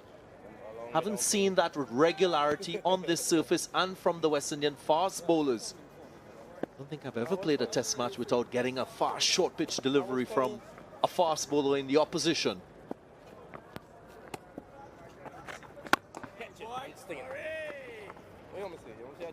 Our statistician has just advised me that there were 7 attempted short pitch deliveries. Not quite sure it got to that height that you'll expect. But I make that point to also suggest that on a docile surface like this, going short at opportune times allows you to create a wicket-taking opportunity. Yeah, agreed fully. DG. Because we would have saw Temba Bavuma pull one of those short deliveries and just getting the fingers of Hodge. And so possibly West Indies could have tried to implement those short deliveries a bit earlier in their innings.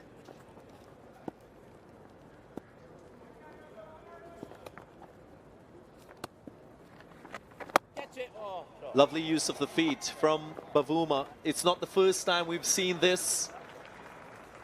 Great movement towards the bowler and fabulous execution. To 19 for 4.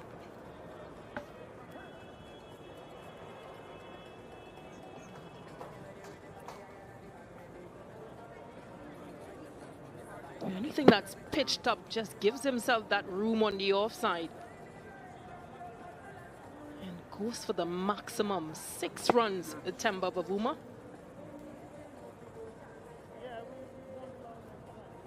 Such an important innings for him.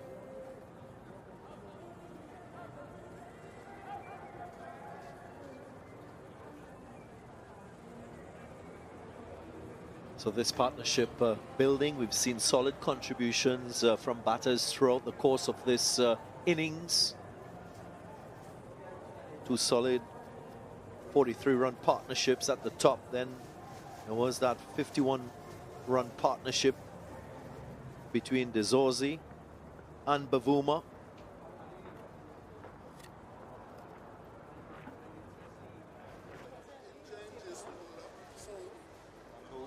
Fans continuing to enjoy the action here at the Queen's Park Oval in Port of Spain, Trinidad. And seen a lot of spectators, but I'm sure the numbers will grow as we move into the weekend.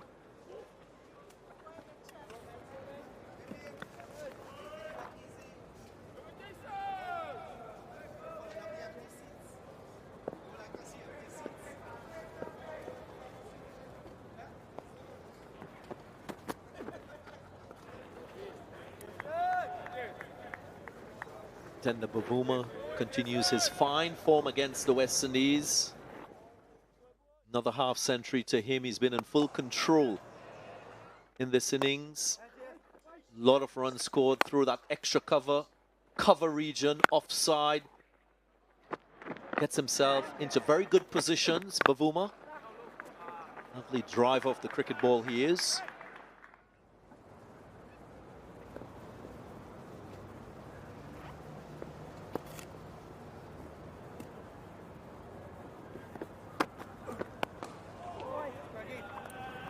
really plays as an anchor for the South African team, Temba Bavuma.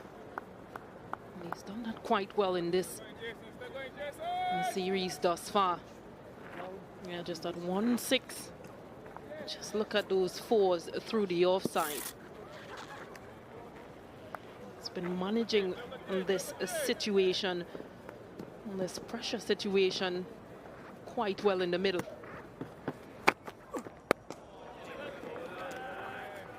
Stacey King, just want to build upon that point I was making of wanting to see more short pitch deliveries from the West Indian seamers. Of course, you'd expect that that will come from the faster West Indian bowlers like Jason Holder, like Jaden Seales, and for the appropriate fields to be set as well. And what that does, of course, when you show that intention as a bowler to be aggressive and to get the ball head height, it just muddles the batter's mind.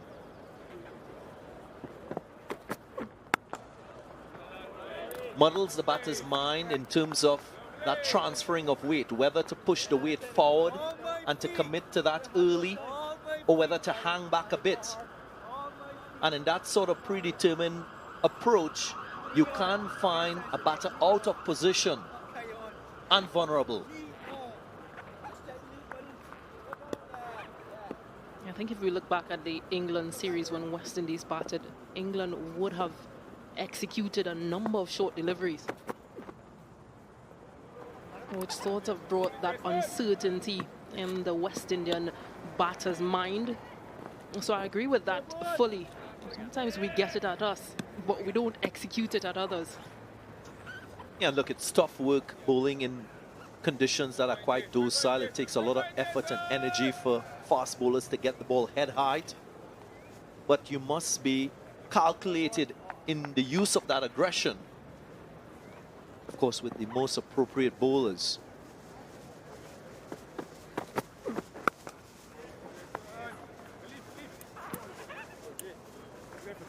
To 19 for 4.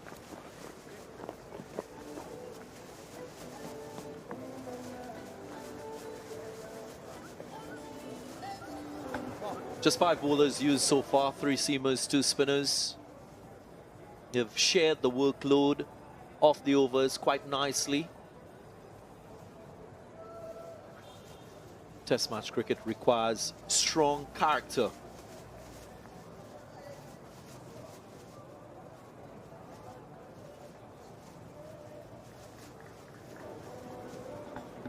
All bowlers with the exception of Moti with a wicket.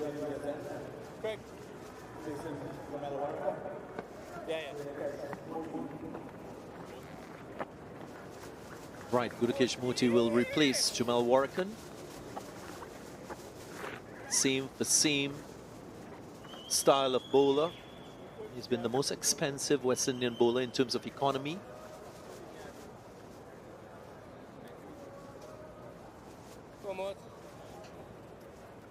Yeah, just a subtle change between him and Warrican. He bowls a bit faster, Warrican a bit slower. He does extract some good spin. And we'll have to pull that length a bit backward because we've seen Temba Bavuma, and anything that's pitched up, he's happy to use his feet.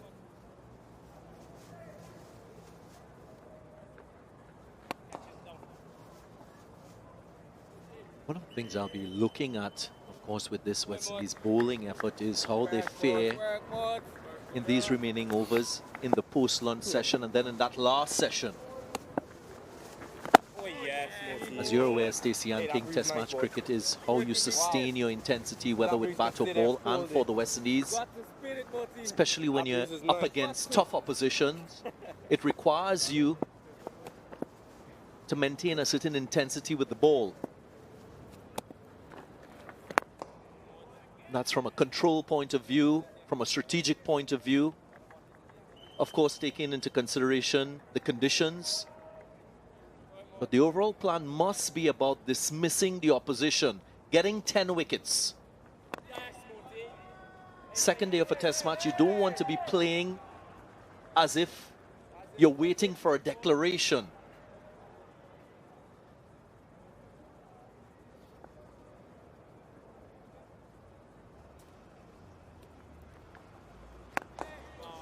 rubbish for a while. Just realized there's a substitute fielder in play. Graves in for Holder. 220 for 4.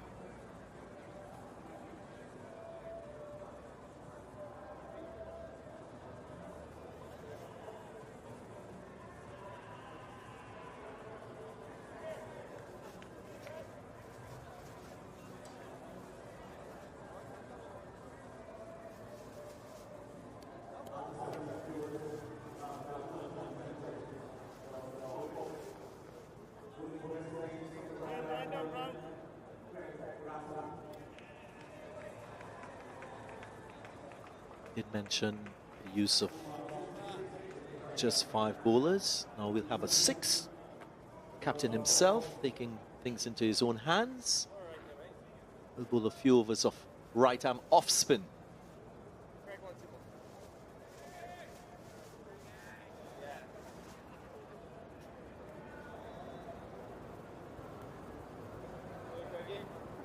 So you'll be thinking about that second new ball, which is due in 7 overs time.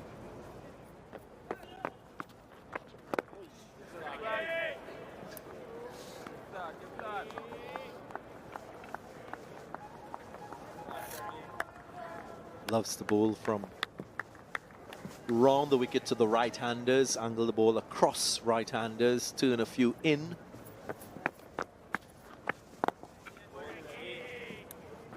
And an opportunity for Temba Bavuma now to just have a look at what Brathwaite is bowling and not lose his concentration as well.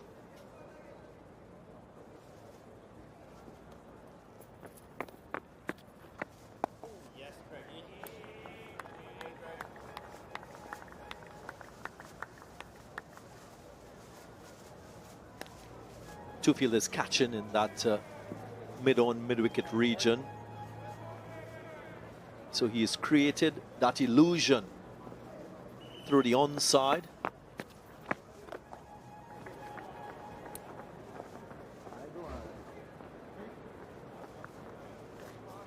This format of the game allows you as a captain to be quite innovative with your feel, to use the psychology of the game. Stacey Ann King spoke about that illusion of 2 fielders on the onside, as if to suggest Brathwaite is trying to get Bavuma out in that mid-wicket region, but then it creates an opportunity for him through the offside.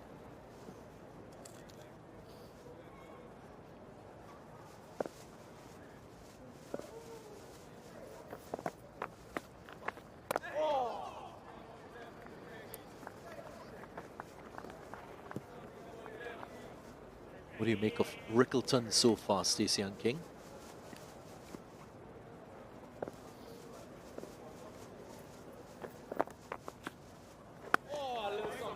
It does look to be a pretty solid batter out in the middle. Another one of those young players that are now making their way through Test cricket. It's the end of 74, 221 for 4.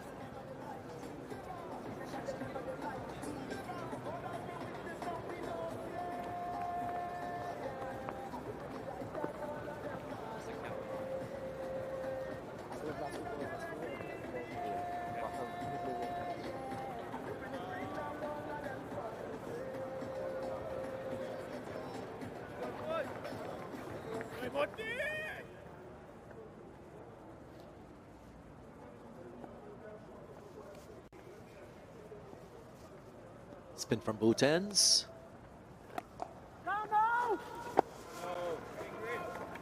Yeah, just to add to that discussion, Darren, just into his 5th match, Ryan Rickleton, an average of 23.57.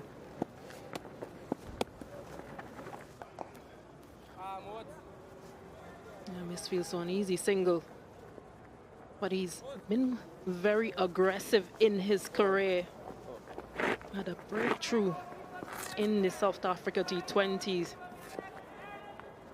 Scored 530 runs in 2024, so a good prospect. It's again, how does he transition from T20 cricket into this format?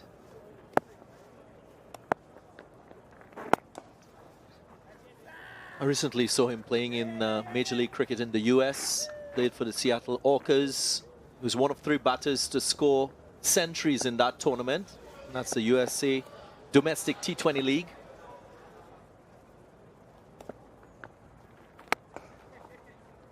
Lovely stroke.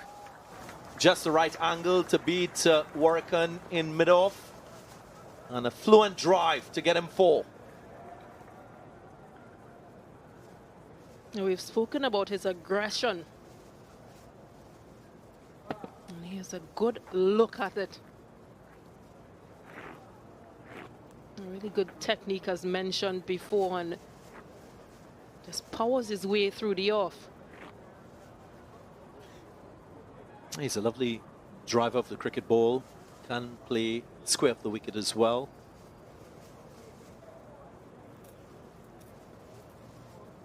So on the back of that USA Domestic T20 League, he will use the confidence of runs. Might find a little more fluency in his batting.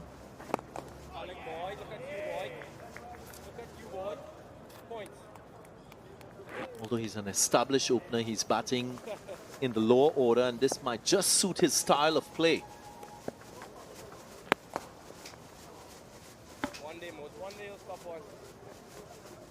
6 runs from the over, 227 for 4.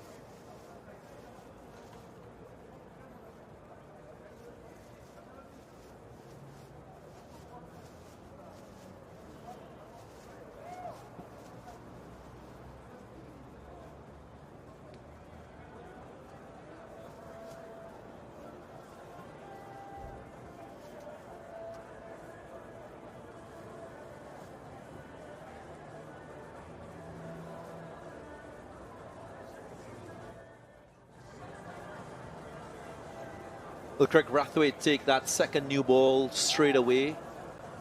Or will he just delay things a bit?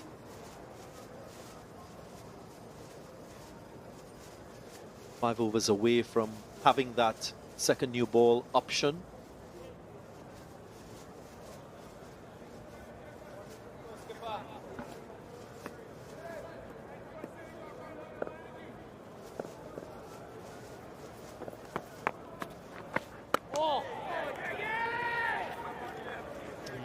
Delivery just slid on a little bit more. He is deceptive. Craig Brathwaite. Can't take him for granted if you're facing a bowler like him. Some batters might have the tendency to relax. There's the variation in pace. After a quicker delivery, a slower one that is loopy.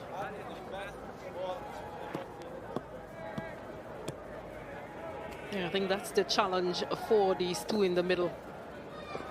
Being very aware of what he bowls. Yeah, those pace variations.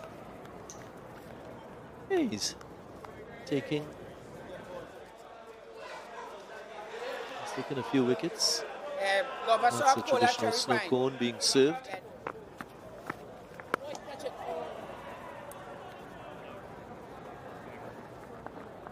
Likes of Rahul Dravid,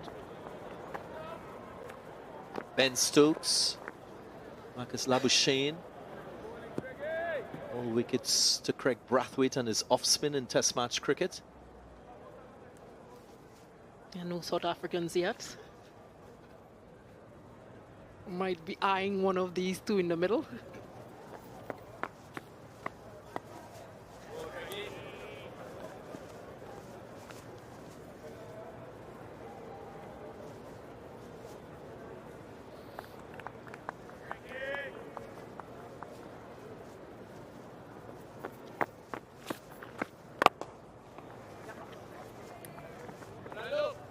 Just getting to the pitch of the ball from Bavuma. Just 2 from the over, 229 for 4.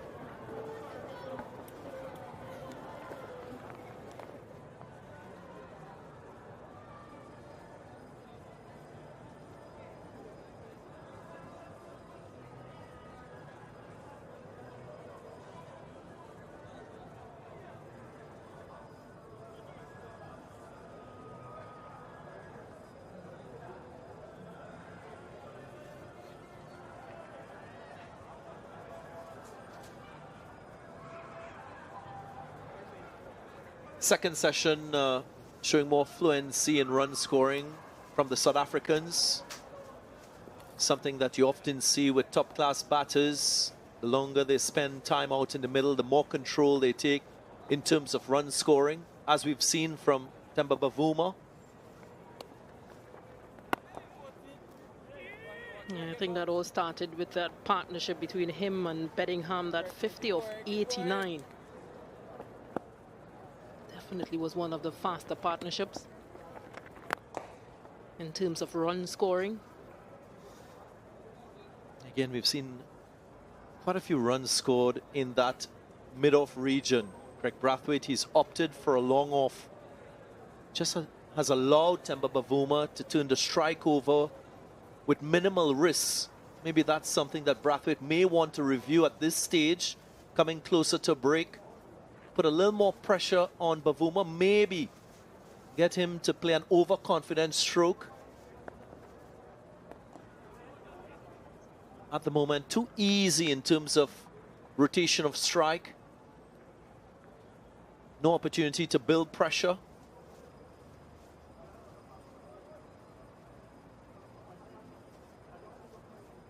And this is an area that you mentioned a few overs ago that they really need to put a plug on in terms of those singles. This partnership is already 44 runs from 78 balls. So from South Africa's perspective, they want to get things going. But from a West Indian perspective, yeah, just getting fielders in those scoring options at present to just pull things back a bit and create chances, especially bringing that mid-on into the ring.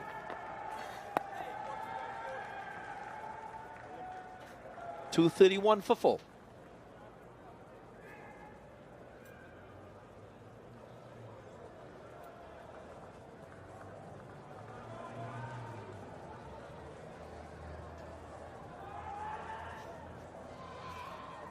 Contributions throughout the course of the innings from South Africa. Solid first showing with the bat in this first test match of the 2 test series.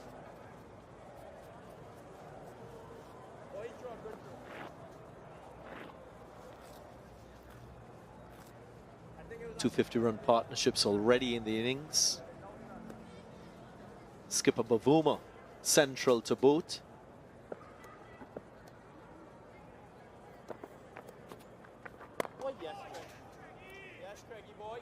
And just building on what you said, Stacey Ann King, it's so important as a captain, as players in test match cricket, to understand what are the critical moments in a test match and to win those critical moments.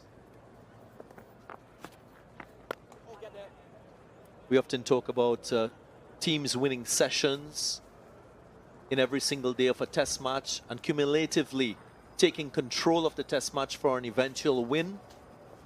That's the process. Understanding when you have the ascendancy, either with ball or bat, and capitalizing on it. That's very easy for Bavuma.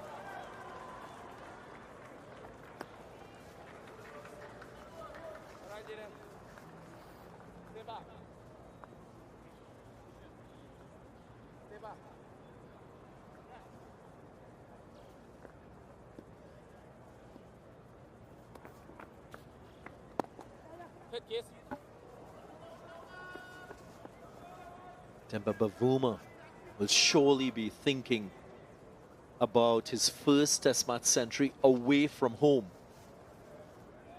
Hasn't achieved that just yet, but that could be a motivating factor for him in this innings.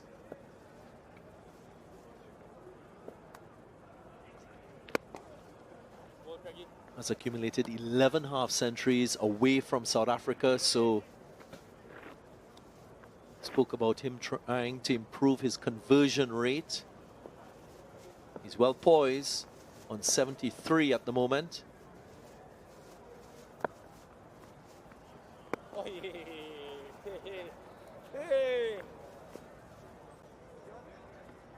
.235 for 4.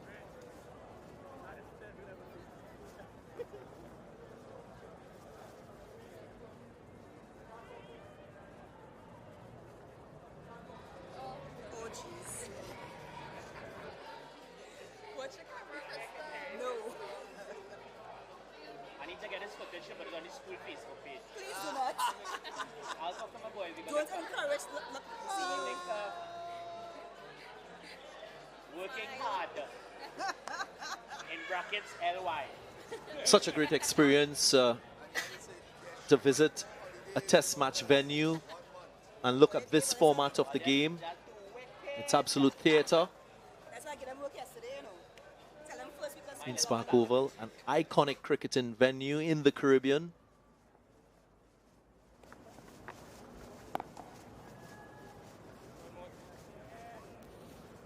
And just to add from what you were mentioning previously, Darren, it will be a great comeback for him as well. Mentally believing or achieving. And being able to convert a 50 into a century. If he does get there today, well, in this test.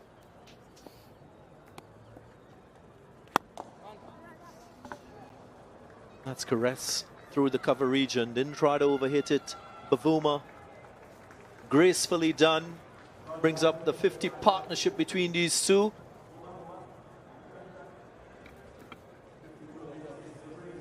Yeah, he's looked so comfortable in the middle. Yeah, just using, again, the pace from Gudakesh Moti and driving through the off. A fifth wicket partnership of 52. His contribution 35. Third consecutive 50-run partnership.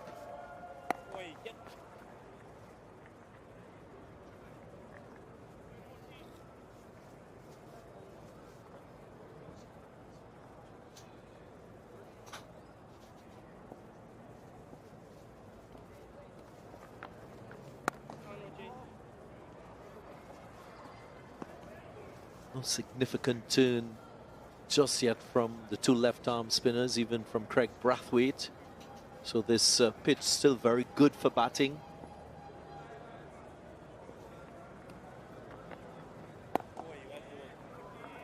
Bounce as well, fairly consistent.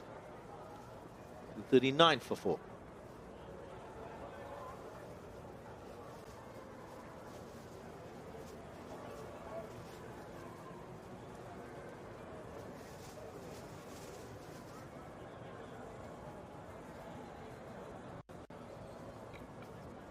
The 4 wickets have fallen.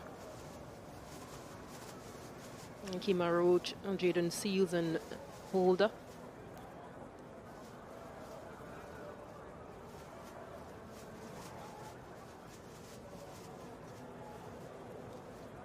Another change.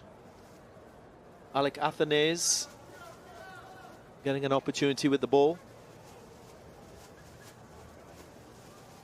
He's previously bowled 20 overs in Test match cricket, just 1 wicket to his name.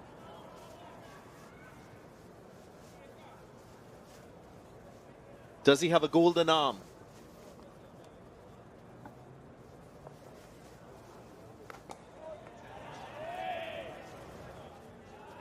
Start Duracell.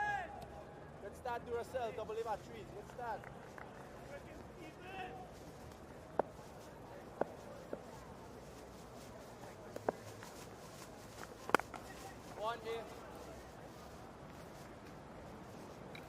Yeah, you mentioned the availability of the new ball. It's also a tea session coming up very shortly, so questions whether Brathwaite will take the new ball.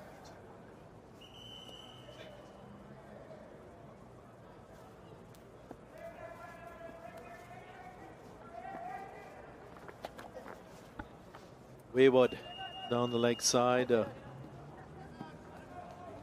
Good work from Jaden Seals.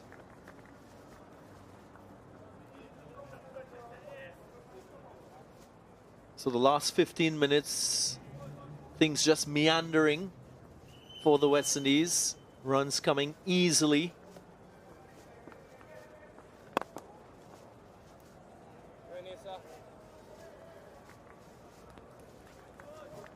Overall run rate, just over 3 for South Africa.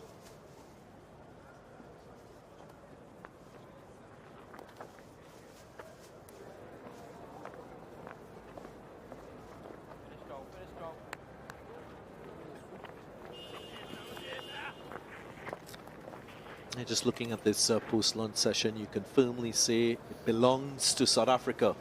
The manner in which they've batted, the West Indies only able to prize 1 wicket in this phase of the game. That will just set things up for the last session on day 2. Will be more pressure on Craig Brathwaite and his men. As the over comes to an end, 80 overs completed, 244 for 4. And we come to the close of this second session in the day. A session, as was mentioned previously, firmly within the hands of the South Africans. Temba Bavuma, the captain of South Africa, continuing his innings post-lunch and setting himself up for 3 figures, 80 at the moment from 165 deliveries. And he's found a reliable partner in Rickleton, 19 from 47, a partnership of 57 on the back of 2 previous 50-run partnerships as well. So just to reflect on the effort, Dorzi played a fine innings of 78 before he was dismissed by Warrican. And then contributions from Stubbs and Bedingham, but Bavuma continued where Dorzi left off. And at the moment, South Africa 244 for 4. 4 wickets falling, 3 of those to West Indian seamers. Warrican picking up 1 as well. 244 for 4, 80 overs bowled by the West Indians. So this is where we sit at the moment in this first test of the series. It's 244 for 4. We're going to take a break and we'll return shortly.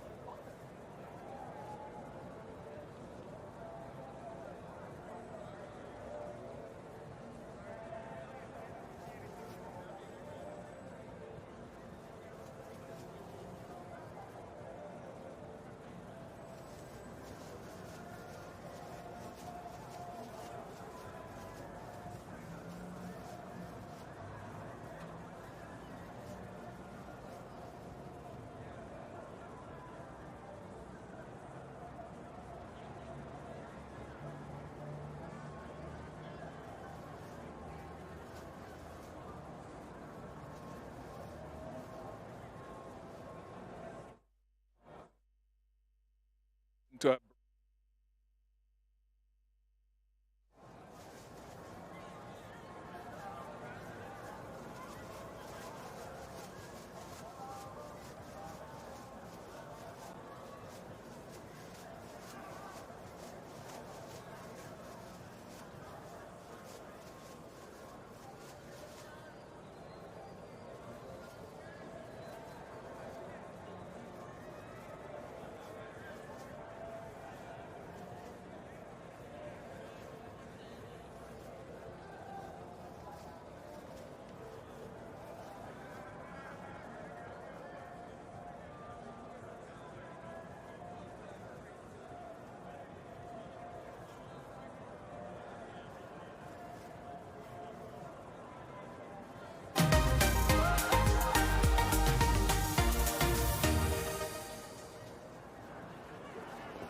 We're pleased to say bright sunshine still here at the Queen's Park Oval, and South Africa progressing to 244 for 4. Temba Bavuma, the captain, on 80, 19 to Ryan Rickleton. And there's so much hard work for the West Indian bowlers on this day 2. A wicket apiece for Roach, Seals, Holder and Jomel Warrican. A couple of overs from Craig Brathwaite and one from Alec Athanase. Of course, we're grateful that the sun continues to allow us to get 2 full sessions of play, and the highlight of which in the middle session, as Samuel Badri, of course, has joined me here, and of course, Vernon Philander, South Africa's quality seam bowler of not too long ago. That half century by Temba Bavuma. Give me your thoughts on what you've seen from him. Yeah, I think a couple of starts by the top order, and of course they'd have felt the responsibility that one batter had to stand up and really play an inning of substance, and you can almost sense that he's taken that responsibility upon himself here. He often drag people and make them force errors by settling his position on the crease. But a phenomenal innings once again by Temba Bavuma. He came in with the game perhaps a little bit in the balance, and you can just see he's trying to bat his team into a position of dominance. And heavily dominant on that offside with some fluent drives, lofted drives, which I think is something, Samuel Badri, that is noteworthy for his aesthetics as we have a look at some of his footwork. How difficult is that to combat as a spinner? Yeah, it's not something that we're used to here in the West Indies, batters using their feet to spin bowlers. So the spin bowlers who are operating, this would be strange to them, because when they operate in our first-class circuit, it's not too often that they are confronted with this challenge. But he's batted superbly. He continues that love affair with the West Indies. The last time he batted against the West Indies, he scored that masterful 172. So another half century on the cusp of another century for Temba Bavuma, and he's really led the way as captain and as one of their main batters. For sure, the West Indies, though, did have their successes, and that is also worth reflecting on. Kemar Roach, of course, with that wicket of Tristan Stubbs. Yeah, he set him up quite nicely. I think he came a touch wide off the crease, perhaps forcing Tristan Stubbs to play the delivery, which he didn't want to play. It was wide away from the body play. But again, the experience of Kemar Roach, he just cannot substitute at this level. A couple of soft dismissals to follow. You'd feel that at the Dorzi, you'd feel that he was the in-batter. He wanted to make a play, and of course, just before on the brink of lunch, giving his wicket away. So yeah, he'd perhaps kick himself because he wanted to really cement his place and, you know, get to the three-figure mark, but unfortunately not today. This perhaps the biggest disappointment for me of the day. David Begum understood a couple of deliveries before that. He got bounced. And I think the field placing made it clear that they were going to use the bumper ploy against him, try to hit it uppies, and also just fell just before the tea break. Yeah, 3 wickets going down today, 1 yesterday, so 4 in total. Could have been an extra one with Jomel Warrican. How challenging is it to hold on to this sort of opportunity? Well, here, none of these return catches are straightforward. Some are easier than others. This one was fairly straightforward, and Jomel Warrican, he too will be kicking himself for not holding on to that one. It was a full toss, it was a leading edge sort of from Rickleton, came back at decent enough pace and at a decent enough height, and yeah, that should have been another wicket for the West Indies to see the back of Rickleton and get the lower order and the bowlers in. But it's gone now. They have to forget about that. How costly will it be? How much will Rickleton go on to score? Well, time will tell. Yeah, Rickleton was on 8 at the time. He's moved on to 19. So as we look forward here with a new ball in proximity, what do you do, Vernon, coming out after tea? I can see the South Africans probably going to up the ante in terms of looking to be a little bit more positive against that new ball. We have seen once the ball gets softer how difficult it becomes on that surface. So I do feel that we're going to see a lot more intent from the South Africans with bat in hand. Of course, there's a window of opportunity with that new ball for the West Indies. If they can add another 2 wickets to that scoreboard, I still feel that they're still in this contest. There was that moment there then in terms of the pitch and the conditions with Jaden Seals, who's hustled and bustled, and that spell, Samuel, that he bowled to Bellingham. Yeah, he showed a clear game plan in terms of pulling his length back quite significantly. Prior to this spell, he was more on a good length and looking to bowl a little bit fuller. But this time he tested the technique of Bellingham, and he fell to the trap eventually. So the fielder was out in the deep. He persisted with that length and he got the reward. On that sort of surface, Bish, no doubt you would know, it's not easy work trying to bowl those short deliveries and getting any sort of bounce. Yeah, absolutely. The effort is there, and he's the quickest of the West Indian bowlers. Kemar Roach much shorter, slower, Jason Holder taller, but his pace has dropped significantly. So the short ball, I don't know, Vernon, but let's just look and reflect on that pitch map of Jaden Seals to see if we can determine, Vernon, yourself, anything that you can draw from it. Yeah, I think we all acknowledged at the start of play that it was going to be a pretty much a placid surface. They've gone to that back of land, that hard back of land, but of course, there's just absolutely no pace to work with. So the batters had great comfortability of playing him off the back foot, and of course, he had to change up. He changed up and he got his wicket in the big wicket of David Bellingham. I think the West Indies have, I think as much as conditions are in favour of the batter, I have to give Craig Brathwaite's men a lot of credit for sticking with it. Spinners, I know Moti's gone at a higher rate than he would like, but the seamers really have put in some good work, haven't they? Yeah, they've worked dutifully throughout the course of the day. They understand that this is not a wicket where you can blast guys out, so you have to be patient. The run rate from South Africa have hovered around that 3-run mark, which is quite different from what we saw across in England. Different conditions, yes, but you're right in terms of their disciplined approach. They haven't given too many free deliveries away. A few no balls from Kemar Roach, some indiscipline there, but overall they'll be pleased with the way they've stuck to their task on a difficult surface. Well, you just got to be patient. I know, Vernon, you're happy that you're in the commentary box and the condition unit rather than bowling on this sort of thing. If you were to be able to whisper quickly an approach that the West Indies perhaps could take, anything different in the final session of day 2? Yeah, I think for me, we spoke about it on air. I think it's the whole length, but then also to play around with the angles on the crease. You know, pose different challenges to the batsman, not just you're going to release it from one point. So for me, those release points, I try and play around with that, but key, that length. What's the minimum success you think the West Indies will be looking for? I think they want to get a 1 wicket quickly into this third and final session and then get a couple more. So 3 wickets. All right. Thank you very much to Vernon. Thank you very much to Samuel. And again, the sun continues to beat down here as we look above. It looks promising.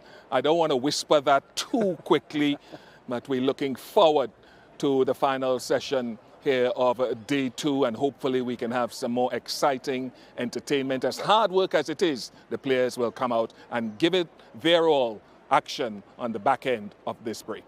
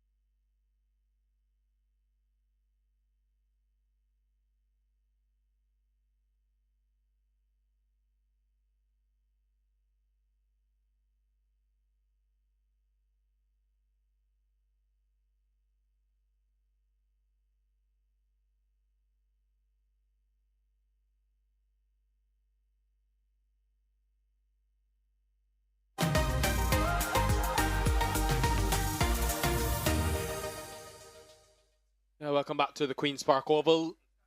Final session of day 2. Expected to be an exciting one.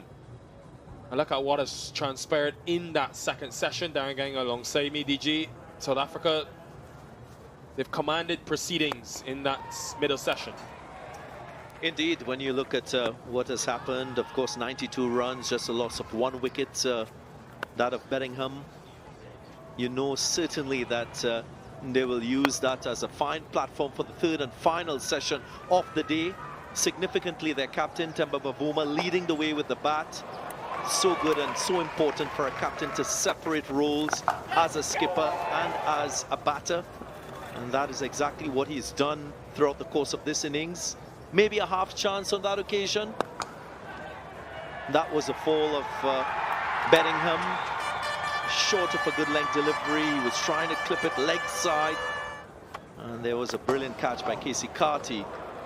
But apart from that blemish, it was all South Africa. Both Bavuma and Rickleton, they were in firm control of proceedings. Everything that Brathwaite threw at them, they were able to withstand and then counter-attack, more so from Bavuma. He was glorious with his driving through that offside.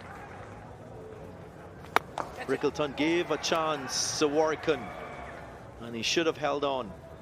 Just jumping with no stability, his hands in the wrong position. He was on 8 when he was dropped, but that hasn't affected the partnership. With 57 so far between these two, and very threatening.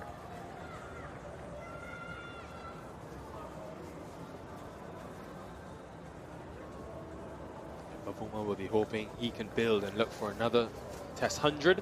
Brathwaite will be hoping for wickets.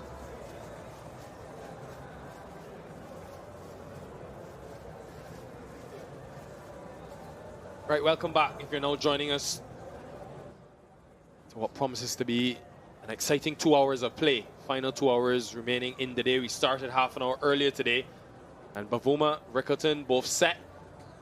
Will have the challenge, we think, of facing a brand new ball that the West Indies have at their disposal if they opt to take it. Several options used today, but if they do take that new ball, it'll be Roach, Seals and Holder who will try to extract some level of swing. They will be determined, the West Indies. It's an important session because if South Africa get to maybe 350, 380 by the end of today, they face a daunting challenge.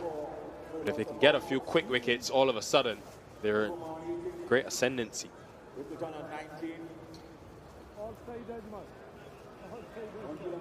We expect that Craig Brathwaite will take that second new ball straight away. One of the things upon reflection in that second session that I didn't see the West Indian spinners do was, of course, bowl from over the wicket. The two left-handers, they opted to bowl from round the wicket, and especially on a surface that is not offering a significant degree of turn, it's also a viable option to bowl from over the wicket. Just create the angle more so for the right-hander. So something for the spinners to think about when they get their opportunity later in this innings.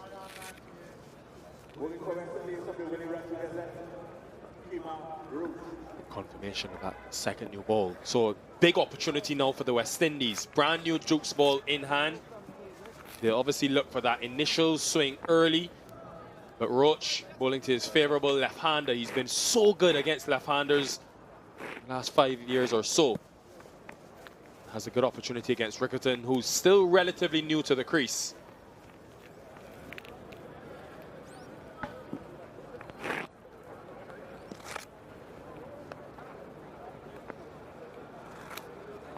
Look at the field deployed by Craig Brathwaite. Just 2 slips, umbrella-like, through that offside with a cover point, an extra cover, mid-off, and just 3 fielders leg side.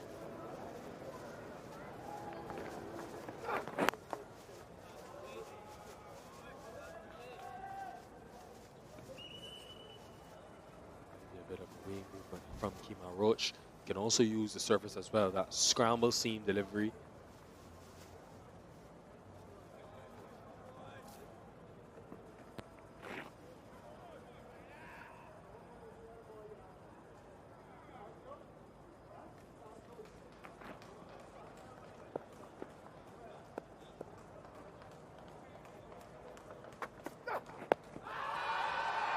Given the second new ball brings returns for the West Indies. They are having a think about the review. Just a touch straight from Kemar Roach. And Bavuma says no. Adjacent enough. Big wicket. Well, it was from round the wicket. Kemar Roach did this delivery. Project onto the stumps. Just over that right knee roll. So the height too might be a question mark. We'll have to look at that review. But for now, Ryan Rickleton, he's been dismissed for 19. The West Indies strike straight after tea. 244 for 5.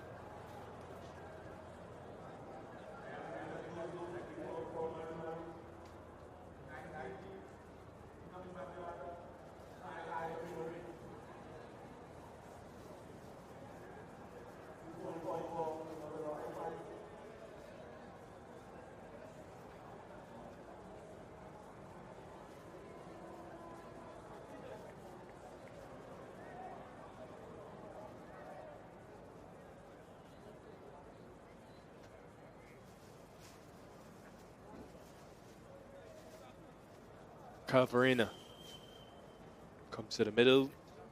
One of South Africa's better batters over the years, away from home.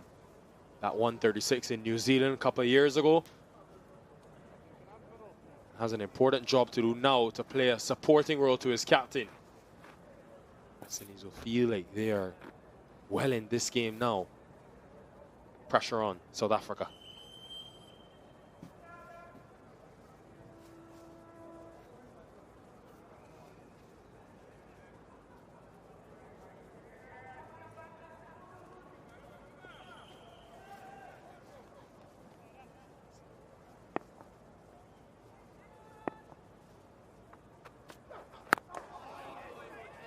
Definitely some lateral movement there.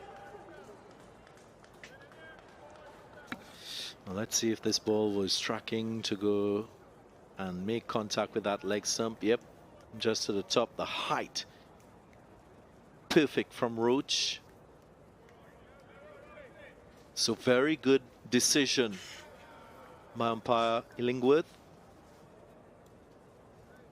The dominance by Kemar Roach against left-handers continues.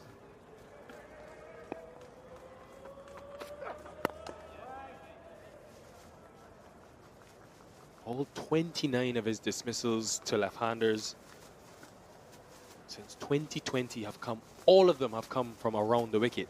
So he's found something that has worked brilliantly for him in the last 4 years.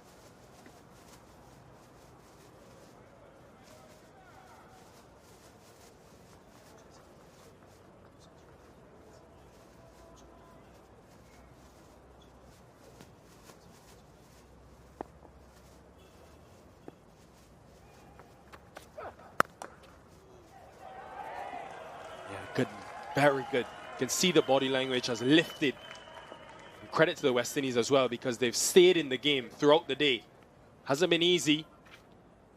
They've taken their opportunities in the field. They've been patient. But also, more importantly, the fielding has been good.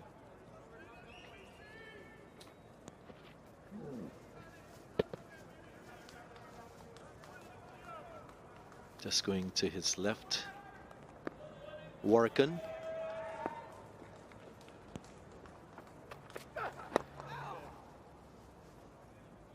Off the mark, Calvarina. First over after tea, a successful one for the West Indies. 2-4-5 for 5. We'll have to wait and see who partners Kemar Roach with his second new ball. Should be Jaden Seals. It getting deep into this South African batting lineup, the West Indian bowlers.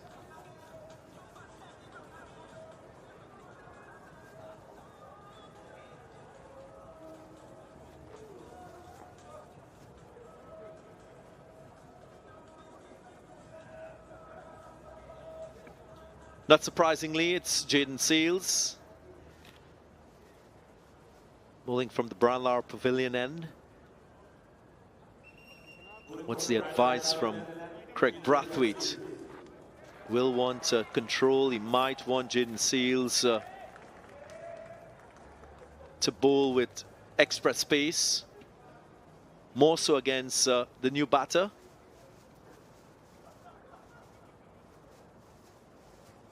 Kyle Verreynne, with the opportunity in this series to get a big score.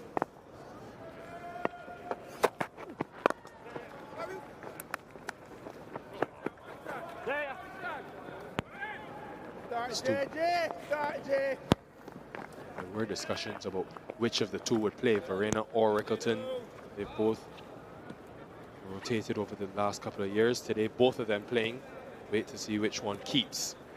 But big opportunity. Verreynne's always done well away from home. Couple of 50s in Australia, the big 100 in New Zealand. But last 4 test innings, he hasn't got past 20. So this is a big opportunity for him. And probably will need to score with some level of intensity as well as the game continues late on day 2.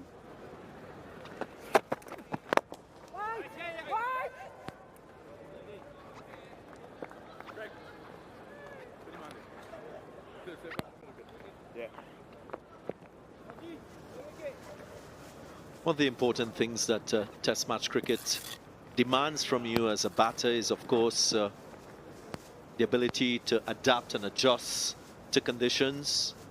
Make the point, Nikhil, about him performing well away from South African conditions. Speaks to his cricket intelligence and his versatility as a player, which is so important.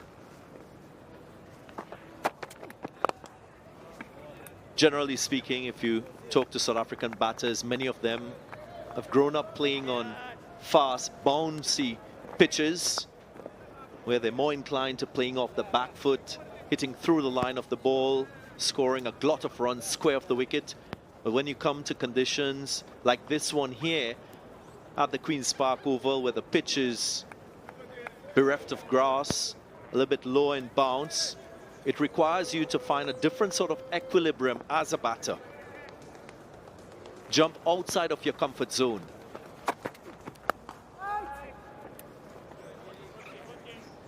That is exactly how the very good batters in world cricket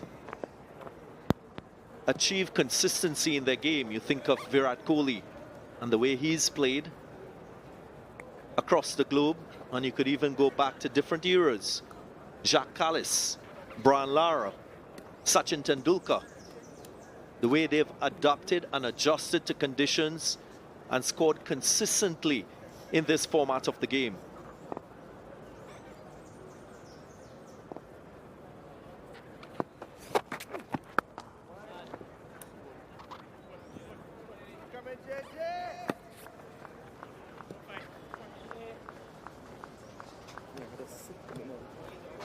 Jaden Seales, his father, did say how much it meant to him to be running in at the Queen's Park Oval, a place where he's played more than 10 years of club cricket here, as well as first-class cricket for Trinidad and Tobago.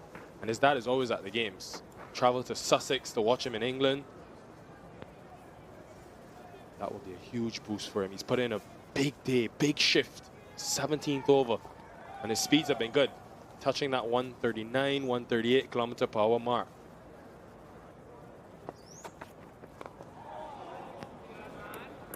Things happening with this brand new ball. 2-4-8 for 5. Keep going, man. Over ball. Good boy. Good slider. Miss it.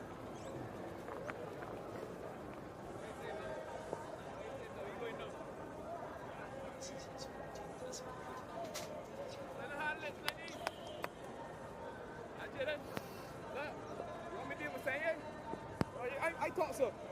I thought so.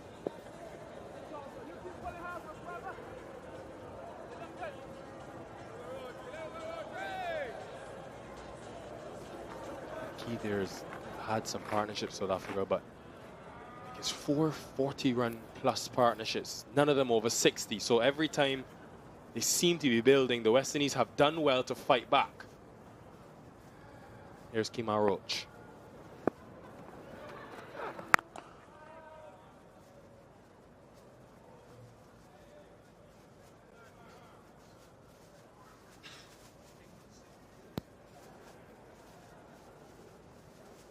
Will be handy for Craig Brathwaite and his men to prize another wicket here. Expose the likes of Vian Mulder, maybe Keshav Maharaj in this last session of the day.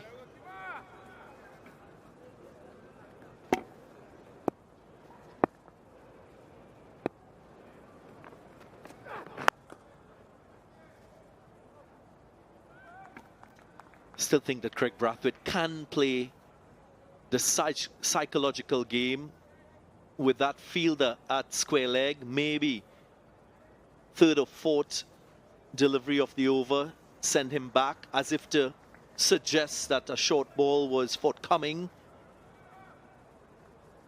That is what this format of the game allows you to do, to toy with batters, plant a seed in their minds, distract batters.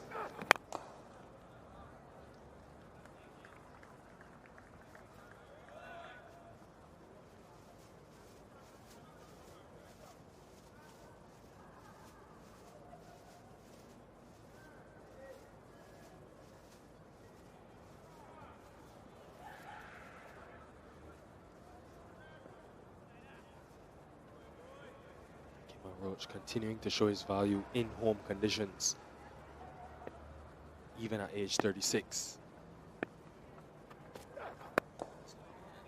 He's got his only 10-wicket haul here at the Queen's Park Oval against Australia. He's got a couple of fifers as well. Just continues to evolve the control.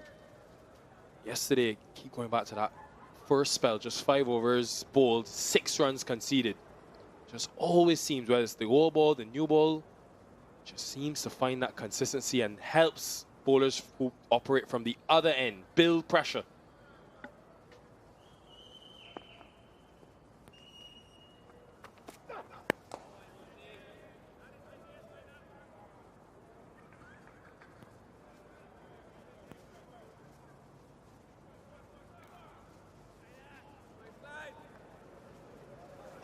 Seen a few of the deliveries, line straight, wicket to wicket. When will he use the scramble seam to get the ball to go straight?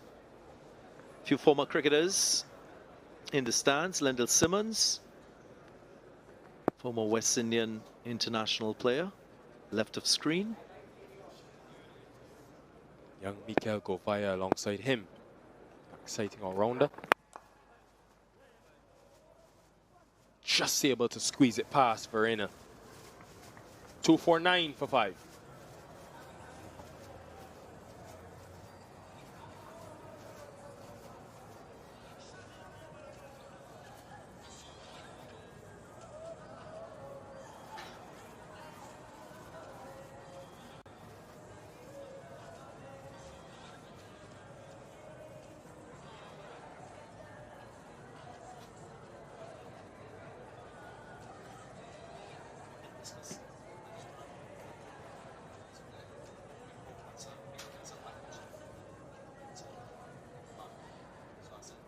$249 for 5. Haven't been able to take a large volume of wickets to West Indies, but they've controlled the scoring rate. It's been at 3 and over, hovering around 3 and over throughout day 2. And it has put a degree of pressure on South Africa because they would have wanted to at least be 270, 280 by now. Here's Seals.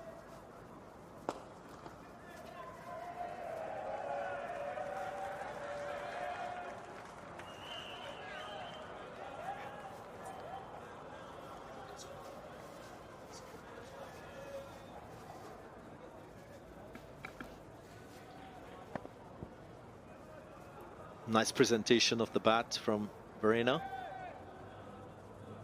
Nikhil Another important aspect of Test match cricket is to ensure that technically you're sound, whether you're a bowler or a batter, and that the fundamentals of your game is sound for you to face any of the challenges. From a batting point of view, of course, if you bat in the top 5, top 6, so critical for your game to be able to counter spin, to be able to counter pace, as is the case here with number 5, number 6 batters having to face a second new ball, very similar to the role required from opening batters in Test match cricket. So it's very challenging in this format, and that's why you've got to be well equipped technically.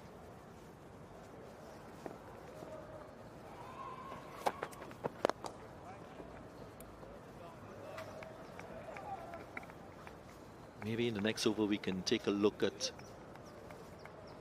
some of the things that we've discovered from a technical point of view.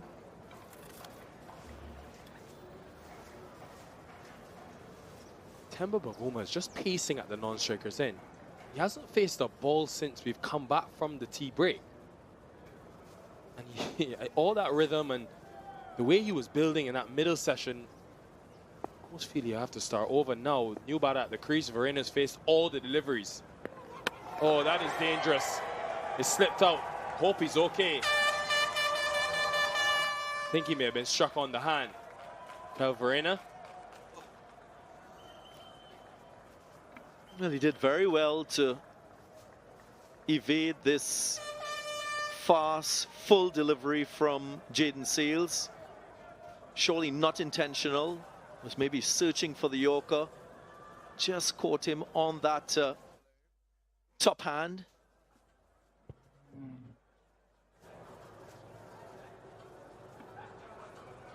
That's surely painful. Will seek some attention. There is that apology from Jaden Seals. Hopefully it's got him on the padding of that glove and hasn't missed, because Kevin Sinclair in that England series for the West Indies was struck just above the band, or actually on the band of the glove. Picked up a small fracture in that forehand, so they'll be hoping Verena hasn't actually made contact with that forearm. Yeah, on the padding. Fortunate.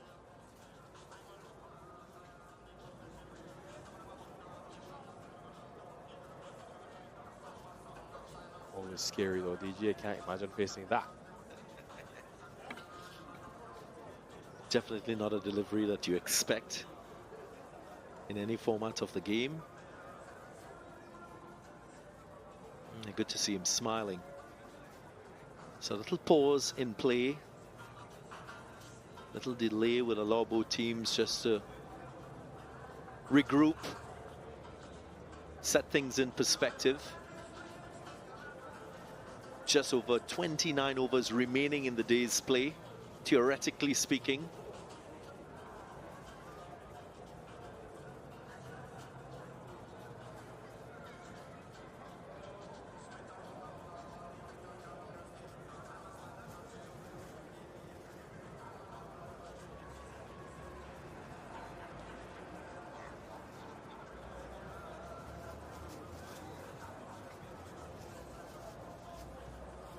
Good signs.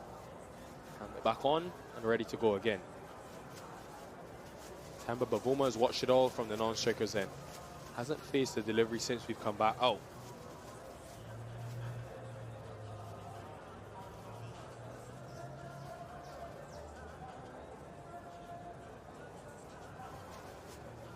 Just sense that both teams want to get a move on now as we close the day, as we get to the end of day 2. Who will be in that commanding position? South Africa, if they can get close to 300 or more.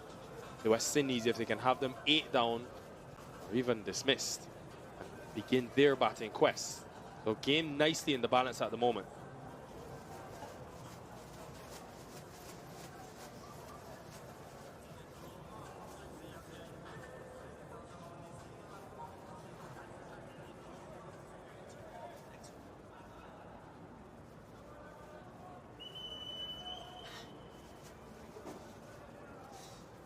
Really like this. This is exactly what I made mention of in the previous over, just using the deep square leg. Opted for the short pitch delivery. And it will send a signal to Verena that Jaden Seals is quite capable of getting the ball head high. He'll think twice about pushing that front foot forward early.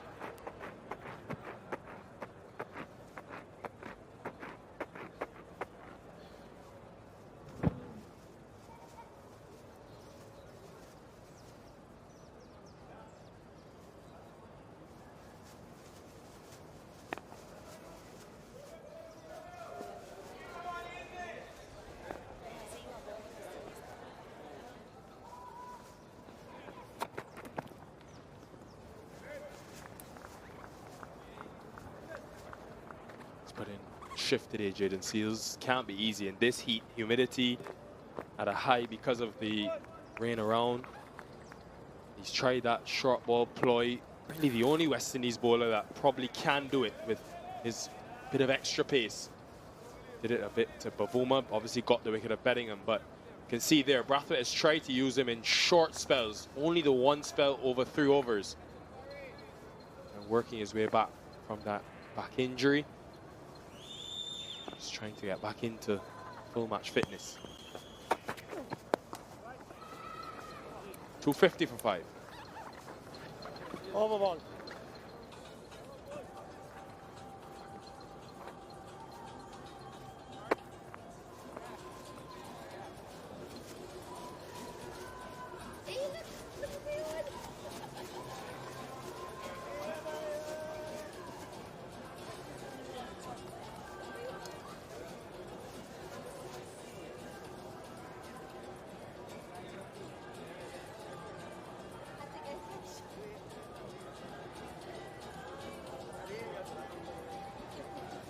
Very heartening to see support for the West Indies here at the Queen's Park Oval. Don't get a lot of international cricket here. We've had a lot at the Brian Lara Cricket Academy, so to have cricket return to town, see people coming out is encouraging. Roach will continue.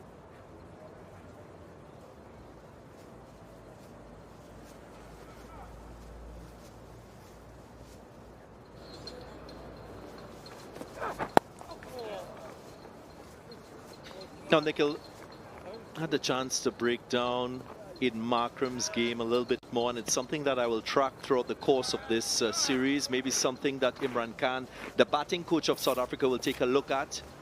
Looked at him technically in his innings. Of course, he was dismissed on day 1, but it speaks to the point I was making earlier about players having a sound technique and ensuring that they polish that technique throughout the course of their career.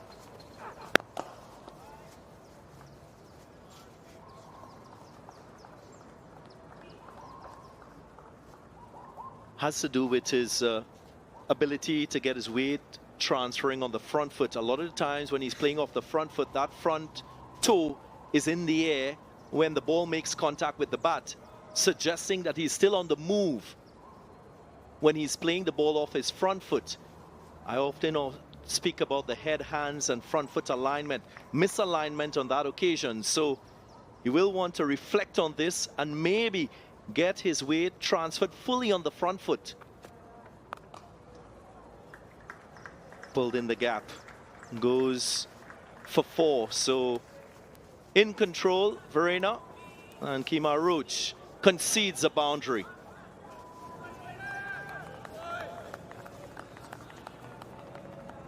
Just try the change up, Roach. No pace in this surface though, easy for Verena.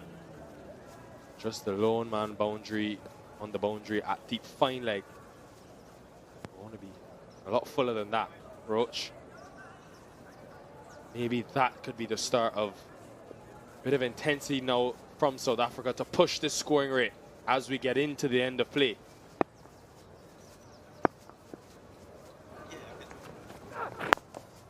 Yeah, just staying with that analysis, what you don't want to be doing is, of course, playing the ball on the move. You want to be either forward with your weight or back. And we all know that Aiden Markram predominantly is a back foot player, so he's much more comfortable playing off the back foot.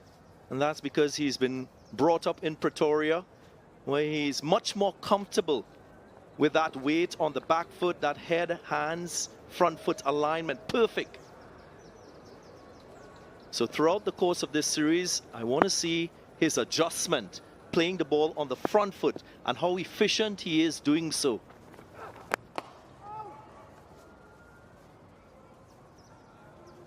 That's the type of adjustment you're required to make as a batter in Test match cricket, to align with the conditions, to get consistency with your game, with your run scoring. No consistency there with Kemar Roach on his front foot no balls. When he's looked for that Yorker, he's just breached that front line. Roach.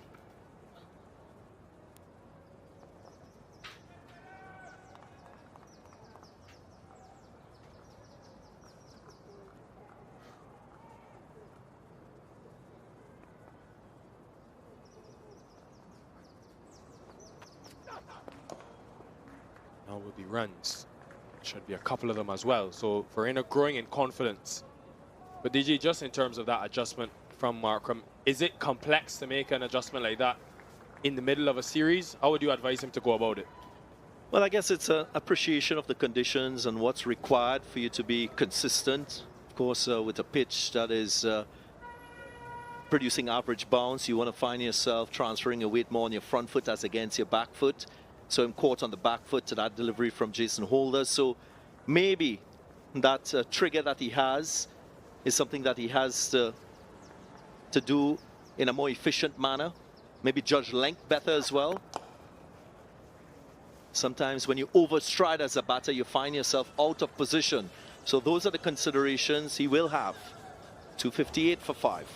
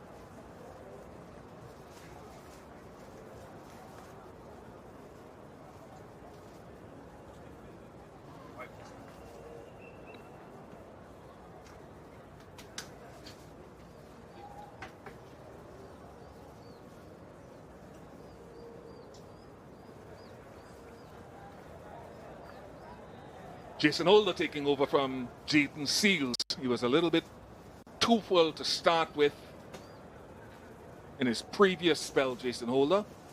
Unlike the first ball he bowled in the game, which was the ideal length. Let's see how he starts this one with a short forward point in play.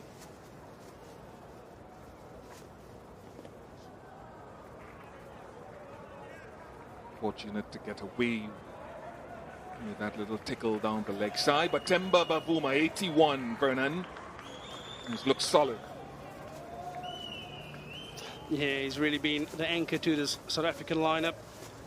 Again, identifying that one of those middle orders batsmen will have to convert. There has been a couple of starts, of course, the Dorzi, Bellingham, and he will feel that he needs to get to the 3-figure mark to get his team into a commanding position. But what I really enjoy about him is the composure that he has shown. Yeah, he loved playing against the West Indies. Of course, bringing a lot of confidence into this innings, having scored his highest score against this very opposition. But he just looked like he's a completely different player.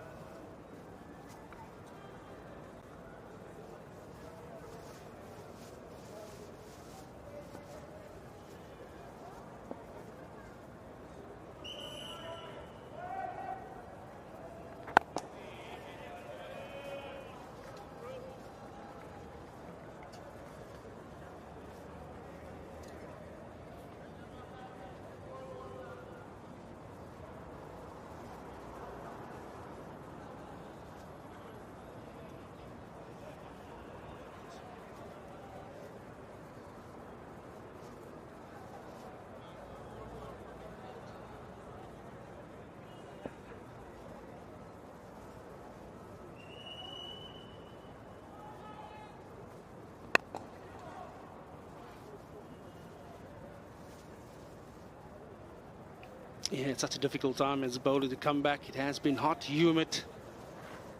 You feel that energy levels will be right down, but at this juncture of the game, Captain Craig Brathwaite, he needs another big effort from his tall spearman, Jason Holder.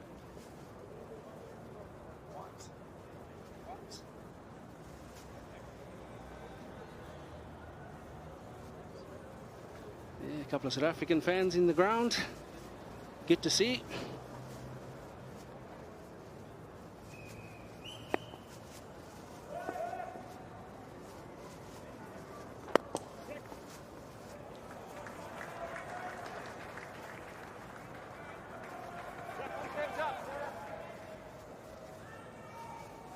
Three taken. Yeah, you can see it's a definite ploy by the West Indies. Of course, Cal Verreynne, he's had his troubles with an LBW, but just a touch too straight on this occasion from Jason Holder.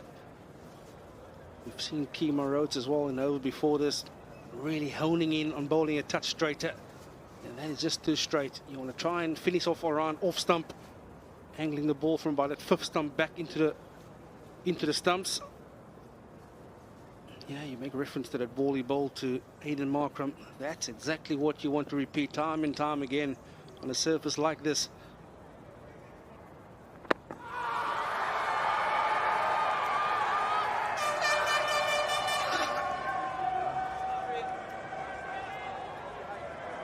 Height is the question. It is reviewed.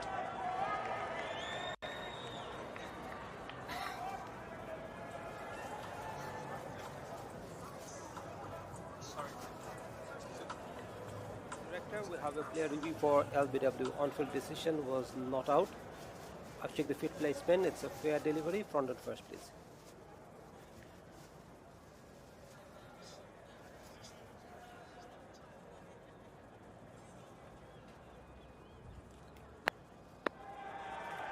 Ball happens to be passes close to the bat. Can I have Alvarez to confirm if there is any bat involved? Rolling. Roll it through. Flat line as the ball passes the bat. Satisfied. No bat involved. The ball tracking whenever it is ready, please.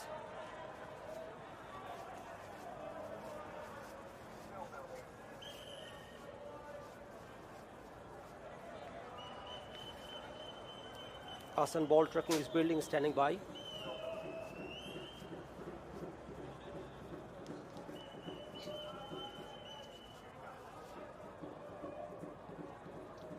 Ball tracking coming up. Pitching outside off, impact in line, wickets, umpire's call. Hassan, you will be staying with your not out decision. Stand by. You're on screen, signal now. Decision confirmed by Ihsan Raza. Umpire's call. I'd come back to that actually for a couple of reasons. 2-6-2 for 5.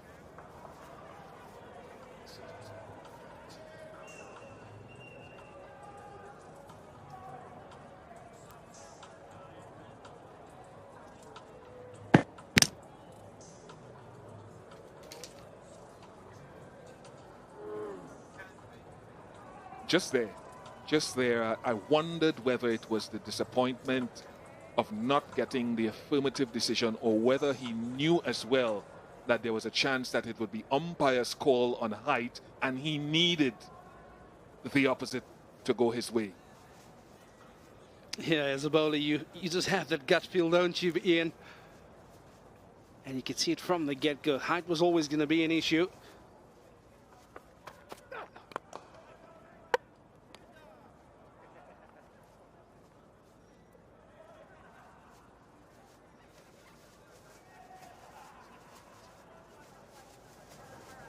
So often, to your point, Vernon, it looks like with Verreynne that he can get across the front leg, and looking back at a number of his dismissals across his career, he doesn't get that far forward either.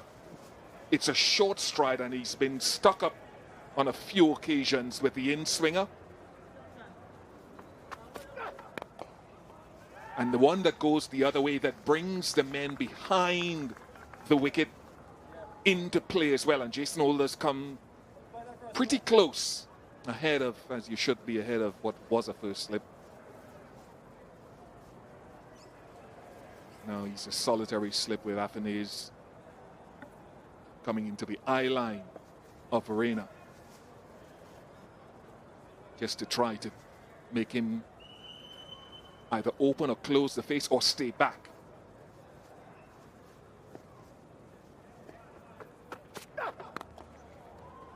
That's the outside edge that'll run away for 4.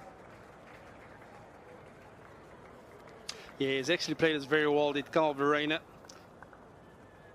Identifying that they'll be targeting that stumps with the ball coming back into him. Really just allowing this one to come to him, not prodding too hard at it, playing with soft hands. And the ball stayed all the way on the carpet through that third man region.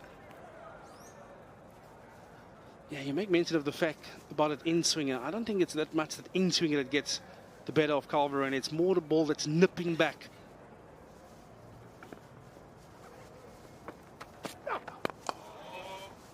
And that's exactly what I'm talking about. If that goes off the seam, he's in trouble. Because he plays it with a bit of a square bat, which means there's all the reason for bowlers to be excited when they bowl that line to a Calvarena. Yeah, you can see the wobble seam just nipping back a touch, but just look at the angle of the bat that he played it with. The face is completely shut at point of impact, and that is why bowlers target that front pad of a Calvarena.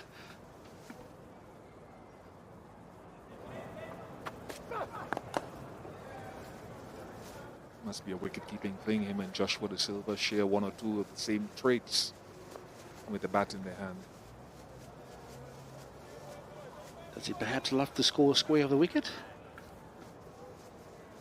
I don't know if it's that, or they fall across, or they open up the right shoulder very early. Joshua De Silva does open up that shoulder and gets the right shoulder coming through and fall across the stumps. It's something he has battled with, and at times has battled well with it.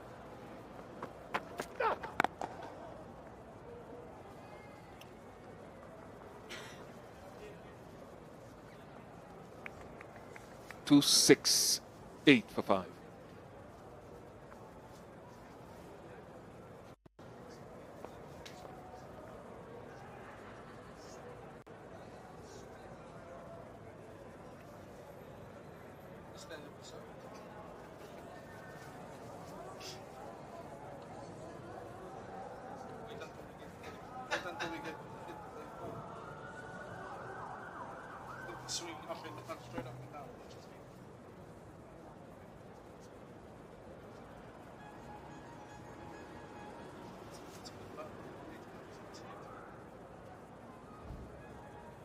That looks like the end of that spell for Kemar Roach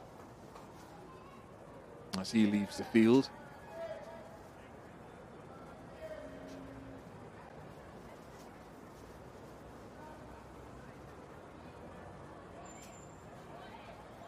Four overs in that spell, 1 for 16. Very good. Very good. Apart from the first ball he bowled in this spell, full and down the leg side, he is back on his length, and even Temba acknowledges that delivery. Yeah, this is the conventional Jason Holder that we're accustomed to, swinging the ball away from the right-hander. But he's created an element of doubt in the mind of Temba Bavuma about nipping the one back. Now it's mind games. Which one do I play and which ones do I leave alone? And that's exactly where you want the batsman from a seamer's point of view when you have Neil Goon in hand. Watch for the scrambled seam, which usually nips back in.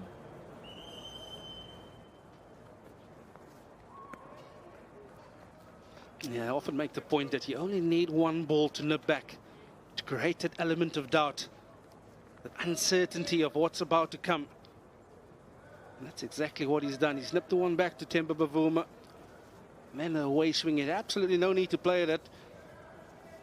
But it's that one ball that creates the element of doubt.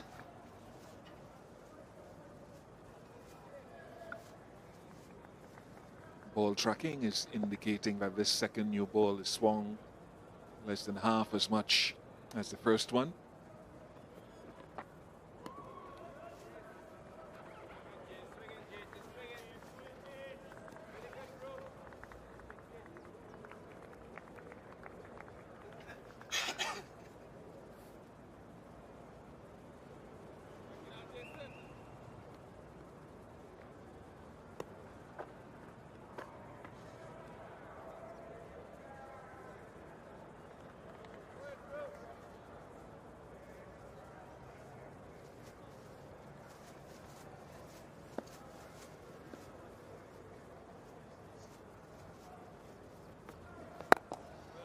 Yeah, this is testing.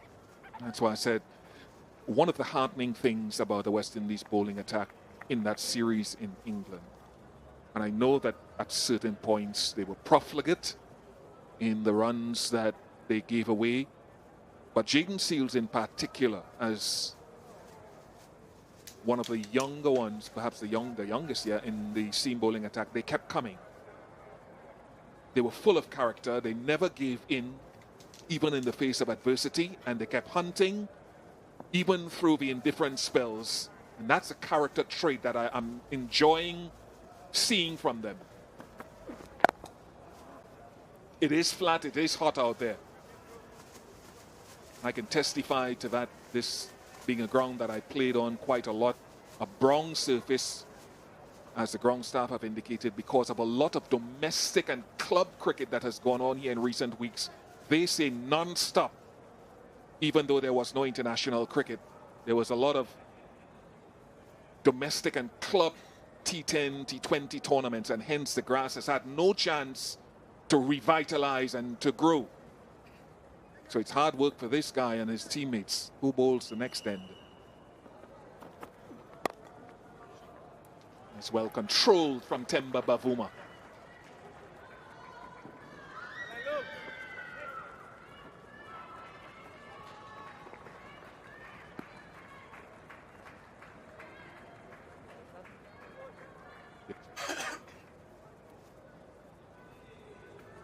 Yeah, I think he's done relatively well because it's right below us where we're sitting. Satisfied? It's runs. Yes, made some good ground, and I think he's done well to save his team one run.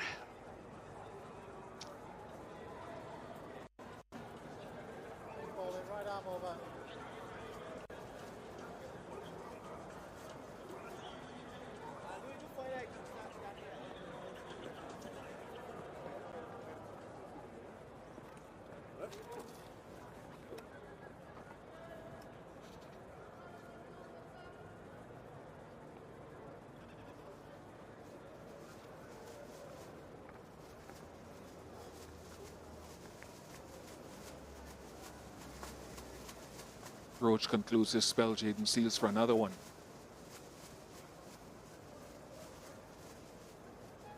He's bowled with good control so far. But this is as important a spell as any of the others that he's bowled in this test match. With Bavuma set, Verena trying to get himself set and coming towards the end, the back end of day 2. Yeah, I really enjoy the attitude that Jayden Seales has shown. Every opportunity he had with ball in hand, really running in hard. And you get a feeling that this is a window of opportunity. The game is in the balance. If you can knock a Bavuma over, you'd open up one end.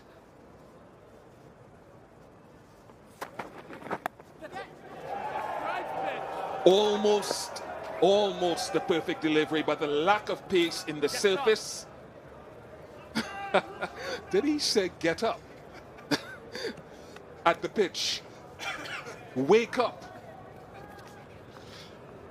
Yeah, we've all been there. A beautiful seam-up delivery. Got to produce a false shot from Temba Bavuma. But because of the lack of pace in the surface, this does not even carry nowhere near first slip. Yeah, there we go. Come on, man. Give me something. Yeah. Just a bit of pace.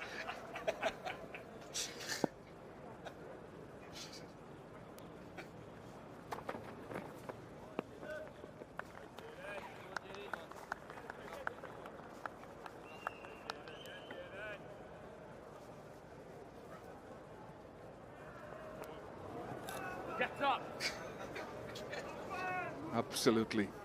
Get up, he says.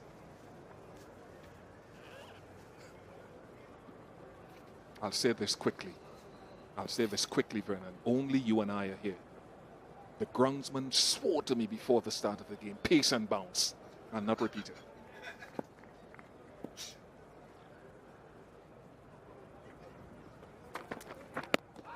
Close, goes up, finger goes up.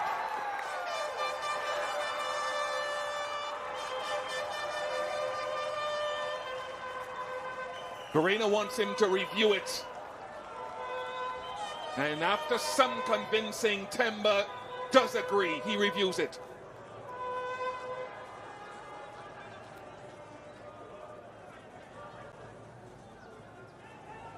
To director, we have a player review for LBW. On-field decision was out. I'll check the fit placement. It's a fair delivery. Front on first, please.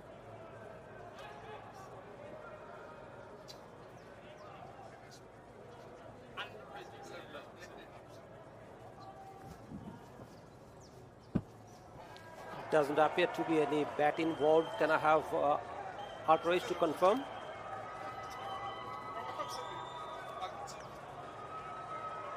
Keep rolling. Roll it through.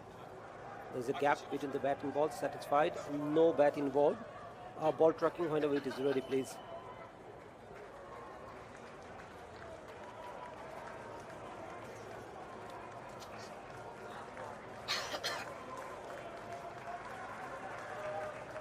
Early ball tracking is building. Stand by.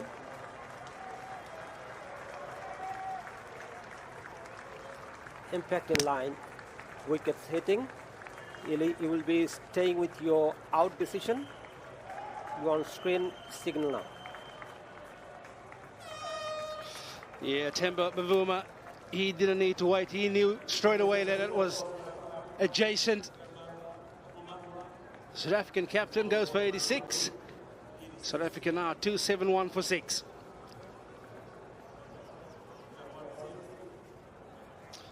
Yeah, that's a reward for some excellent bowling. He's gone full. The swinging delivery is what has done Temba Bavuma on that occasion, and that's what it means. He asked the surface to get up a couple of balls ago, and on this occasion, he's got his joy. I think he asked the surface to wake up and decided to take the surface out of play because there was no life in it.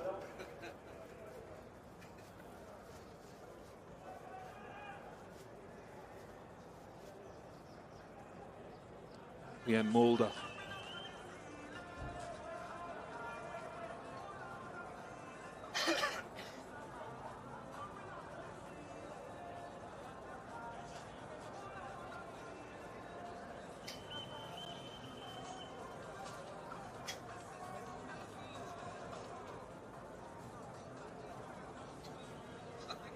I could hear someone in the concrete stand, as we call it, Vernon, right next to our commentary box saying, "Umpire, thank you." I thought he was saying umpire Sang Yu, who was still one of the more famous umpires back in the day here in the West Indies cricket.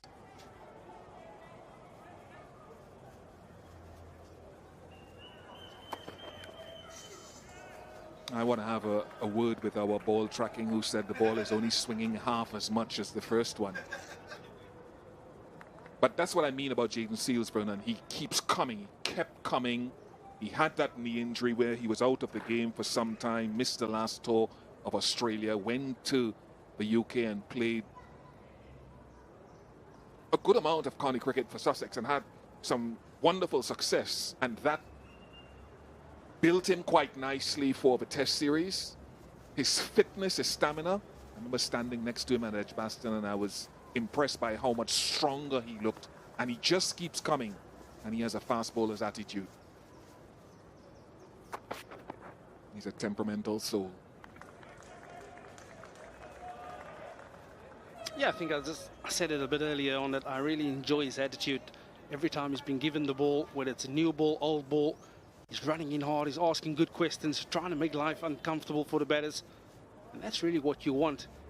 I think a great deal of that learning, like you've just mentioned, the county setup, it's almost the perfect place for bowlers to go and learn how to bowl spells, because they do put you through your paces at county level. But it's good to see that a youngster like this could have learned from it and really come to put it into play at this level. Very good swing. Ball tracking, I need to have a word. 271 for 6.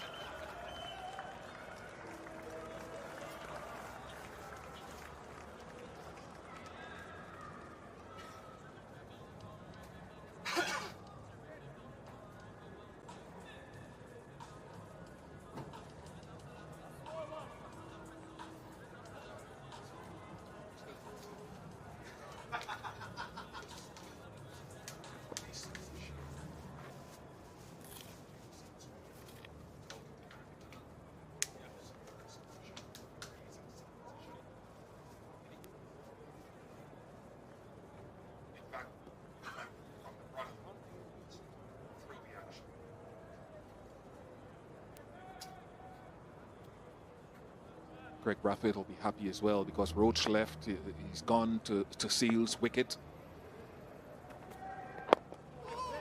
Squared him up here again. Jason Holder's been good. Didn't think he was his best version of himself in England after that first test. But in hot, trying conditions here, he's been very good. Yeah, you talk about Craig Brathwaite. I've been really impressed with how he's kept in his troops. Very often you could wait for a little bit later on in the day to bring your quicks back, but he's identified that now is that moment. Yes, Jaden Seals' workload would almost suggest that he needs a bit of a break, but he'd perhaps gone to him and said, listen, I need 2-3 overs max out of you. Because if you can knock 2 over here for me, you could open up the game completely.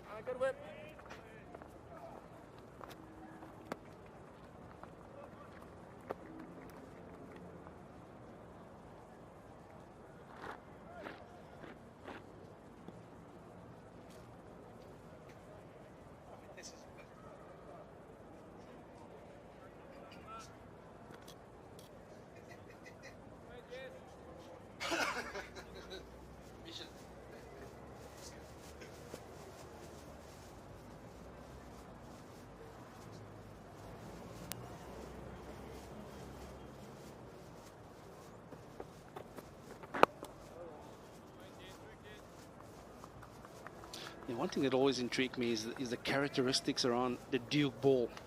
How when you bowl with a brand new Duke ball, it doesn't often swing, but about 5-6 overs in, how it just suddenly starts swinging and be a little bit, predominant towards the one end. You just get a sense that they're working on that ball because they've obviously sensed that there is a bit of swing on offer. They've utilized it pretty well up until now, but like we all know, that Duke ball you have to use in the first 20 overs. 20-25 overs.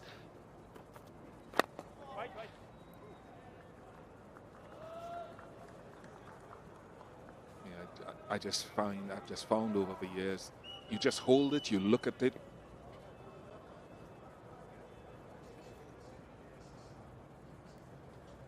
I know, I'd say this is an old one, but I just look at it, the seam position, and it just looks and feels much better than the other version that they use in some countries in the West. I won't call the name, I'm not allowed to name check. But the seam is just so much more proud. Good from Mulder. He's been playing some cricket in the UK. Vitality Blast and one championship game. He played here in Jamaica in the T20I series, and he can play. Yeah, he really loves the shot. It's another high foul play. You can see how he gets tall onto his feet. Really just dropping at length, just a touch short from Jason Holder. Beautiful shot from Vian Mulder. Gets up the order, doesn't he? In Gauteng, he can get up to 5 in the order, 4, 5, 6.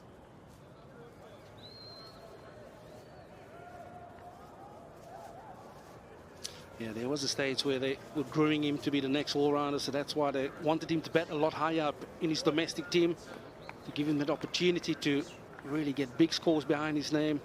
Bat time.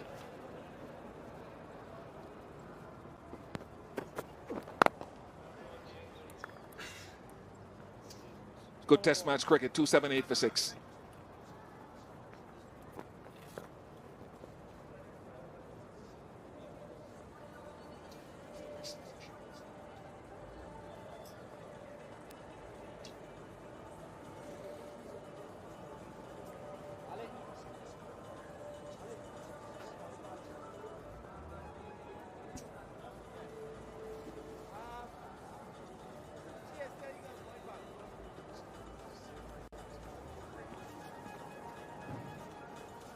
Boko Reef, of course, part of the scenery of the aquatic life in Tobago, the sister isle. Don't know if you've been, Vernon, but I've never known anyone, I have never known anyone to come to the Twin Island Republic, visit Tobago, and come away disappointed.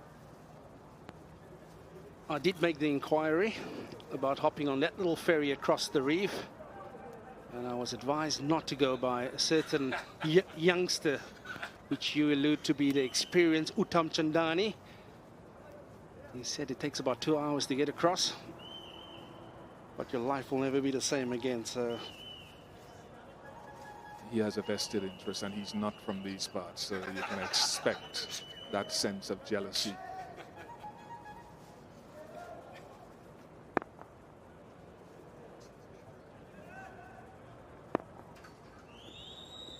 Seals.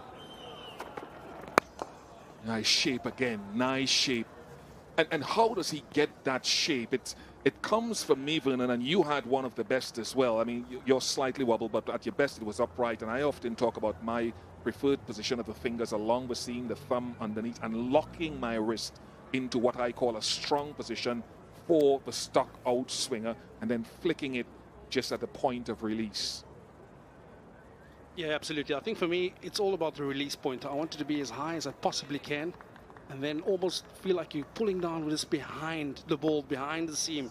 And that's where you get the revolutions on the ball, and then obviously get it to zip through the air. So at no point did I want to break my wrist at point of delivery.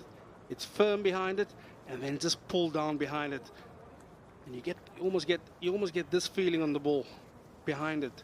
But yeah, the release point is really get those two fingers right behind the seam and then rip behind it, down behind it. So yeah, that's the release point. I'm sure that Jaden Seals is being able to execute at the moment, and that's why he's getting that movement through the air. You have to forgive Vernon there. Our chairs are a little taller than Vernon is accustomed to, so the ball went out of shot of the cam occasionally. He felt like Curtly Ambrose sitting on that chair. Oh, that's the variation. That's the variation. And you could see Mulder's animation with his hand afterwards. Yeah, there again. That's the one that swings in. Yeah, and funny enough, all he had to do was just change the ball around in his hand, and it'd have gone the other way. You can see Vian Mulder, you set him up for the ball, it swings away. And there you can see the shiny side on the inside on this occasion. And that's why the ball's gone the opposite way. Yeah, beautiful load. He's strong at point of release.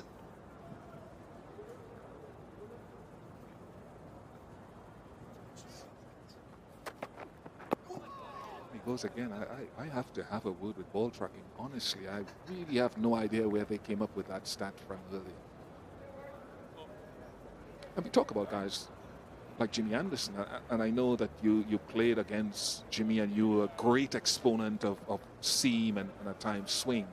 But he really has developed that one coming back in to supplement his outswinger with an additional shaping of the wrist and the changing of the shine. Yeah, I think very often Jimmy, he would almost give you a bit of a visual clue by jumping out a little bit, but he's just breaking his wrist a little bit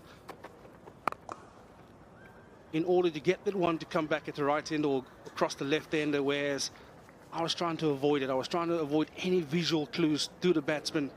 And that's why it was so important for me to pull down behind and use that wobble seam from time to time. I mean, if I don't know which way it's going, good luck to the batter. My question with him, right, this guy, loved him from the time I saw him in under-19 cricket. Thought he was ready. My big thing is he's such a wonderful test match bowler. How do you keep him available and playing over the next 10 years for West Indies in test match cricket? Because we all know what the obvious options are. That's ahead of us. 280 for 6.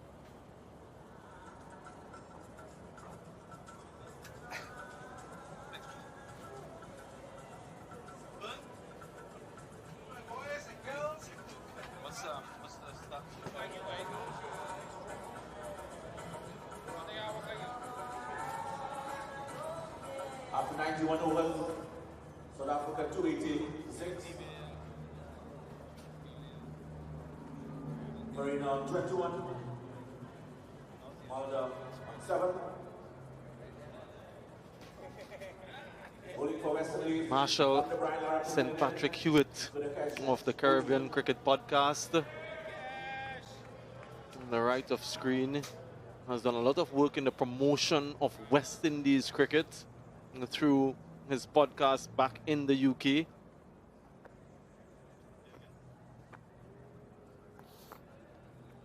"11 overs with the new ball." We see the reintroduction of Gudakesh Moti, none for 81 from 21 overs. Don't expect him to get much turn, didn't get too much turn with that previous older ball. And just be looking to slide it on to the right-hander, target the pads and the stumps. Yeah, that's way too short, inviting for Mulder, and he wouldn't miss out. All the way for 6. What a welcome to the attack for Moti. Yeah, he's been expensive, Gudakesh Moti, and starting off just too short. Easy pickings for Mulder.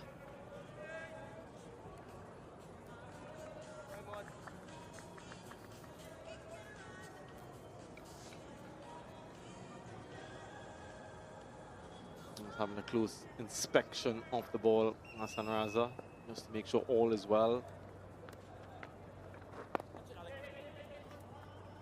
An unbeaten first-class double 100 for Vivian Mulder, so he has shown in the past the propensity for big runs back in county cricket, playing for Leicestershire. So he can do some damage with the bat.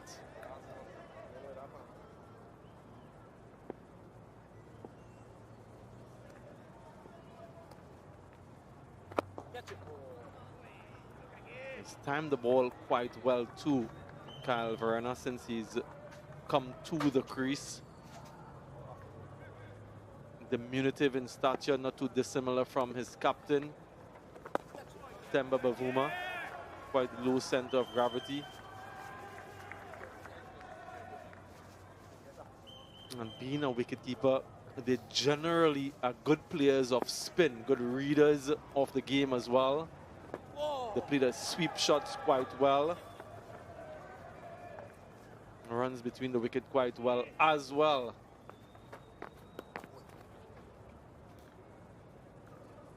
As we saw earlier, his challenge will be where pacers are bowling. Just tends to get into position quite early, turns the bat.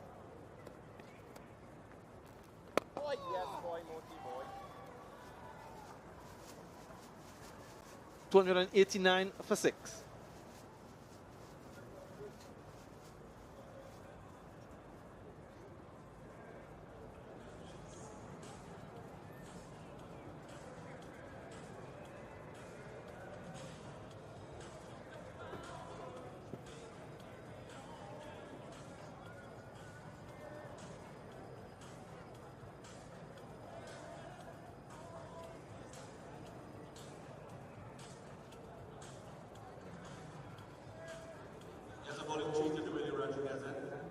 There's some decent enough partnerships all the way through for South Africa. Hoping for another one to continue to build. We'll be trying to look to get as close to that 400 run mark in the first innings as possible. Still some way away. Jason Holder and West Indies will be looking, no doubt, to get a couple wickets more this evening.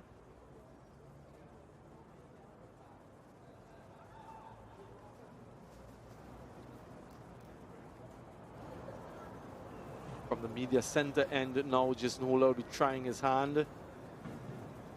2 slips in weight, deep point on the boundary.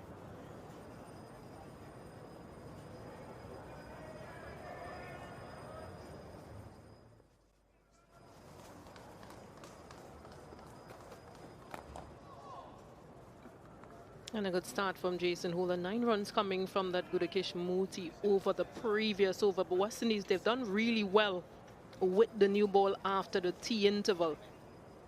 We've picked up those 2 wickets, that of Rickleton and then Bavuma. Another partnership on the verge between Varina and Mulder.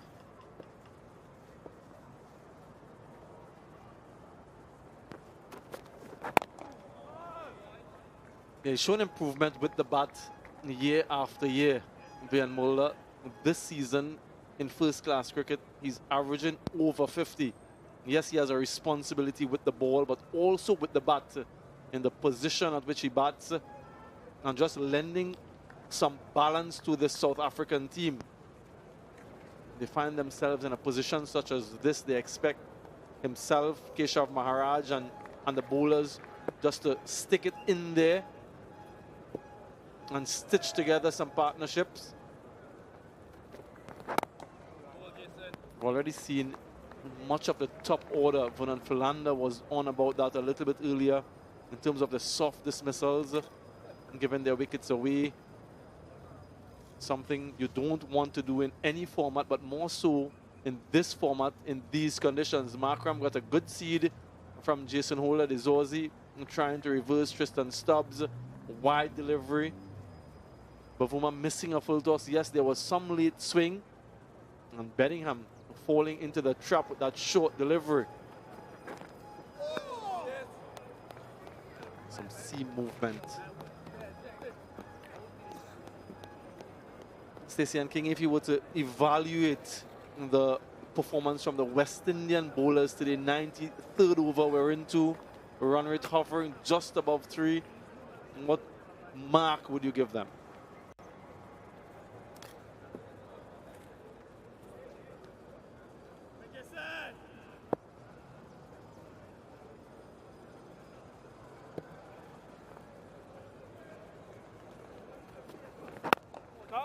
Yeah, I think they've done well, West Indies, to come back after tea, but that first session, those 2 first sessions earlier, definitely think that South Africa, they've done what was required in terms of building those partnerships. Just the 1 wicket for Jason Holder.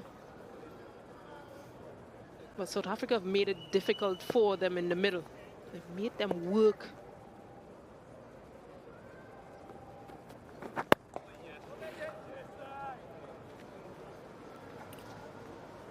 Yeah, maiden over from Jason Holder. 49 runs for 2 wickets in that hour's play. And we'll have a Blue Waters drinks break.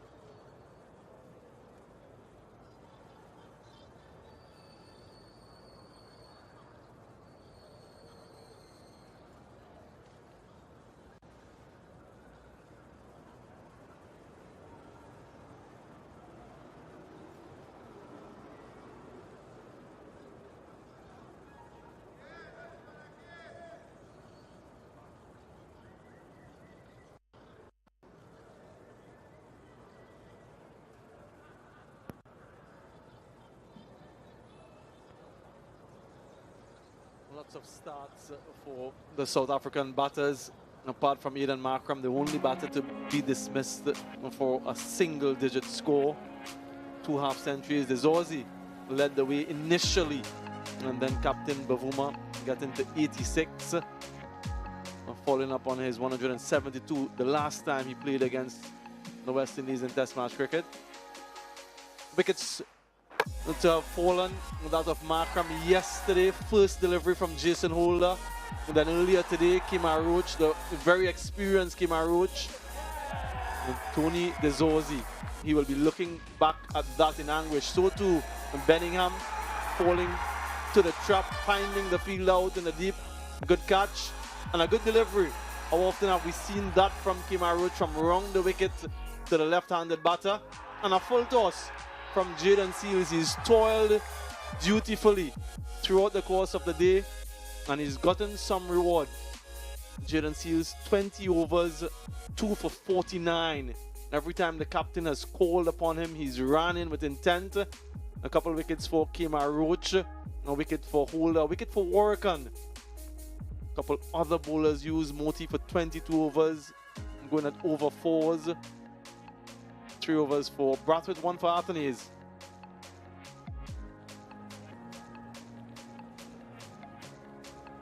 $289 for 6. We're heading into the final phase of day 2 here at the Queen's Park Oval. First test match, first of 2.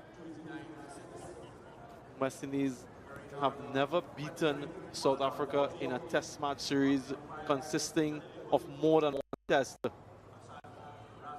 Many people remember that famous 1992 test match victory in Barbados. What a day that was.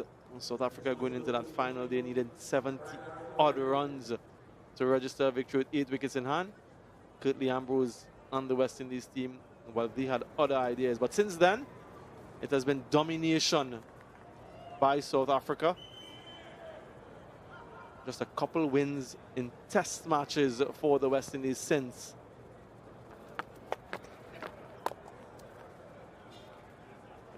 Last time South Africa were here, they blanked the West Indies 2-0. West Indies went across to South Africa last year and blanked there 2-0 as well.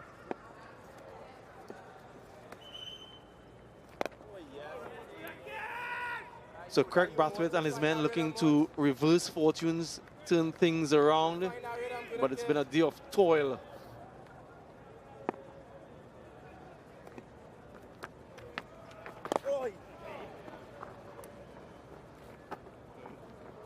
Haven't seen the consistency that we've come to expect from Gudakesh Moti.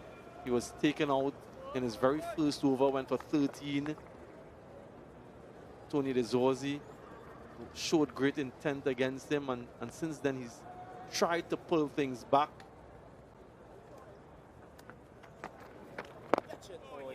Has been the standout spinner for the West Indies in the recent past across versions. T20 cricket, ODIs, he's been good. Test match cricket, he's the leading spinner. Huge shot. On with the arm. Hassan Raza raises his finger, and straight away there is a review.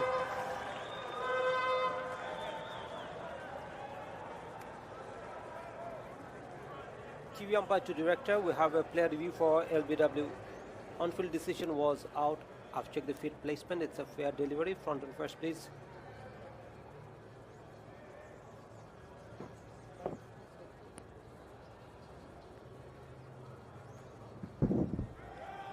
Appears to be there is an inside edge. Can I have ultra edge to confirm? Keep rolling. Yeah, just roll back once again. I can see there's a gap between the bat and pad, and ball is next to the bat. I can see a spike. Satisfied. Ball has made contact with the bat. Hassan, you need to change your decision. You're on screen. Signal now. Yeah, decision overturned. Celebrations from the West Indies and their fans short-lived. No success yet for Kishimoto, and he'll have to try again. But that's exactly what he was trying to do. Wide of the crease, angle the ball back in. 290 for 6. He'll try again shortly.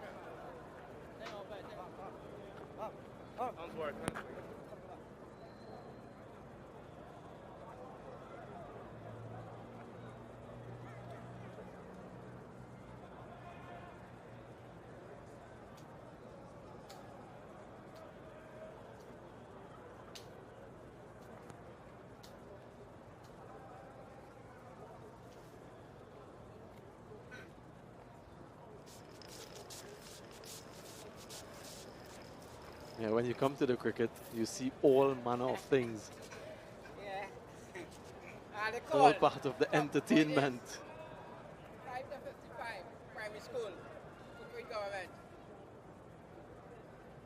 Yeah, that celebration from Kishimoto and the West Indies not bearing fruition. Jason Holder will continue.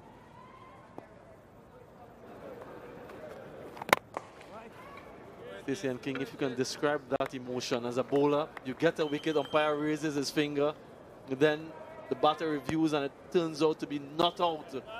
How frustrating is that?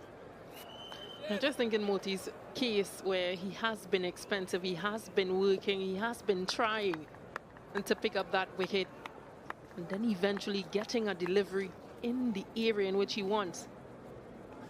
But just that spike, it would have done his confidence a lot better going into the rest of the afternoon session. But he'll have to continue searching.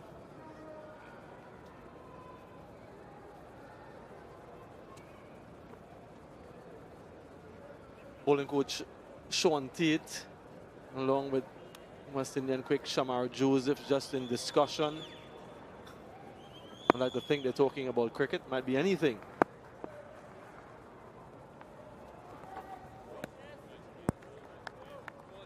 Probably going to Guyana next for the second test.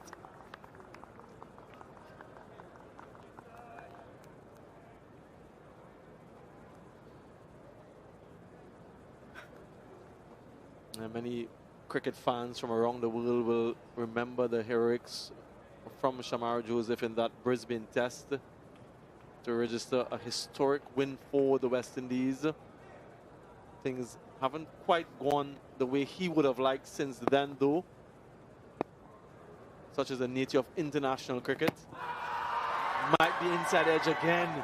Huge shout from the West Indies, albeit a little bit muzzled. Not interested, the umpire, and no review from the West Indies either.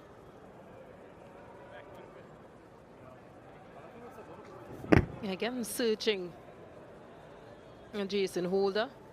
It does seem to have come off the bat, that inside edge. Yeah, confirmation.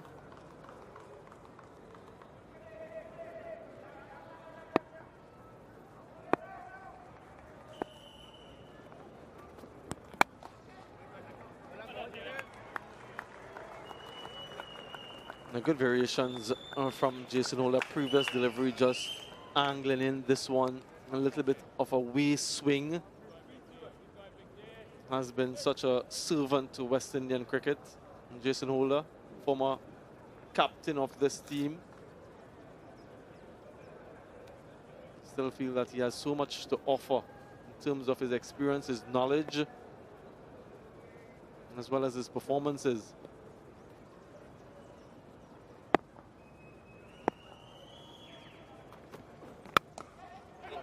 Good fielding.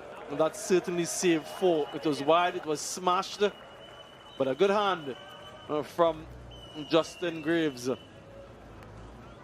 Back-to-back maidens for Jason Holder. 290 for 6.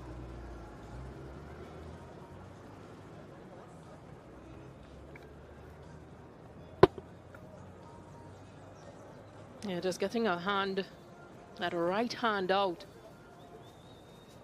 Yeah, effort appreciated from the bowler. the rest of the team.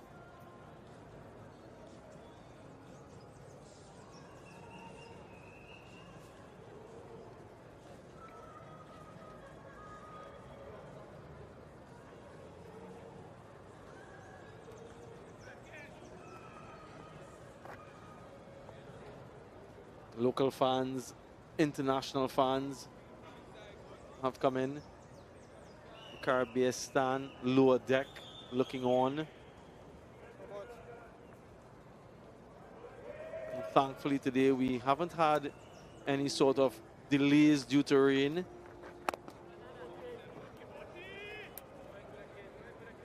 And Mulder will be switched on now, understanding what Gudakesh Moti is trying to do with this new ball, sliding it on and not play for that turn.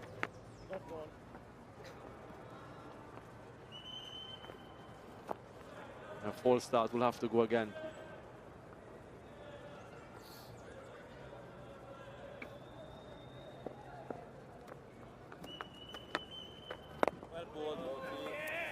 He'll be able to repeat that area. Went up for that appeal, that LBW appeal previous over. Just trying to swing into the right-handed batter. I don't think he'll mind seeing that. He wants Mulder to come out. He wants Mulder to make the mistake.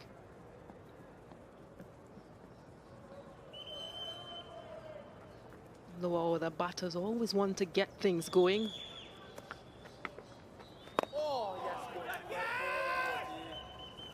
You know, switched on with the cricketing jargon. No one says tail enders anymore, don't they? In Stacey and King, it's lower order batters. And everyone thinks they can bat these days. So that has gone out of the cricketing lexicon.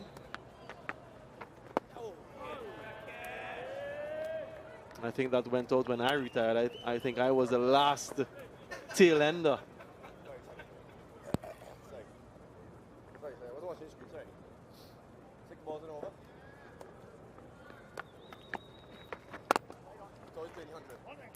Maiden from Moti, backing up that of Jason Holder. 290 for 6 it remains.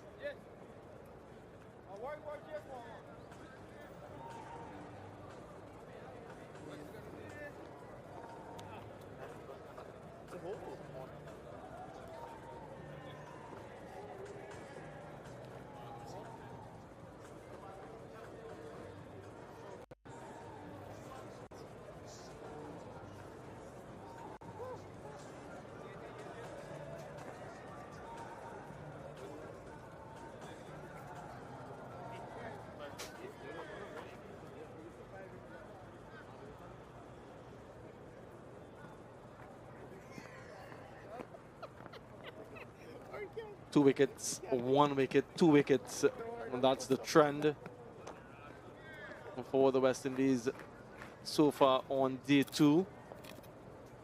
Looking to add to that tally. Pensive and intense with that fan.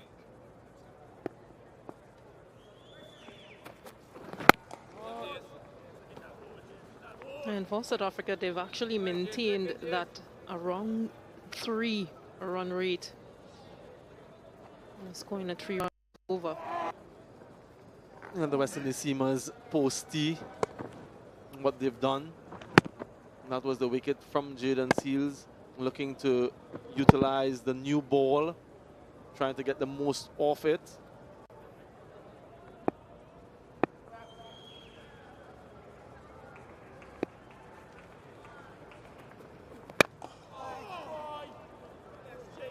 What you find typically, Stacey and King and viewers in Test match cricket, this is the session, the third session, the final session in the day, is when runs usually score. Bowlers are tiring.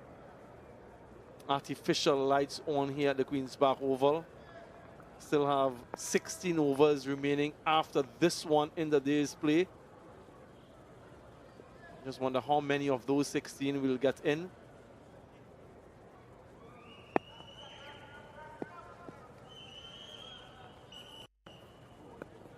So West Indies have done well on that front. Even in the third session, they've still stuck to their plans aim to be consistent. Like I mentioned, generally in Test match cricket, this is the session when runs hemorrhage. Lots of movement from the batter prior to the delivery, but good judgment.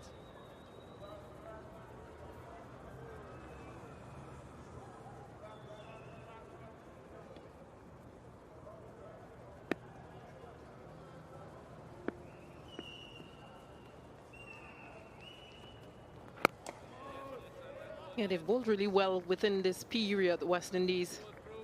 A number of maidens have been bowled within these last 4 overs, last 5 overs.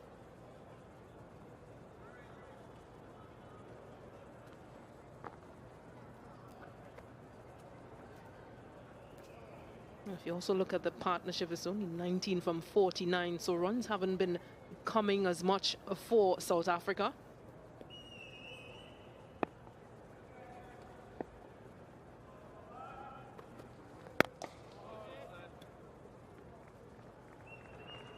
$17 dots in this spell for Jason Holder. I just wonder if the onus is a little bit on South Africa more than on the West Indies in terms of World Test Championship points. The umpires are converging. It's not over. It's not over. Come on up. Not entirely sure what it is about. Not over, but.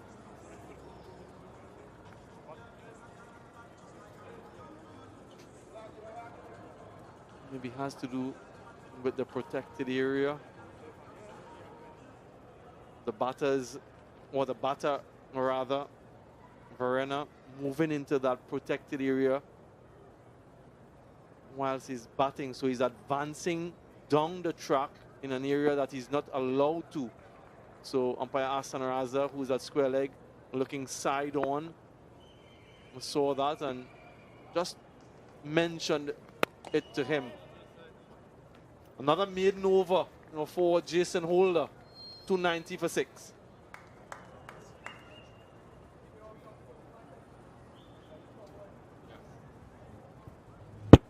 Yeah, this is the area in which he has advanced, batting outside his crease, but advancing further down in that protective area.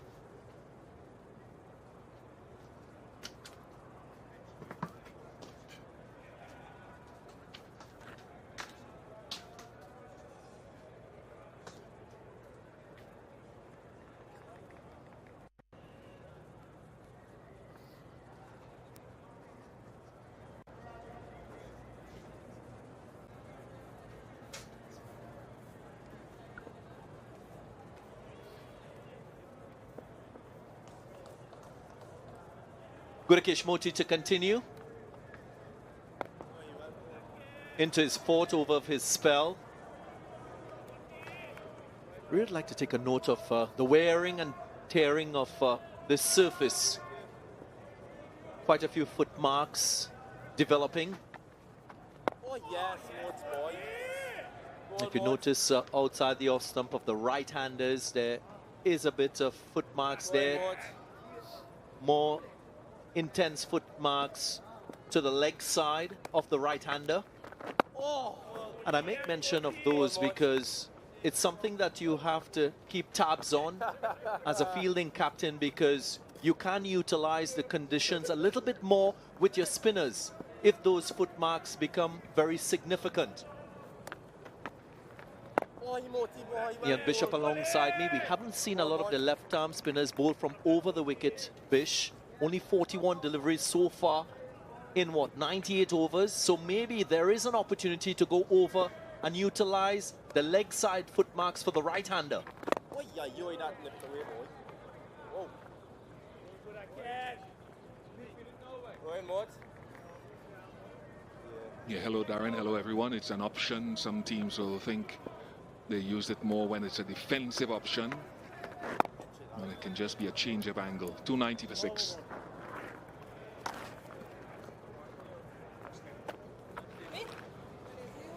So am I watching the camera and smiling? Coming to the end of the day's play. Yeah, the Queen's Park Oval in Port of Spain. Security personnel at the ground. enjoying the action while on duty.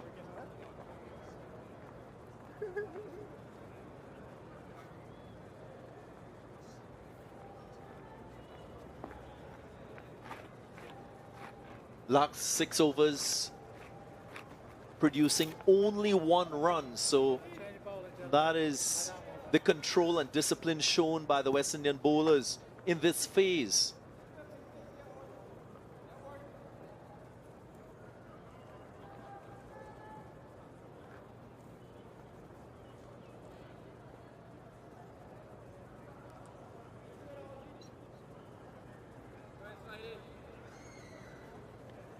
West Indies will love to prize another wicket before close of play.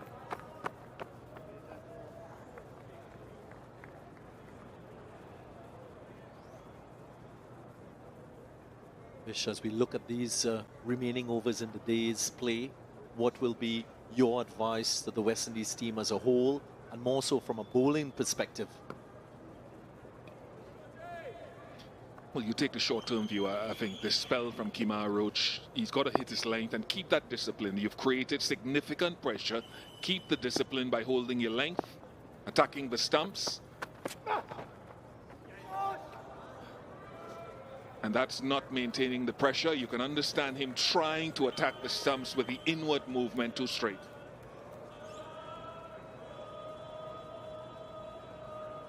Just releasing that pressure a bit on this batting pair from South Africa. Partnership of 23 from 58 deliveries.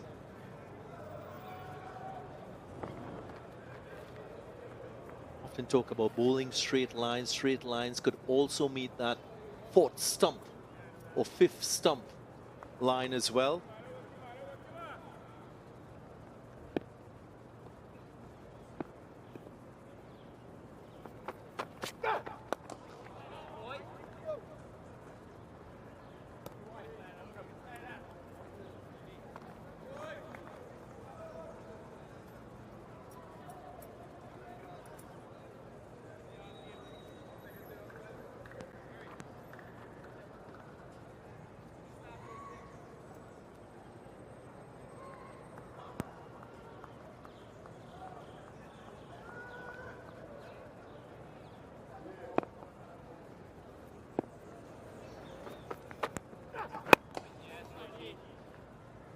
Significant inward movement from Kemar Roach.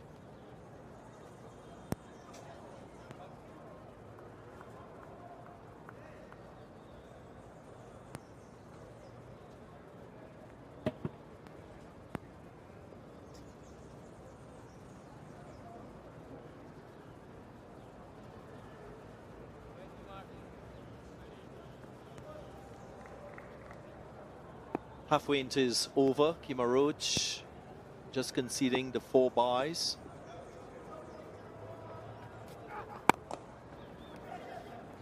And something for him to consider, of course, alongside his captain with that significant inward movement. Maybe it's worth a gamble, taking the extra cover out, creating the gap and luring Verena to try and pick the gap through the offside. It might create more of an angle and a gap to breach his defense. Sometimes the psychology in a field change could create a wicket-taking opportunity.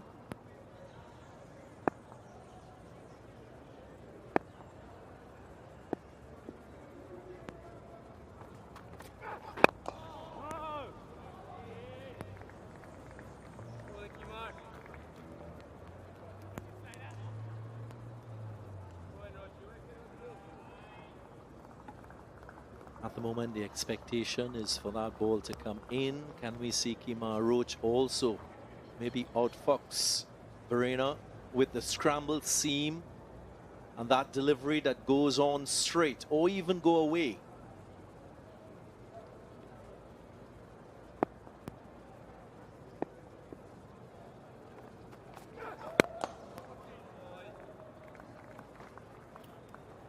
End of the over, 294 for 6.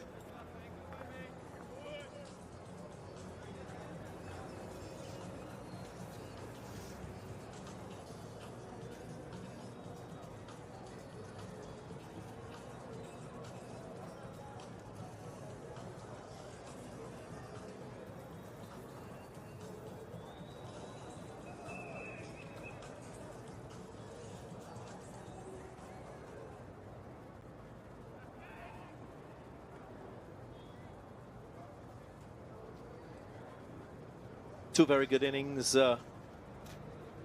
from two solid South Africans. Tony Dorzi, 78 from 145 balls. Temba Bavuma, 86 from 182 deliveries.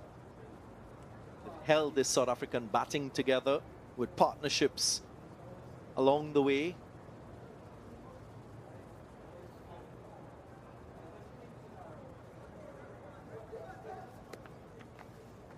Oh, yes.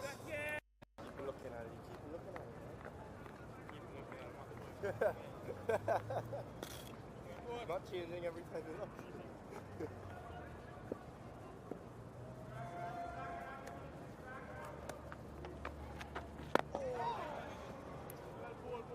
Ball, Burakesh. Yeah, there was that advancement. Marvian Mulder. Going more, checking more. Left arm spinners, they just haven't been able to extract a significant amount of turn. Hence the reason batters are quite comfortable using their feet. That's it, Moti, boy.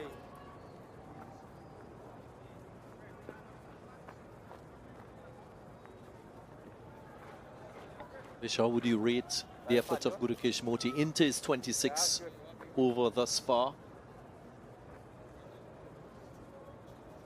That was the first run off the bat for 6 overs, which represents a confirmation of what you just said about a good period of sustained economy. Down low, down low. Good again. Very good. Mikael Louis. Good to see a top order batter, an opening batter, recognizing what impact he can have outside of his day job of facing the new ball. He saves a lot of runs. Yeah, I think Moti will perhaps be a little disappointed that he hasn't been able or allowed to control the run rate. It's gone at close to 4 and over.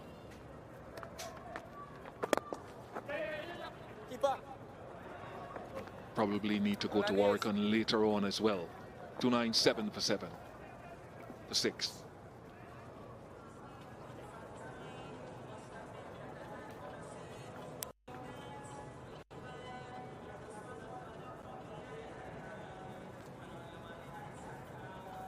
Seamer's doing the bulk of the legwork in terms of overs for the West Indies. Been a hard toil for all of them.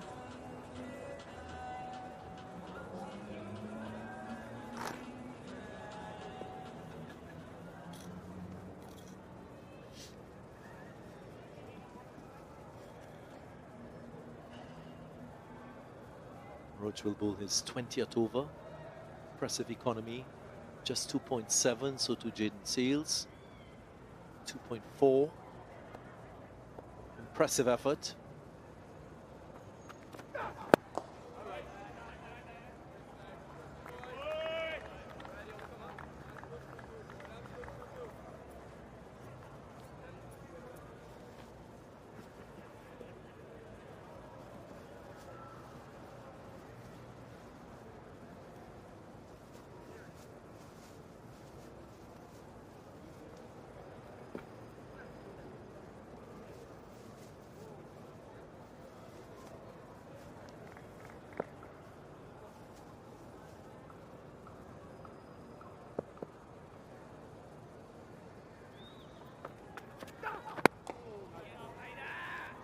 This is pretty good from Kemar Roach. Apart from that first ball, he's been bang on target. His starting point, his landing point has been, what, 6 inches outside of stump, tailing back of the stumps.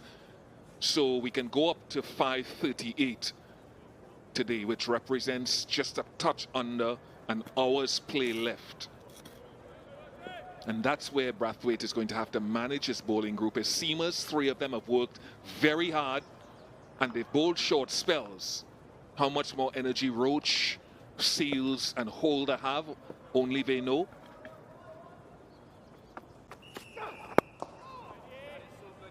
And why I'm saying that is because the ball is still moving around. So if they don't have much left and the spinners have to operate from both ends, Mulder and Verena can say, can we take advantage at the very fag end of this second day's play. That's the battle there for supremacy, to see who ends day 2 with greater impetus.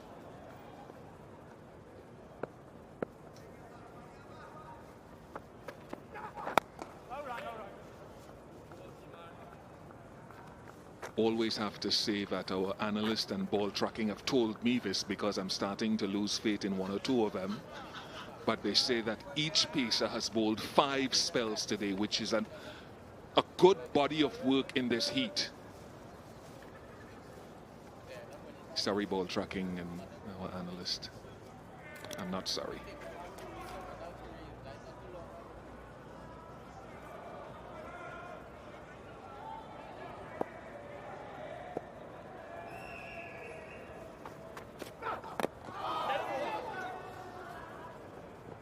Sufficient amount of bat on that delivery.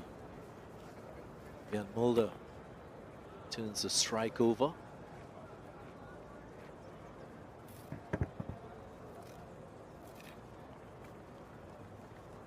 And if you know he's targeting the stumps, there are some batters, and we can think back to that spell Mark Wood bowled at Edgbaston the other day, that if you go further back to those that remember Wasim and Waka, with the inward movement, guys will probably stand a little more on or outside leg stump, open their stance to make compensation for the inward movement.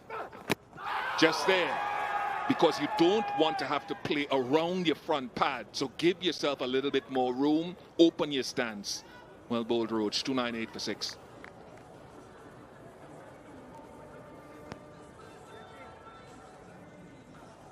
Continues to prove away. Kemar Roach. Fabulous length. Excellent patience shown by the right-arm fast bowler from Barbados.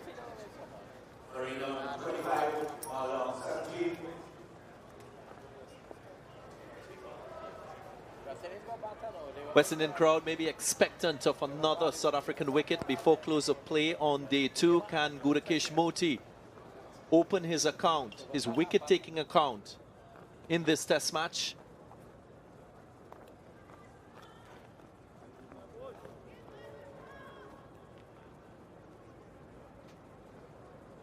Time is ripe for Craig Brathwaite to maybe attack a bit more as we approach the close of play. Oftentimes, batters are thinking about coming not out, coming tomorrow. That could push them into playing out of character as well. Silimedov, Silimedon deployed now by Brathwaite, so more pressure on Mulder. Yes. Yeah.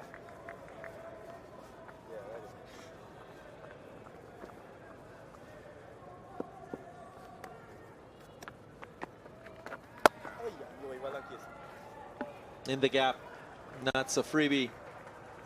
Ian Mulder is very capable of dispatching that type of delivery, and he does it very well. First boundary for 62 balls. I know they pay a lot of attention to that in T20 cricket. This has been test match cricket where you're going to have those barren periods, but that's not great from Moti, and too often today that's been the case. For a finger spinner, he's got to be the man leading the control factor.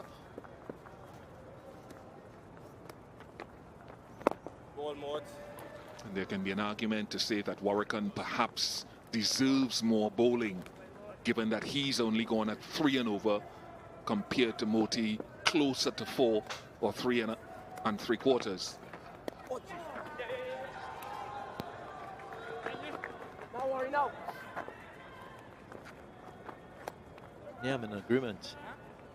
Again, Warrican, just 14 overs to his name. Moti into his 27th. Warrican has really prized his way into the side on the back of a solid first-class season. 35 first-class wickets in his 7 matches. 3 5-wicket hauls.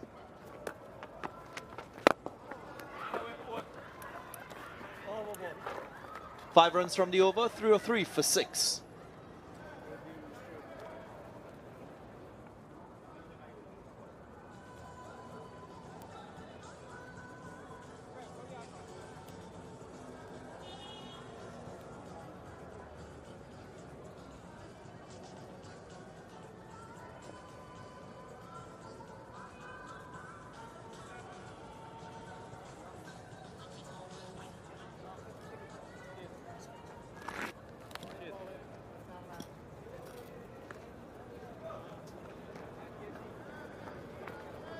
So Kemar Roach spell comes to an end.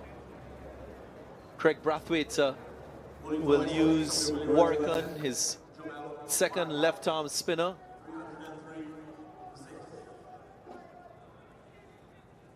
Warrican 1 for 43 from his 14 overs.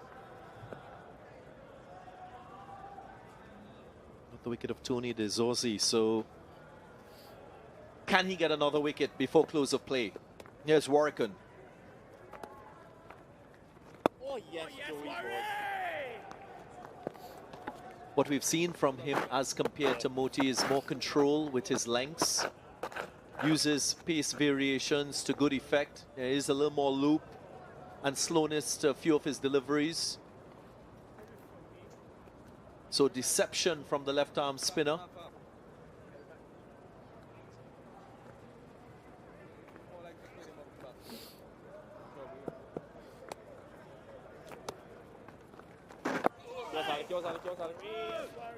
Back.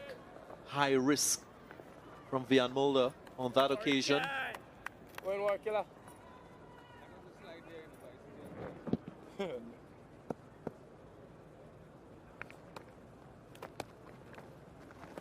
ball, Worry. Craig Brathwaite not ultra aggressive with his feel for Warrican. No silly mid-off at the moment. Oh, yes, Worry. Well ball. Ball, Joey.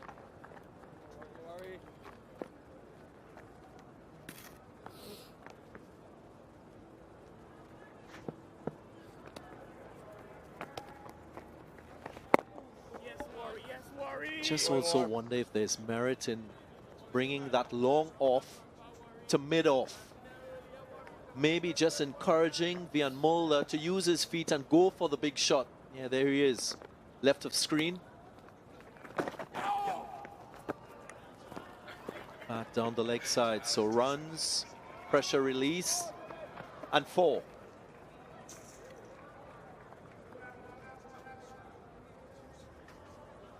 .307 for 6.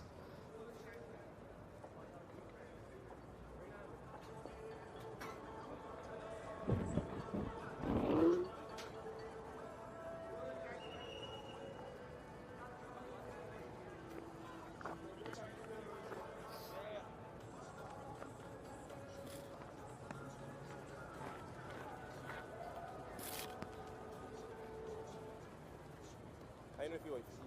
No, I think he was out there. Come on. Okay, Pete, you want it? No, yes, what is it?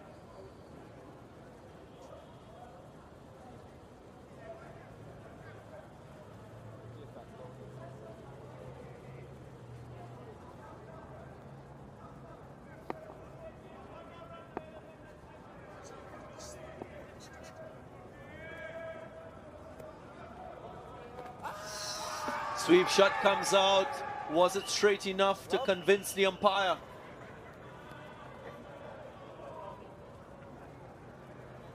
Hassan Raza unmoved.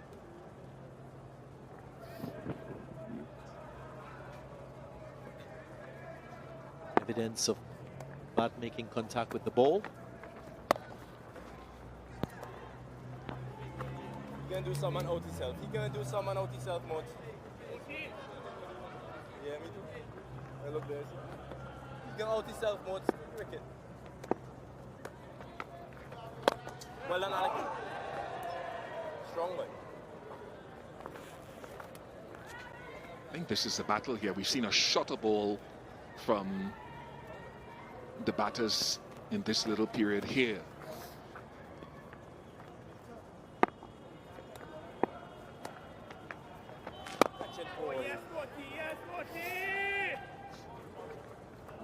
you can see the intent. So it can work two ways. It can be an opportunity for Moti and for Warwickon to get a wicket, or, as I mentioned before,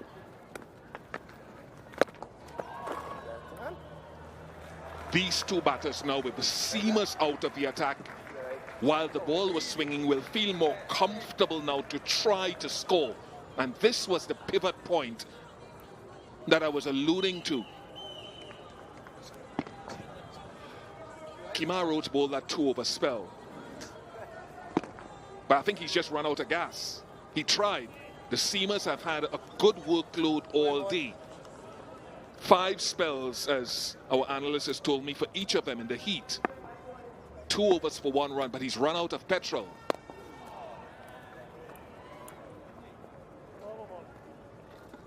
.311 for 6.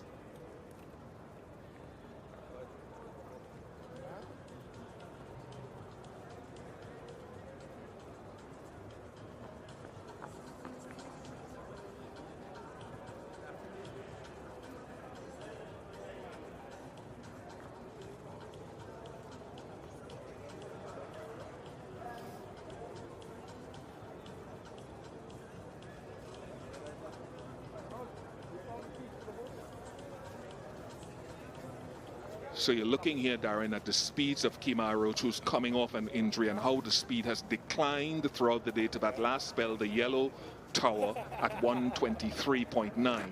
Jaden Seals has played now his 4th test match in a month for Jaden Seals.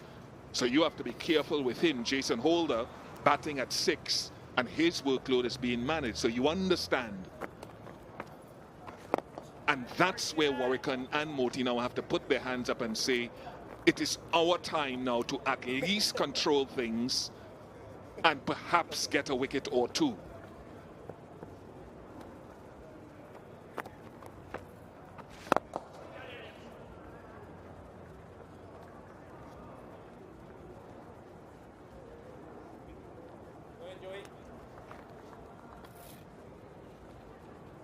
Also reinforces the point that you're making, that the batters are probably a little more on the offensive, recognizing an opportunity to accelerate run scoring before close of play.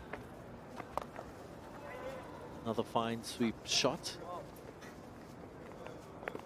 That's the game of chess we often speak about in relation to test match cricket. The ebb and flow of the game, the seizing of critical moments by players on both sides of the fence. I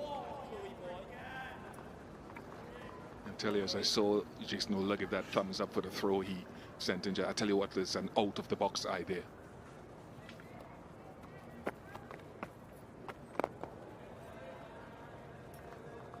It's at 92-93 in Australia, Brian Lara. It was so hot, 45 degrees. Brian Lara gave his seamers 1-over spells. 1 over for me, 1 over for Ambrose, 1 Phil Simmons held fort at the other end. The ball is swinging and they're looking to capitalize against the spin. Prize 1 out of Seals. Then Roach, then Holder, and see how that goes. 317 for 6.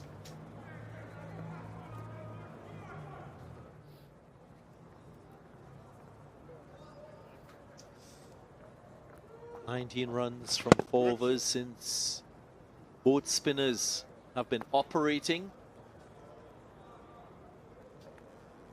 So here is a little phase that South Africa is winning with the bat.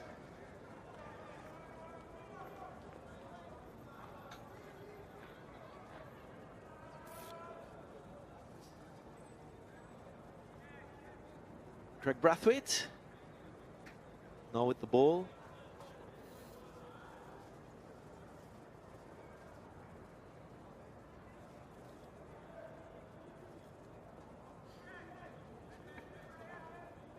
Might be able to get a wicket. He's got a best of, what, 5 or 6 for in Colombo some years ago, 2015. He helped to win a match in Bangladesh during the pandemic. He's so slow that you can have about 5 shot options before it arrives sometimes. But the guy that I think you can develop, because he does it well at first class cricket well enough, is Kavem Hodge.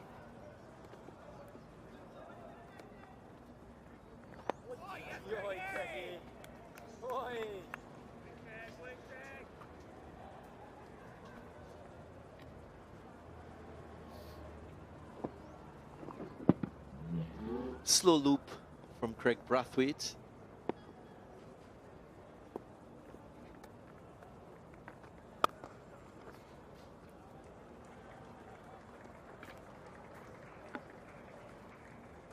Yeah, very slow.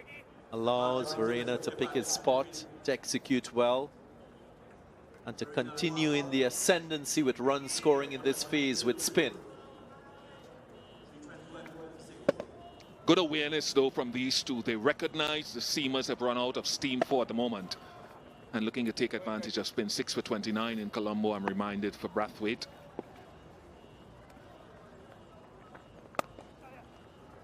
One more. See, I look at Kabem Hodge and I know that he's still a work in progress at this level, but domestically he's got over 60 first-class wickets at an average of 36. I look at Jimmy Adams and what Jimmy Adams did with his left-arm spin domestically and international cricket. I look at Carl, who played many more games, and I think to myself, Kabem Hodge is not the worst if they can give him more opportunity. Stay on your feet, son.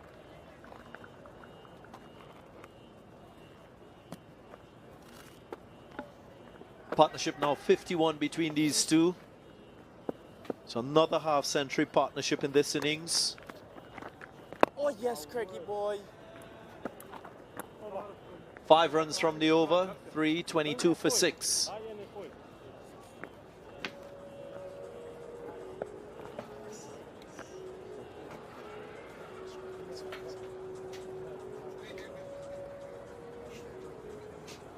Was that your spike?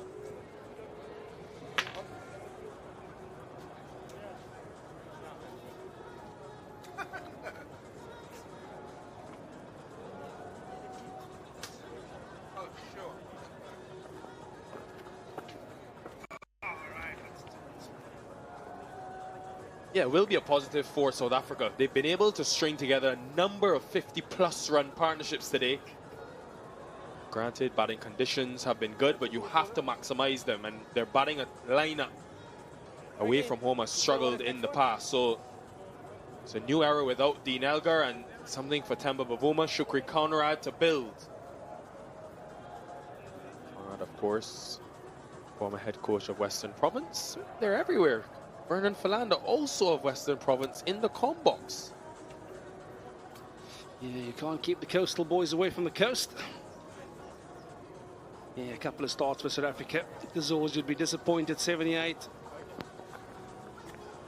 Temba Bavuma got done by an away swinging full toss by Jaden Seals for 86. Those were the two main contributors for South Africa with bat. I just get a feeling that this game is on a knife edge here at the moment. Get a feeling that the West Indies, with this last half an hour, they can pick up one more wicket. They would have opened up a door towards the tail. But they have to think wickets. They have to think, if we can pick up one tonight. South Africa, of course, they want to make sure that they go into this evening not having lost another wicket. And that would certainly put them in a position of command.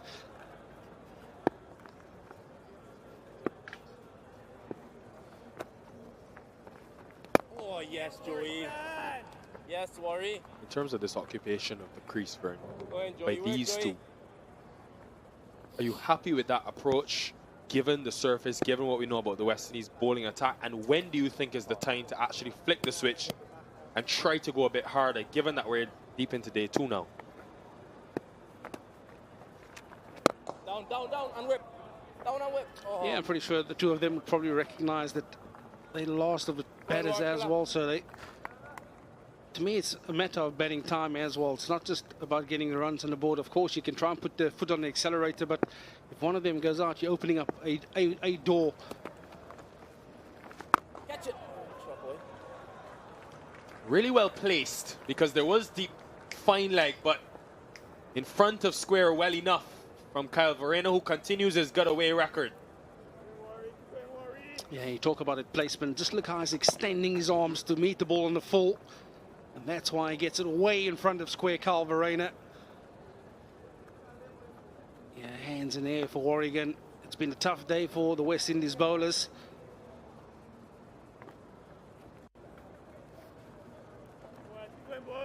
Go, Joey. Yeah, just to conclude my point, if they can battle Lunch tomorrow, they would certainly be in a very good position of command in this test match. Joey. And if you look at the time frame, you'd naturally add another 100 runs to that scoreboard. I reckon 380 plus is going to be a massive score on the surface. Expected to get a touch slower, expected spinners to get into the game.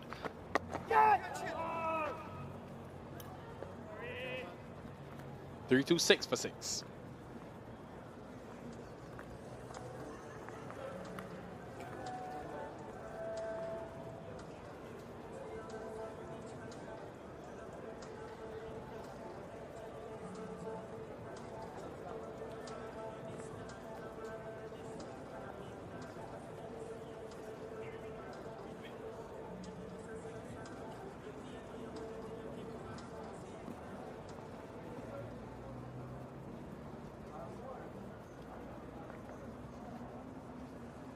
Been a tough day too for the West Indies. South Africa, a lot to be happy about. Critically, though, the game hasn't gotten away from the West Indies. And just to continue your point, Vern, South Africa, and they play the extra batter, they'll be thinking about batting once, given the situation, given the rain that we've had, and the tiring West Indies. So if they can get 400 plus, which we know is above par, batting first on this surface, they'll be hoping guys like Rabada, Lungisani and Giri can run through a tired West Indies team maybe by lunch tomorrow. Well, starting from lunch tomorrow.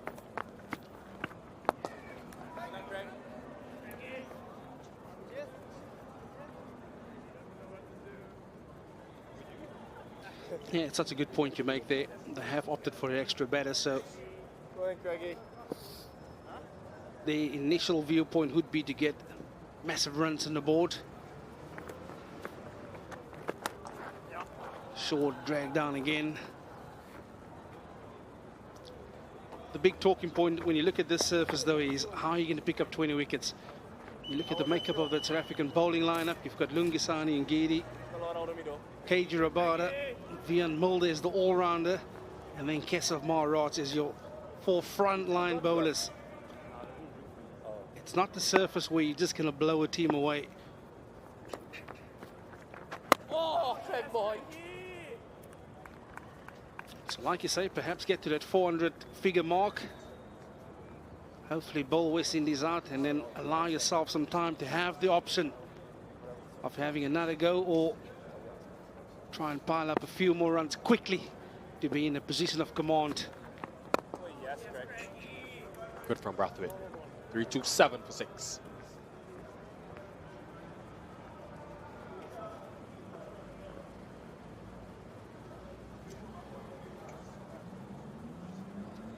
.271 for 6. There would have been some concern, but these two have sustained the new ball threat. Going nicely.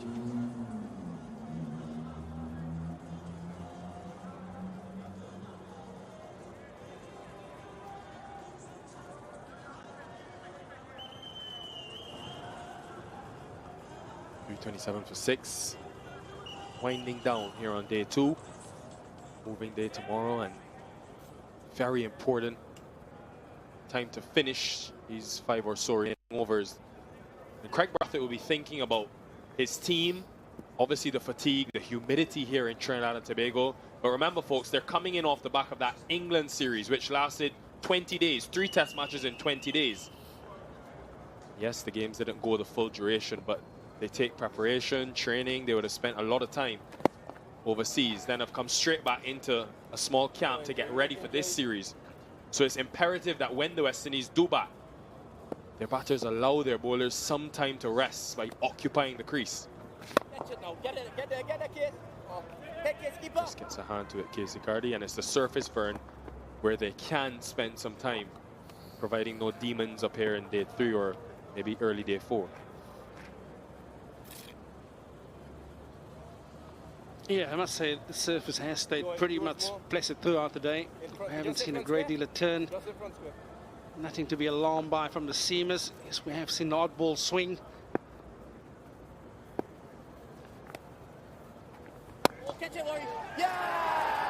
That's the wicket. Out of nowhere, Kyle Verena's gifted it to Jomel Warrican. And persistence from the West Indies, finally they're rewarded for it. Yeah, they had to toil hard. The West Indies spinners, Warrican on this occasion. Kyle Verena just looked the punches of the back foot. Almost just delayed in the shot, but that is a good catch by a tired Warrican. And that is a big wicket for the West Indies. Verena goes for 39. South Africa now 3-2-8 for 7.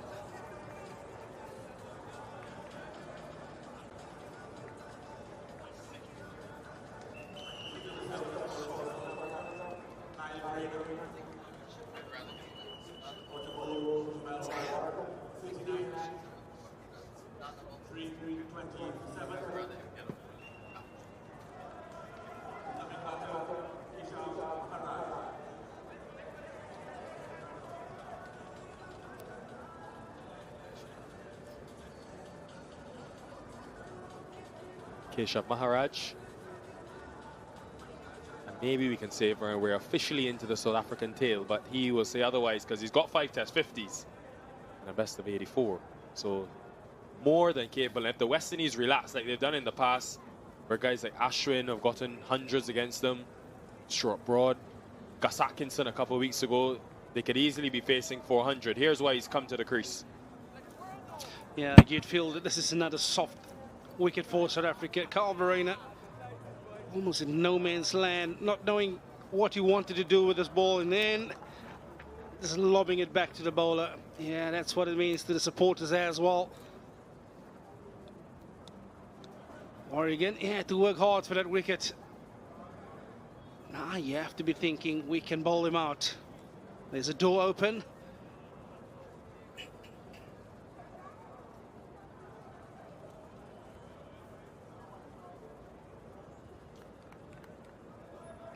Yeah, a lot of fielders in attacking position against the new batsman. Silly point. And he's got 2 and 2, and this time a blinder from Jomel Warrican. And here come the West Indies roaring back.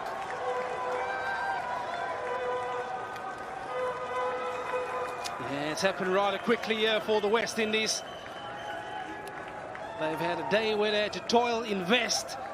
On this occasion, again, you can see Keshav Maharaj trying to punch us off the back foot, but that is an excellent running catch by Warrican. Yeah, Maharaj, he goes for a royal duck. South Africa now 328 for 8.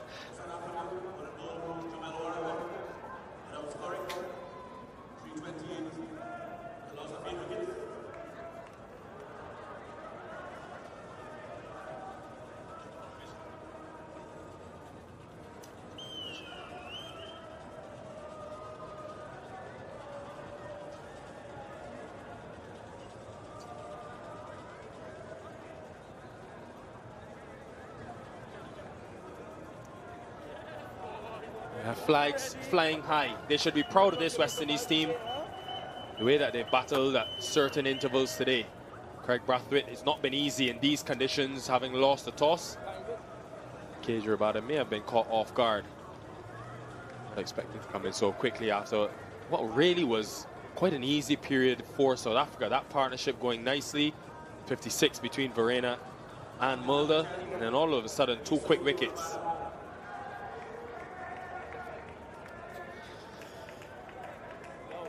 Yeah, I tell you guys what, after a hard day's toil, this is some great movement by Warrican.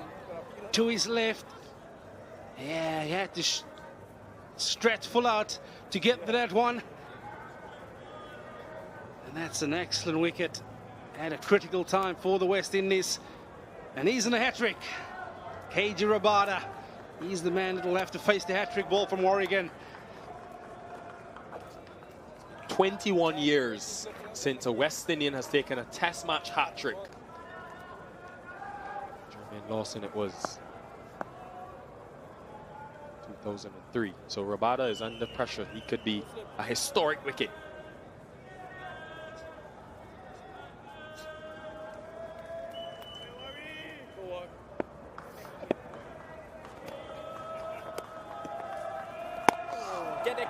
Negotiates it successfully.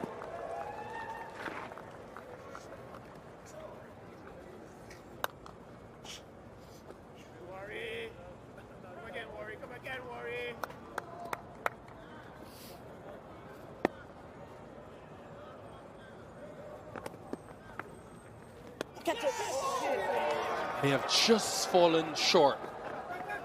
Holder doesn't drop many. Rabada underway. All of a sudden, things have gotten quite nervy. 3-2-8. 330 correction for 8 after 109 overs. Yeah, that was an absolute brilliant over. Could have been even better. Outside it's found from KJ Rabada. Did it drop short? Yeah, way short.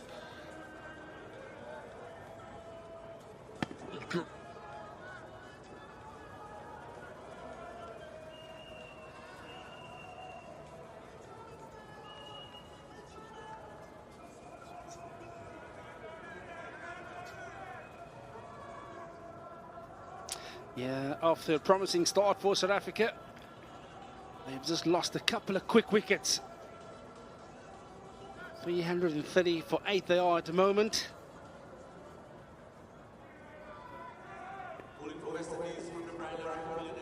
And yeah, he is perhaps been the bowler of the day for me, Jaden Seals. 2 for 49, and his captain has called upon him to do one job here, and that's to wrap up the tail. 4 overs remaining in the day, so if he'll get his quota, he'll have to bowl 2. He'd be hoping that it will only take 1 over.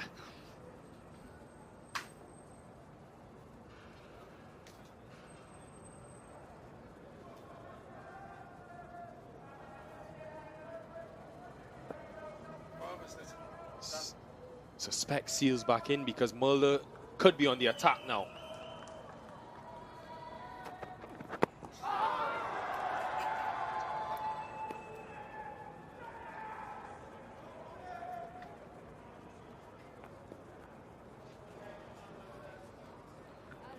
Keep thinking back to last year at this venue when India played the West Indies. The West Indies had them in that first innings in some trouble, and it was Ashwin and Jadeja who both got half centuries and allowed India to get to 481.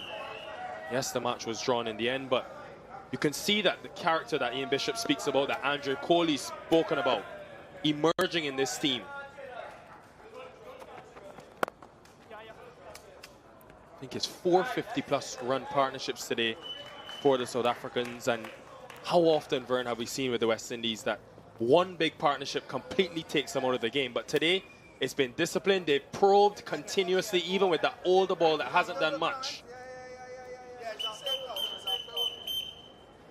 450-plus run partnerships, there's confirmation. And they've stayed locked in. And in the end, some way, somehow, they've been rewarded out of nowhere. Yeah, what I really enjoyed about this West Indies bowling lineup was the attitude shown. Yes, it was a hot day, it was a flat surface. That man in picture, every time he had ball in hand, he wanted to make a play for his captain. Good energy, good intent. Really uplift the mood in the field as well. Like you mentioned, very often you'd see those 50-run partnerships being converted into triple figures. 150-run partnerships, but the attitude shown by this West Indies outfit curbed South Africa from that. Yeah, one can argue South Africa haven't played a lot of Test cricket of late, but they have been excellent in the field today, the West Indies.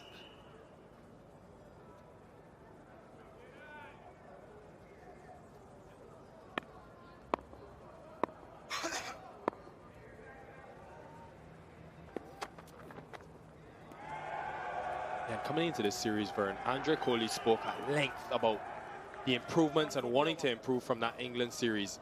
And one of the things he spoke about was committing to the plan for longer periods. So what we saw today, where that sustainment of pressure even when nothing was sort of going your way. And I think back to a couple of moments. The Bavuma dismissal after tea absolutely starved them of strike by committing to a plan and stringing together a large volume of dot deliveries to the new batter. Only faced 17 deliveries in 8.5 overs, Temba Bavuma, and in the end they got their man. The Dorzi earlier today as well, where they just starved him a boundary. So there's definitely things to build here, even for a tiring West Indies team in tough bowling conditions.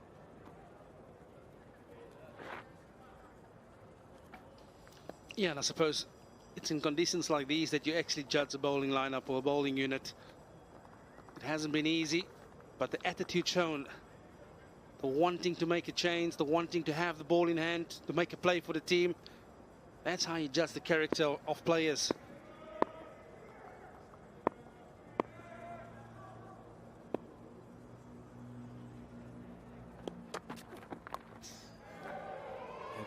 Initially thought he would have ducked under it, Rabada, but then decided to play. Important runs with that boundary, and he smiles about it. 337 for 8. Seals is not happy. Yeah, it was a nice, quick, sharp answer from Jaden Seals. I almost feel that it caught KG Rabada in surprise. He wanted to duck, but wasn't short enough in the end, just pedaled around the corner. Yeah, bit of fast bowler's love. Tell you, you're brave. Talking to Kiki Surabada. Seals had his fair share against Mark Wood a couple of weeks ago. I wouldn't want to be talking to Rabada if I was him, because if he does have to bat and Rabada has ball in hand, there's no fast bowler union anymore, as you know, Vern. Yeah, those days are long gone.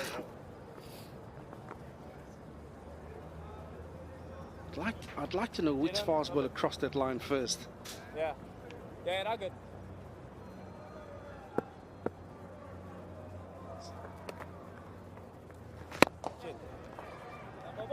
Obviously, Vern, we've spoken at length about the West Indies and their perspective on today, but we can't take away from South Africa, because if they can somehow muster their way to 350, maybe even 360 or more, surely they will believe that they've got a lot to bowl at with their bowling attack. How do they see a day like today?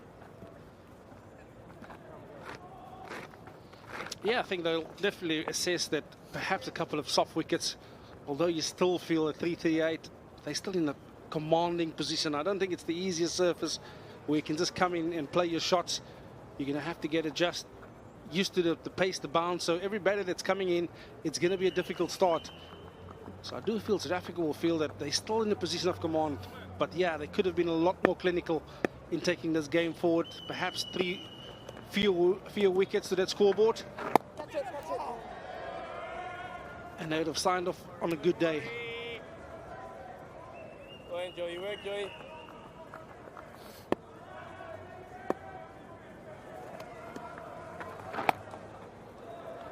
Go enjoy your work, Joey. They'll have to bowl superbly well if they're to force a result. Both teams are going to have to play out of their skins to get a result from this game because of the rain that we've had. Well played again. Rabada showed his value with bat in hand at that T20 World Cup. He's doing it again in this Test series in the Caribbean. Yeah, it's something that he really enjoys these days. He's investing timing into his batting. It's the left spinner turning into the left-hander. The calculated risk is to go with the spin. Gets down on one knee and there's no fielder back, so it's a risk-free shot. My friend Chris Morris calls him Brian Charles Rabada. After that cover drive he played against the West Indies at the World Cup. 3-4-2 for 8.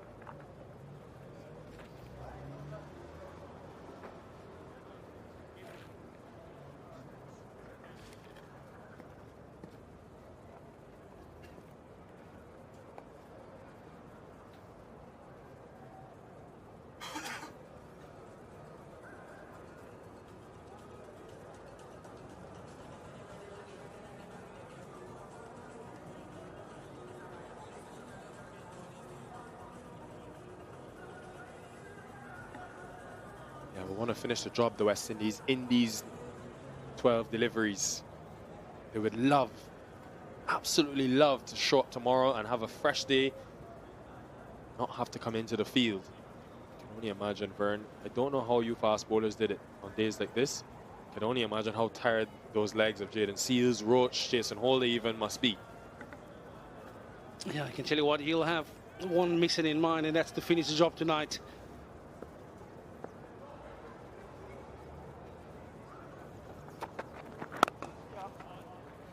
It's nothing worse waking up tomorrow morning and having to put them spikes back on, having to warm up and get going all over again. I was listening to somebody the other day, actually, and Glenn McGrath was talking about how much he actually went into the pool on long days where he knew he would be in the field. He would go in the pool in the morning, get the muscles ready, and then in the evening after the day's play, go back into the pool. I guess horses for courses, different things work for different people.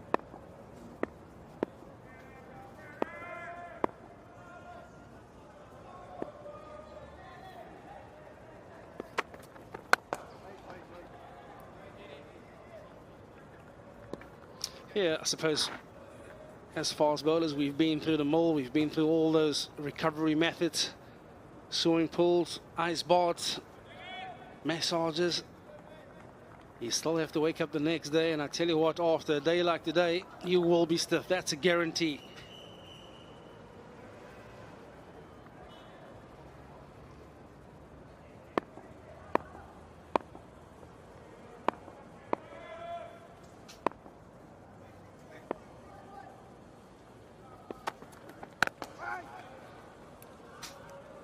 Perhaps it's the only area the West Indies lack in this quote-unquote new test team. Whereas you look at the last time they came here in South Africa and that top order from the West Indies, there was the likes of Rifa, Kyle Mayers, Roston Chase batting in that top 6. And it gave them options. Someone like Kyle Mayers, his bowling has been a huge asset in the West Indies test side, but now you don't really have any reliable medium pace option that you can go to at these phases where you can trust in. No Justin Graves in the 11. So perhaps that can be something if they can get a Louis bowling like his leg spin that he once bowled, or Hodge, as you heard Bish say a bit earlier. But having another medium pace option could really be an asset to this seam attack on days like this where you're playing the 2 spinners. Yeah, it's such a good point you make. Bowling options always is a massive plus in a test team. When you play on surfaces like these, and your spinners are not firing in all cylinders, just to have that one extra bowling option at your disposal play a massive part. It also means that you'll give these guys like Seals, Roach and Holder a few more overs towards the back end of the day. Yeah, he bounced him a little earlier, got pulled for 4, and this time round I think he's just hit him on the shoulder, or was it on the visor of the helmet? Jaden Seals, you are a brave man.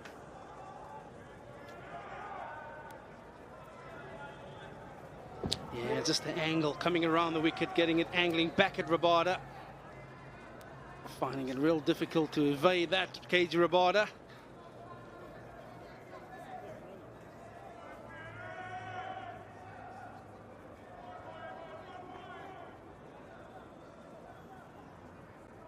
Now extra slip in place, so maybe the full one, trying to challenge the stumps of Rabada.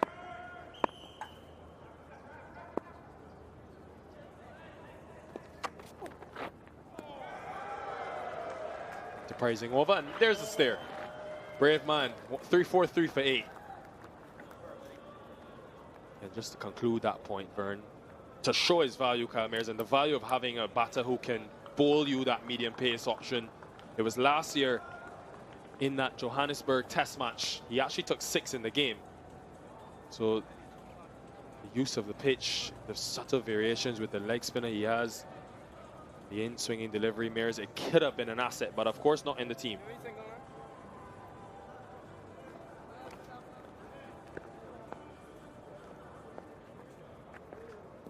Final over of the day.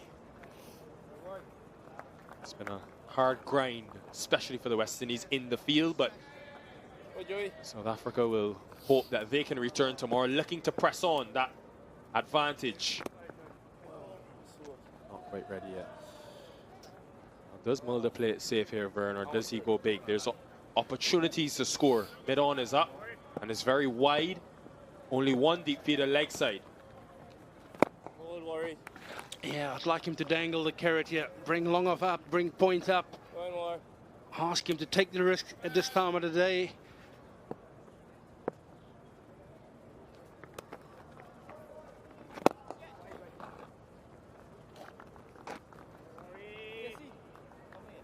Yeah, there's no use giving him one. You want to get him out. And as I'm mentioning, bringing Longov up, that is exactly what they're going to do. They're going to invite Vian Mulder to take on the risk, pulling in Sally Point as well. He's not fully in, Kemar Roach, at mid-off. He's almost in a three-quarter position. Mulder says no. Stubborn. Go ahead, Joey.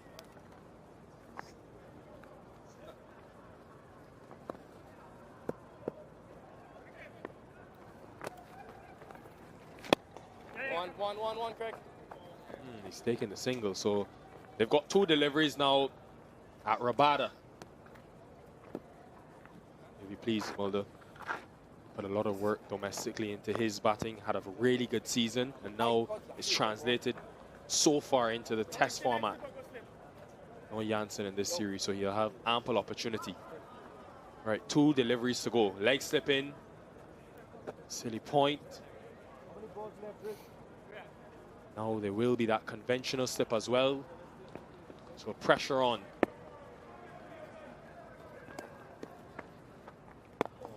Goal war.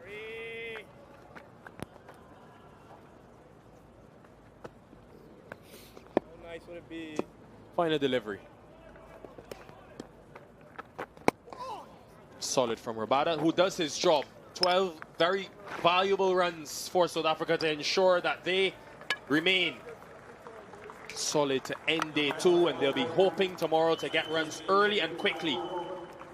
Press home this advantage on a tired West Indies who have toiled hard on day two in humid conditions. Kemar Roach has led his attack well, but they'll think that they've won that final session, the West Indies, after really having to fight for the wickets of Bavuma, Kyle Verena as well.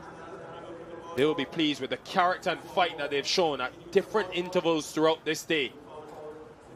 The result will be hard for both teams, but it's still possible. Yeah, you certainly feel that it has been a brilliant day's cricket between bat and ball. West Indies had to toil hard,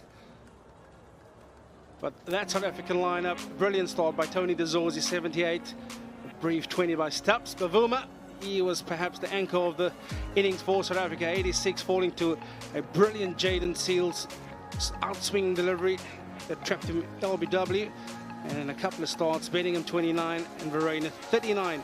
Well, Mulder is still at the crease with 37 not out, and he'd like to propel his team to that 400 mark. It leaves South Africa with 3-4-4 for 8.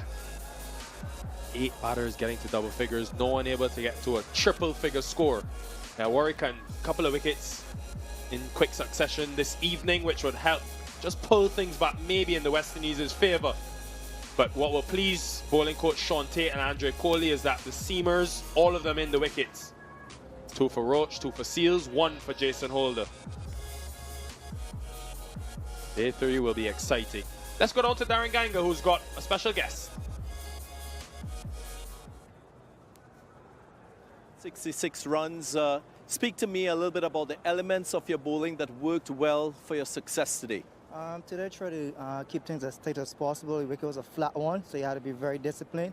I guess could have been a little more tight if I'm being honest. I wanted to economy just below 3, but I didn't get it, but I got the wickets to help the team be in a good position. To what extent were the conditions here at the Queen's Park Oval helpful for your style of bowling? I guess you had to, by varying the pace, it was hard to be able to judge if to drive or play off the back foot, so that helped me out a lot. So I just continued to mix up my pace a lot, which the wicket helped me to get those 3 wickets. Gudakesh Moti is a similar style bowler to you. Do you often have conversations with him while a day's play is unfolding to sort of navigate both your ways through a day's play? Yeah, we speak a lot, especially during the nets and during the game. You know, we're 2 different set of bowling, so we help each other, complement each other, and give each other advice. You know, so today we discussed, well, today gotta be a little slow, and we tried, but we're not as disciplined as we wanted to be, but we still got some wickets to show for it. 2 wickets, by 1 wicket, by 4 wickets in the 3 sessions respectively. How would you assess the day's play? On that wicket, I think we did a great job to get 8 wickets, you know, well, 7 wickets. I think wickets very flat, very, very flat, very easy to bat on, not much happening. So to get 7 wickets today, I think it was an outstanding job, also in the heat as well. And finally, projections for day 3, what will be the plan? Obviously, we're looking to bowl them out as quick as possible tomorrow and see if we get over the total, and from there take a lead and see how it goes. Great effort today. Congratulations. Thank you very much. Job, says Jamal Warrican. He'll be hoping his bowlers can do similar tomorrow early to wrap up South Africa. Well, don't go anywhere because we want to analyze day 2. We'll be back after the break.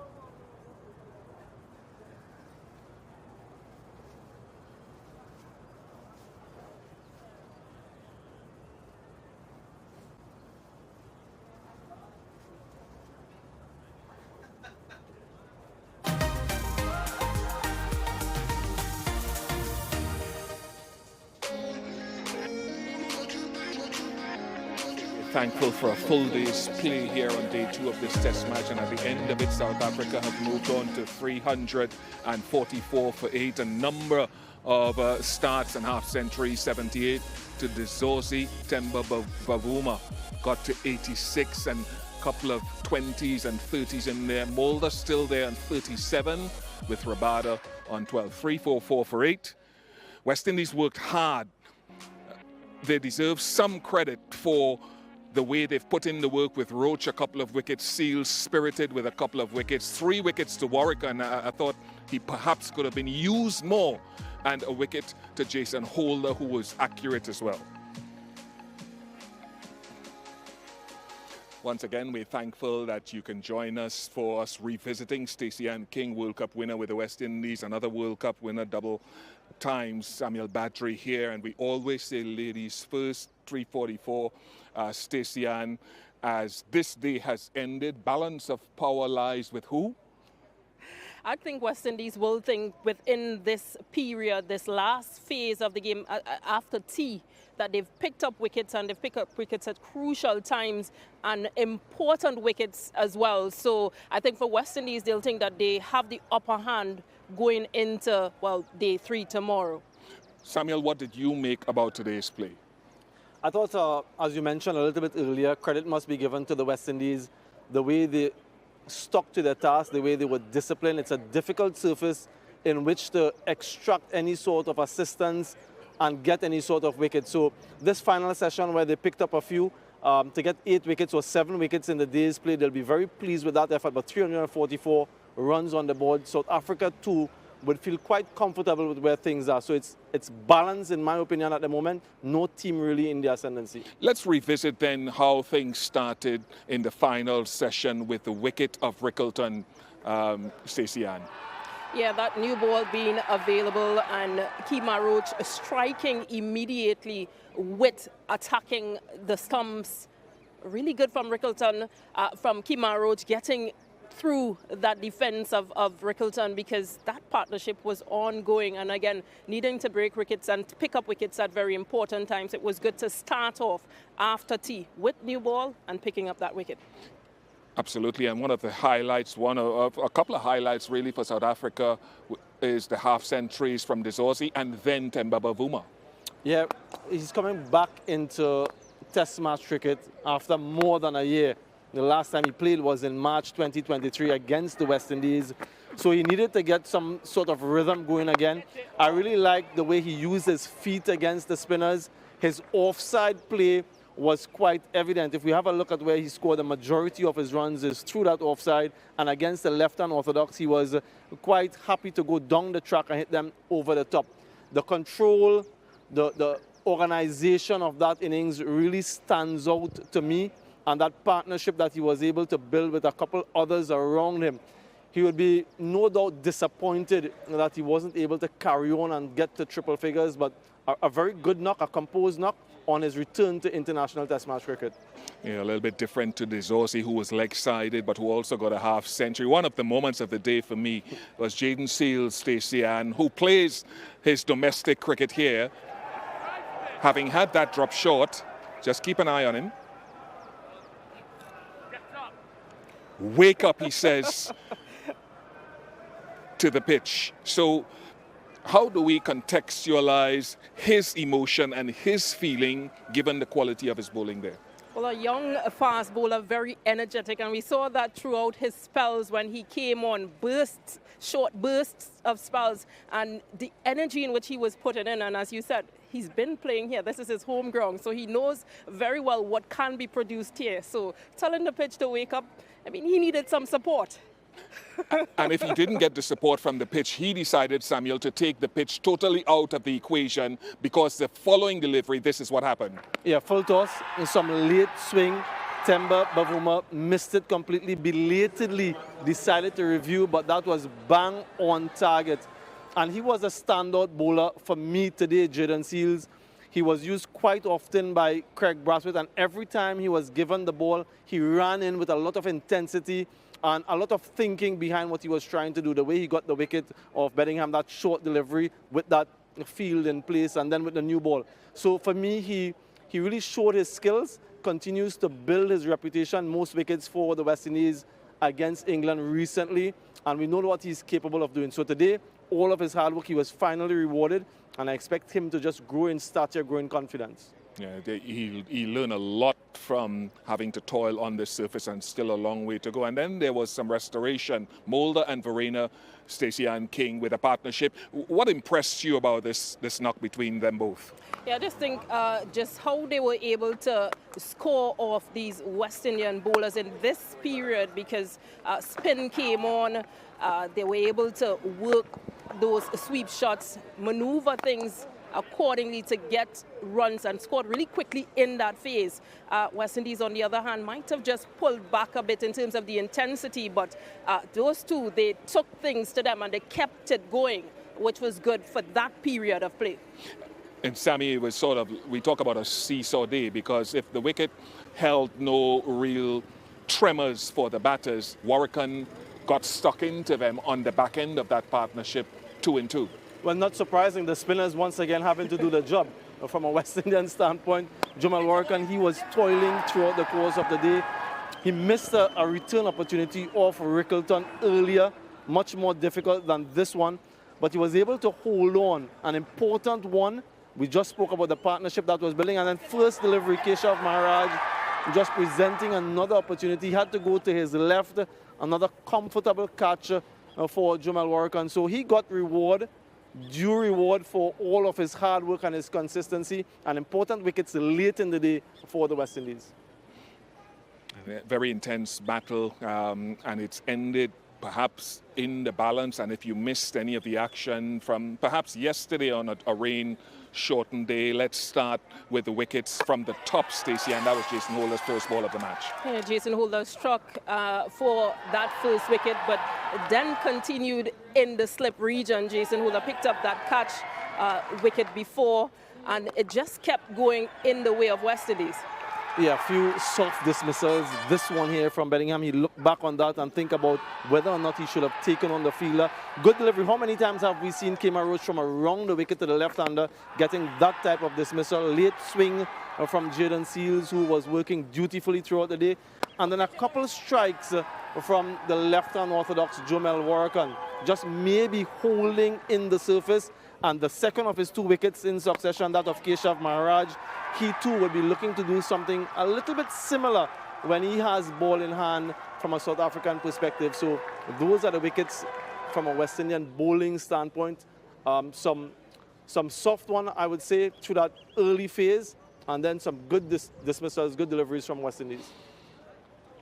And the pitch seems to be getting slower and lower, to be quite honest with you. And so what we probably set up tomorrow, and we'll get that information tomorrow, is how many times the West Indies have scored over 350 in an innings in the last, I would say, 2 or 3 years, and particularly against teams ranked higher than them. That's something that we can look forward to. But Stacey, where would you see how this pitch, as we look towards day 3, where can this pitch go given the nature of what we've seen? Well, within the last few overs that we've seen, especially from the spinners, a number of deliveries have stayed really low. So I think tomorrow morning there might be a bit of moisture because it's a morning session. So we might have some action there. But from West Indies batting tomorrow, because hopefully they'll want to get those 2 wickets quite early and get themselves in. On day 3, I think this pitch is going to be a lot flatter. There's not much grass, as we saw earlier on. There's not much to give on it. South African bowlers, Rabada, Lungi and Kidi, they will try to extract whatever pace. So I think from a South African's perspective, they'll want to use their quick bowlers in short spells to try and get exactly what Jaden Seas was able to do in this evening's session. Samuel, your final thoughts looking forward to day 3, and nothing about the weather, because we've been blessed today with having a full display, which to me is still remarkable. Yeah, absolutely. Just a little bit of rain during that luncheon interval caused a couple minutes in terms of time lost. But yeah, West Indies definitely will want to get those 2 wickets as quickly as possible. 344 on the board. South Africa might be looking to get to that 375 run mark, or as close as possible to 400.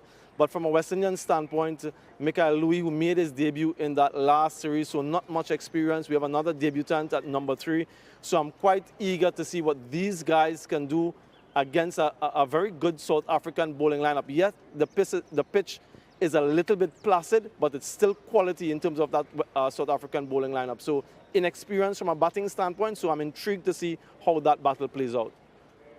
Yeah, it's hard to score. It's hard to score freely on this surface. Thank you very much to Stacey and to Samuel. And of course, we hope that you've enjoyed the action on day 2. The weather was good, and we look forward to day 3. Sometimes we can call it moving day. We'll be on here at 9:15 a.m. local time with our build-up with a view to starting the live action 15 minutes later here at the Queen's Park Oval in Port of Spain, Trinidad. Right, we look forward to it. Hopefully the weather will play sport with us and it will be bright sunshine once again. This test match can move along quickly at the back half. Thank you very much for joining us today. Look forward to the pleasure of your company for day 3.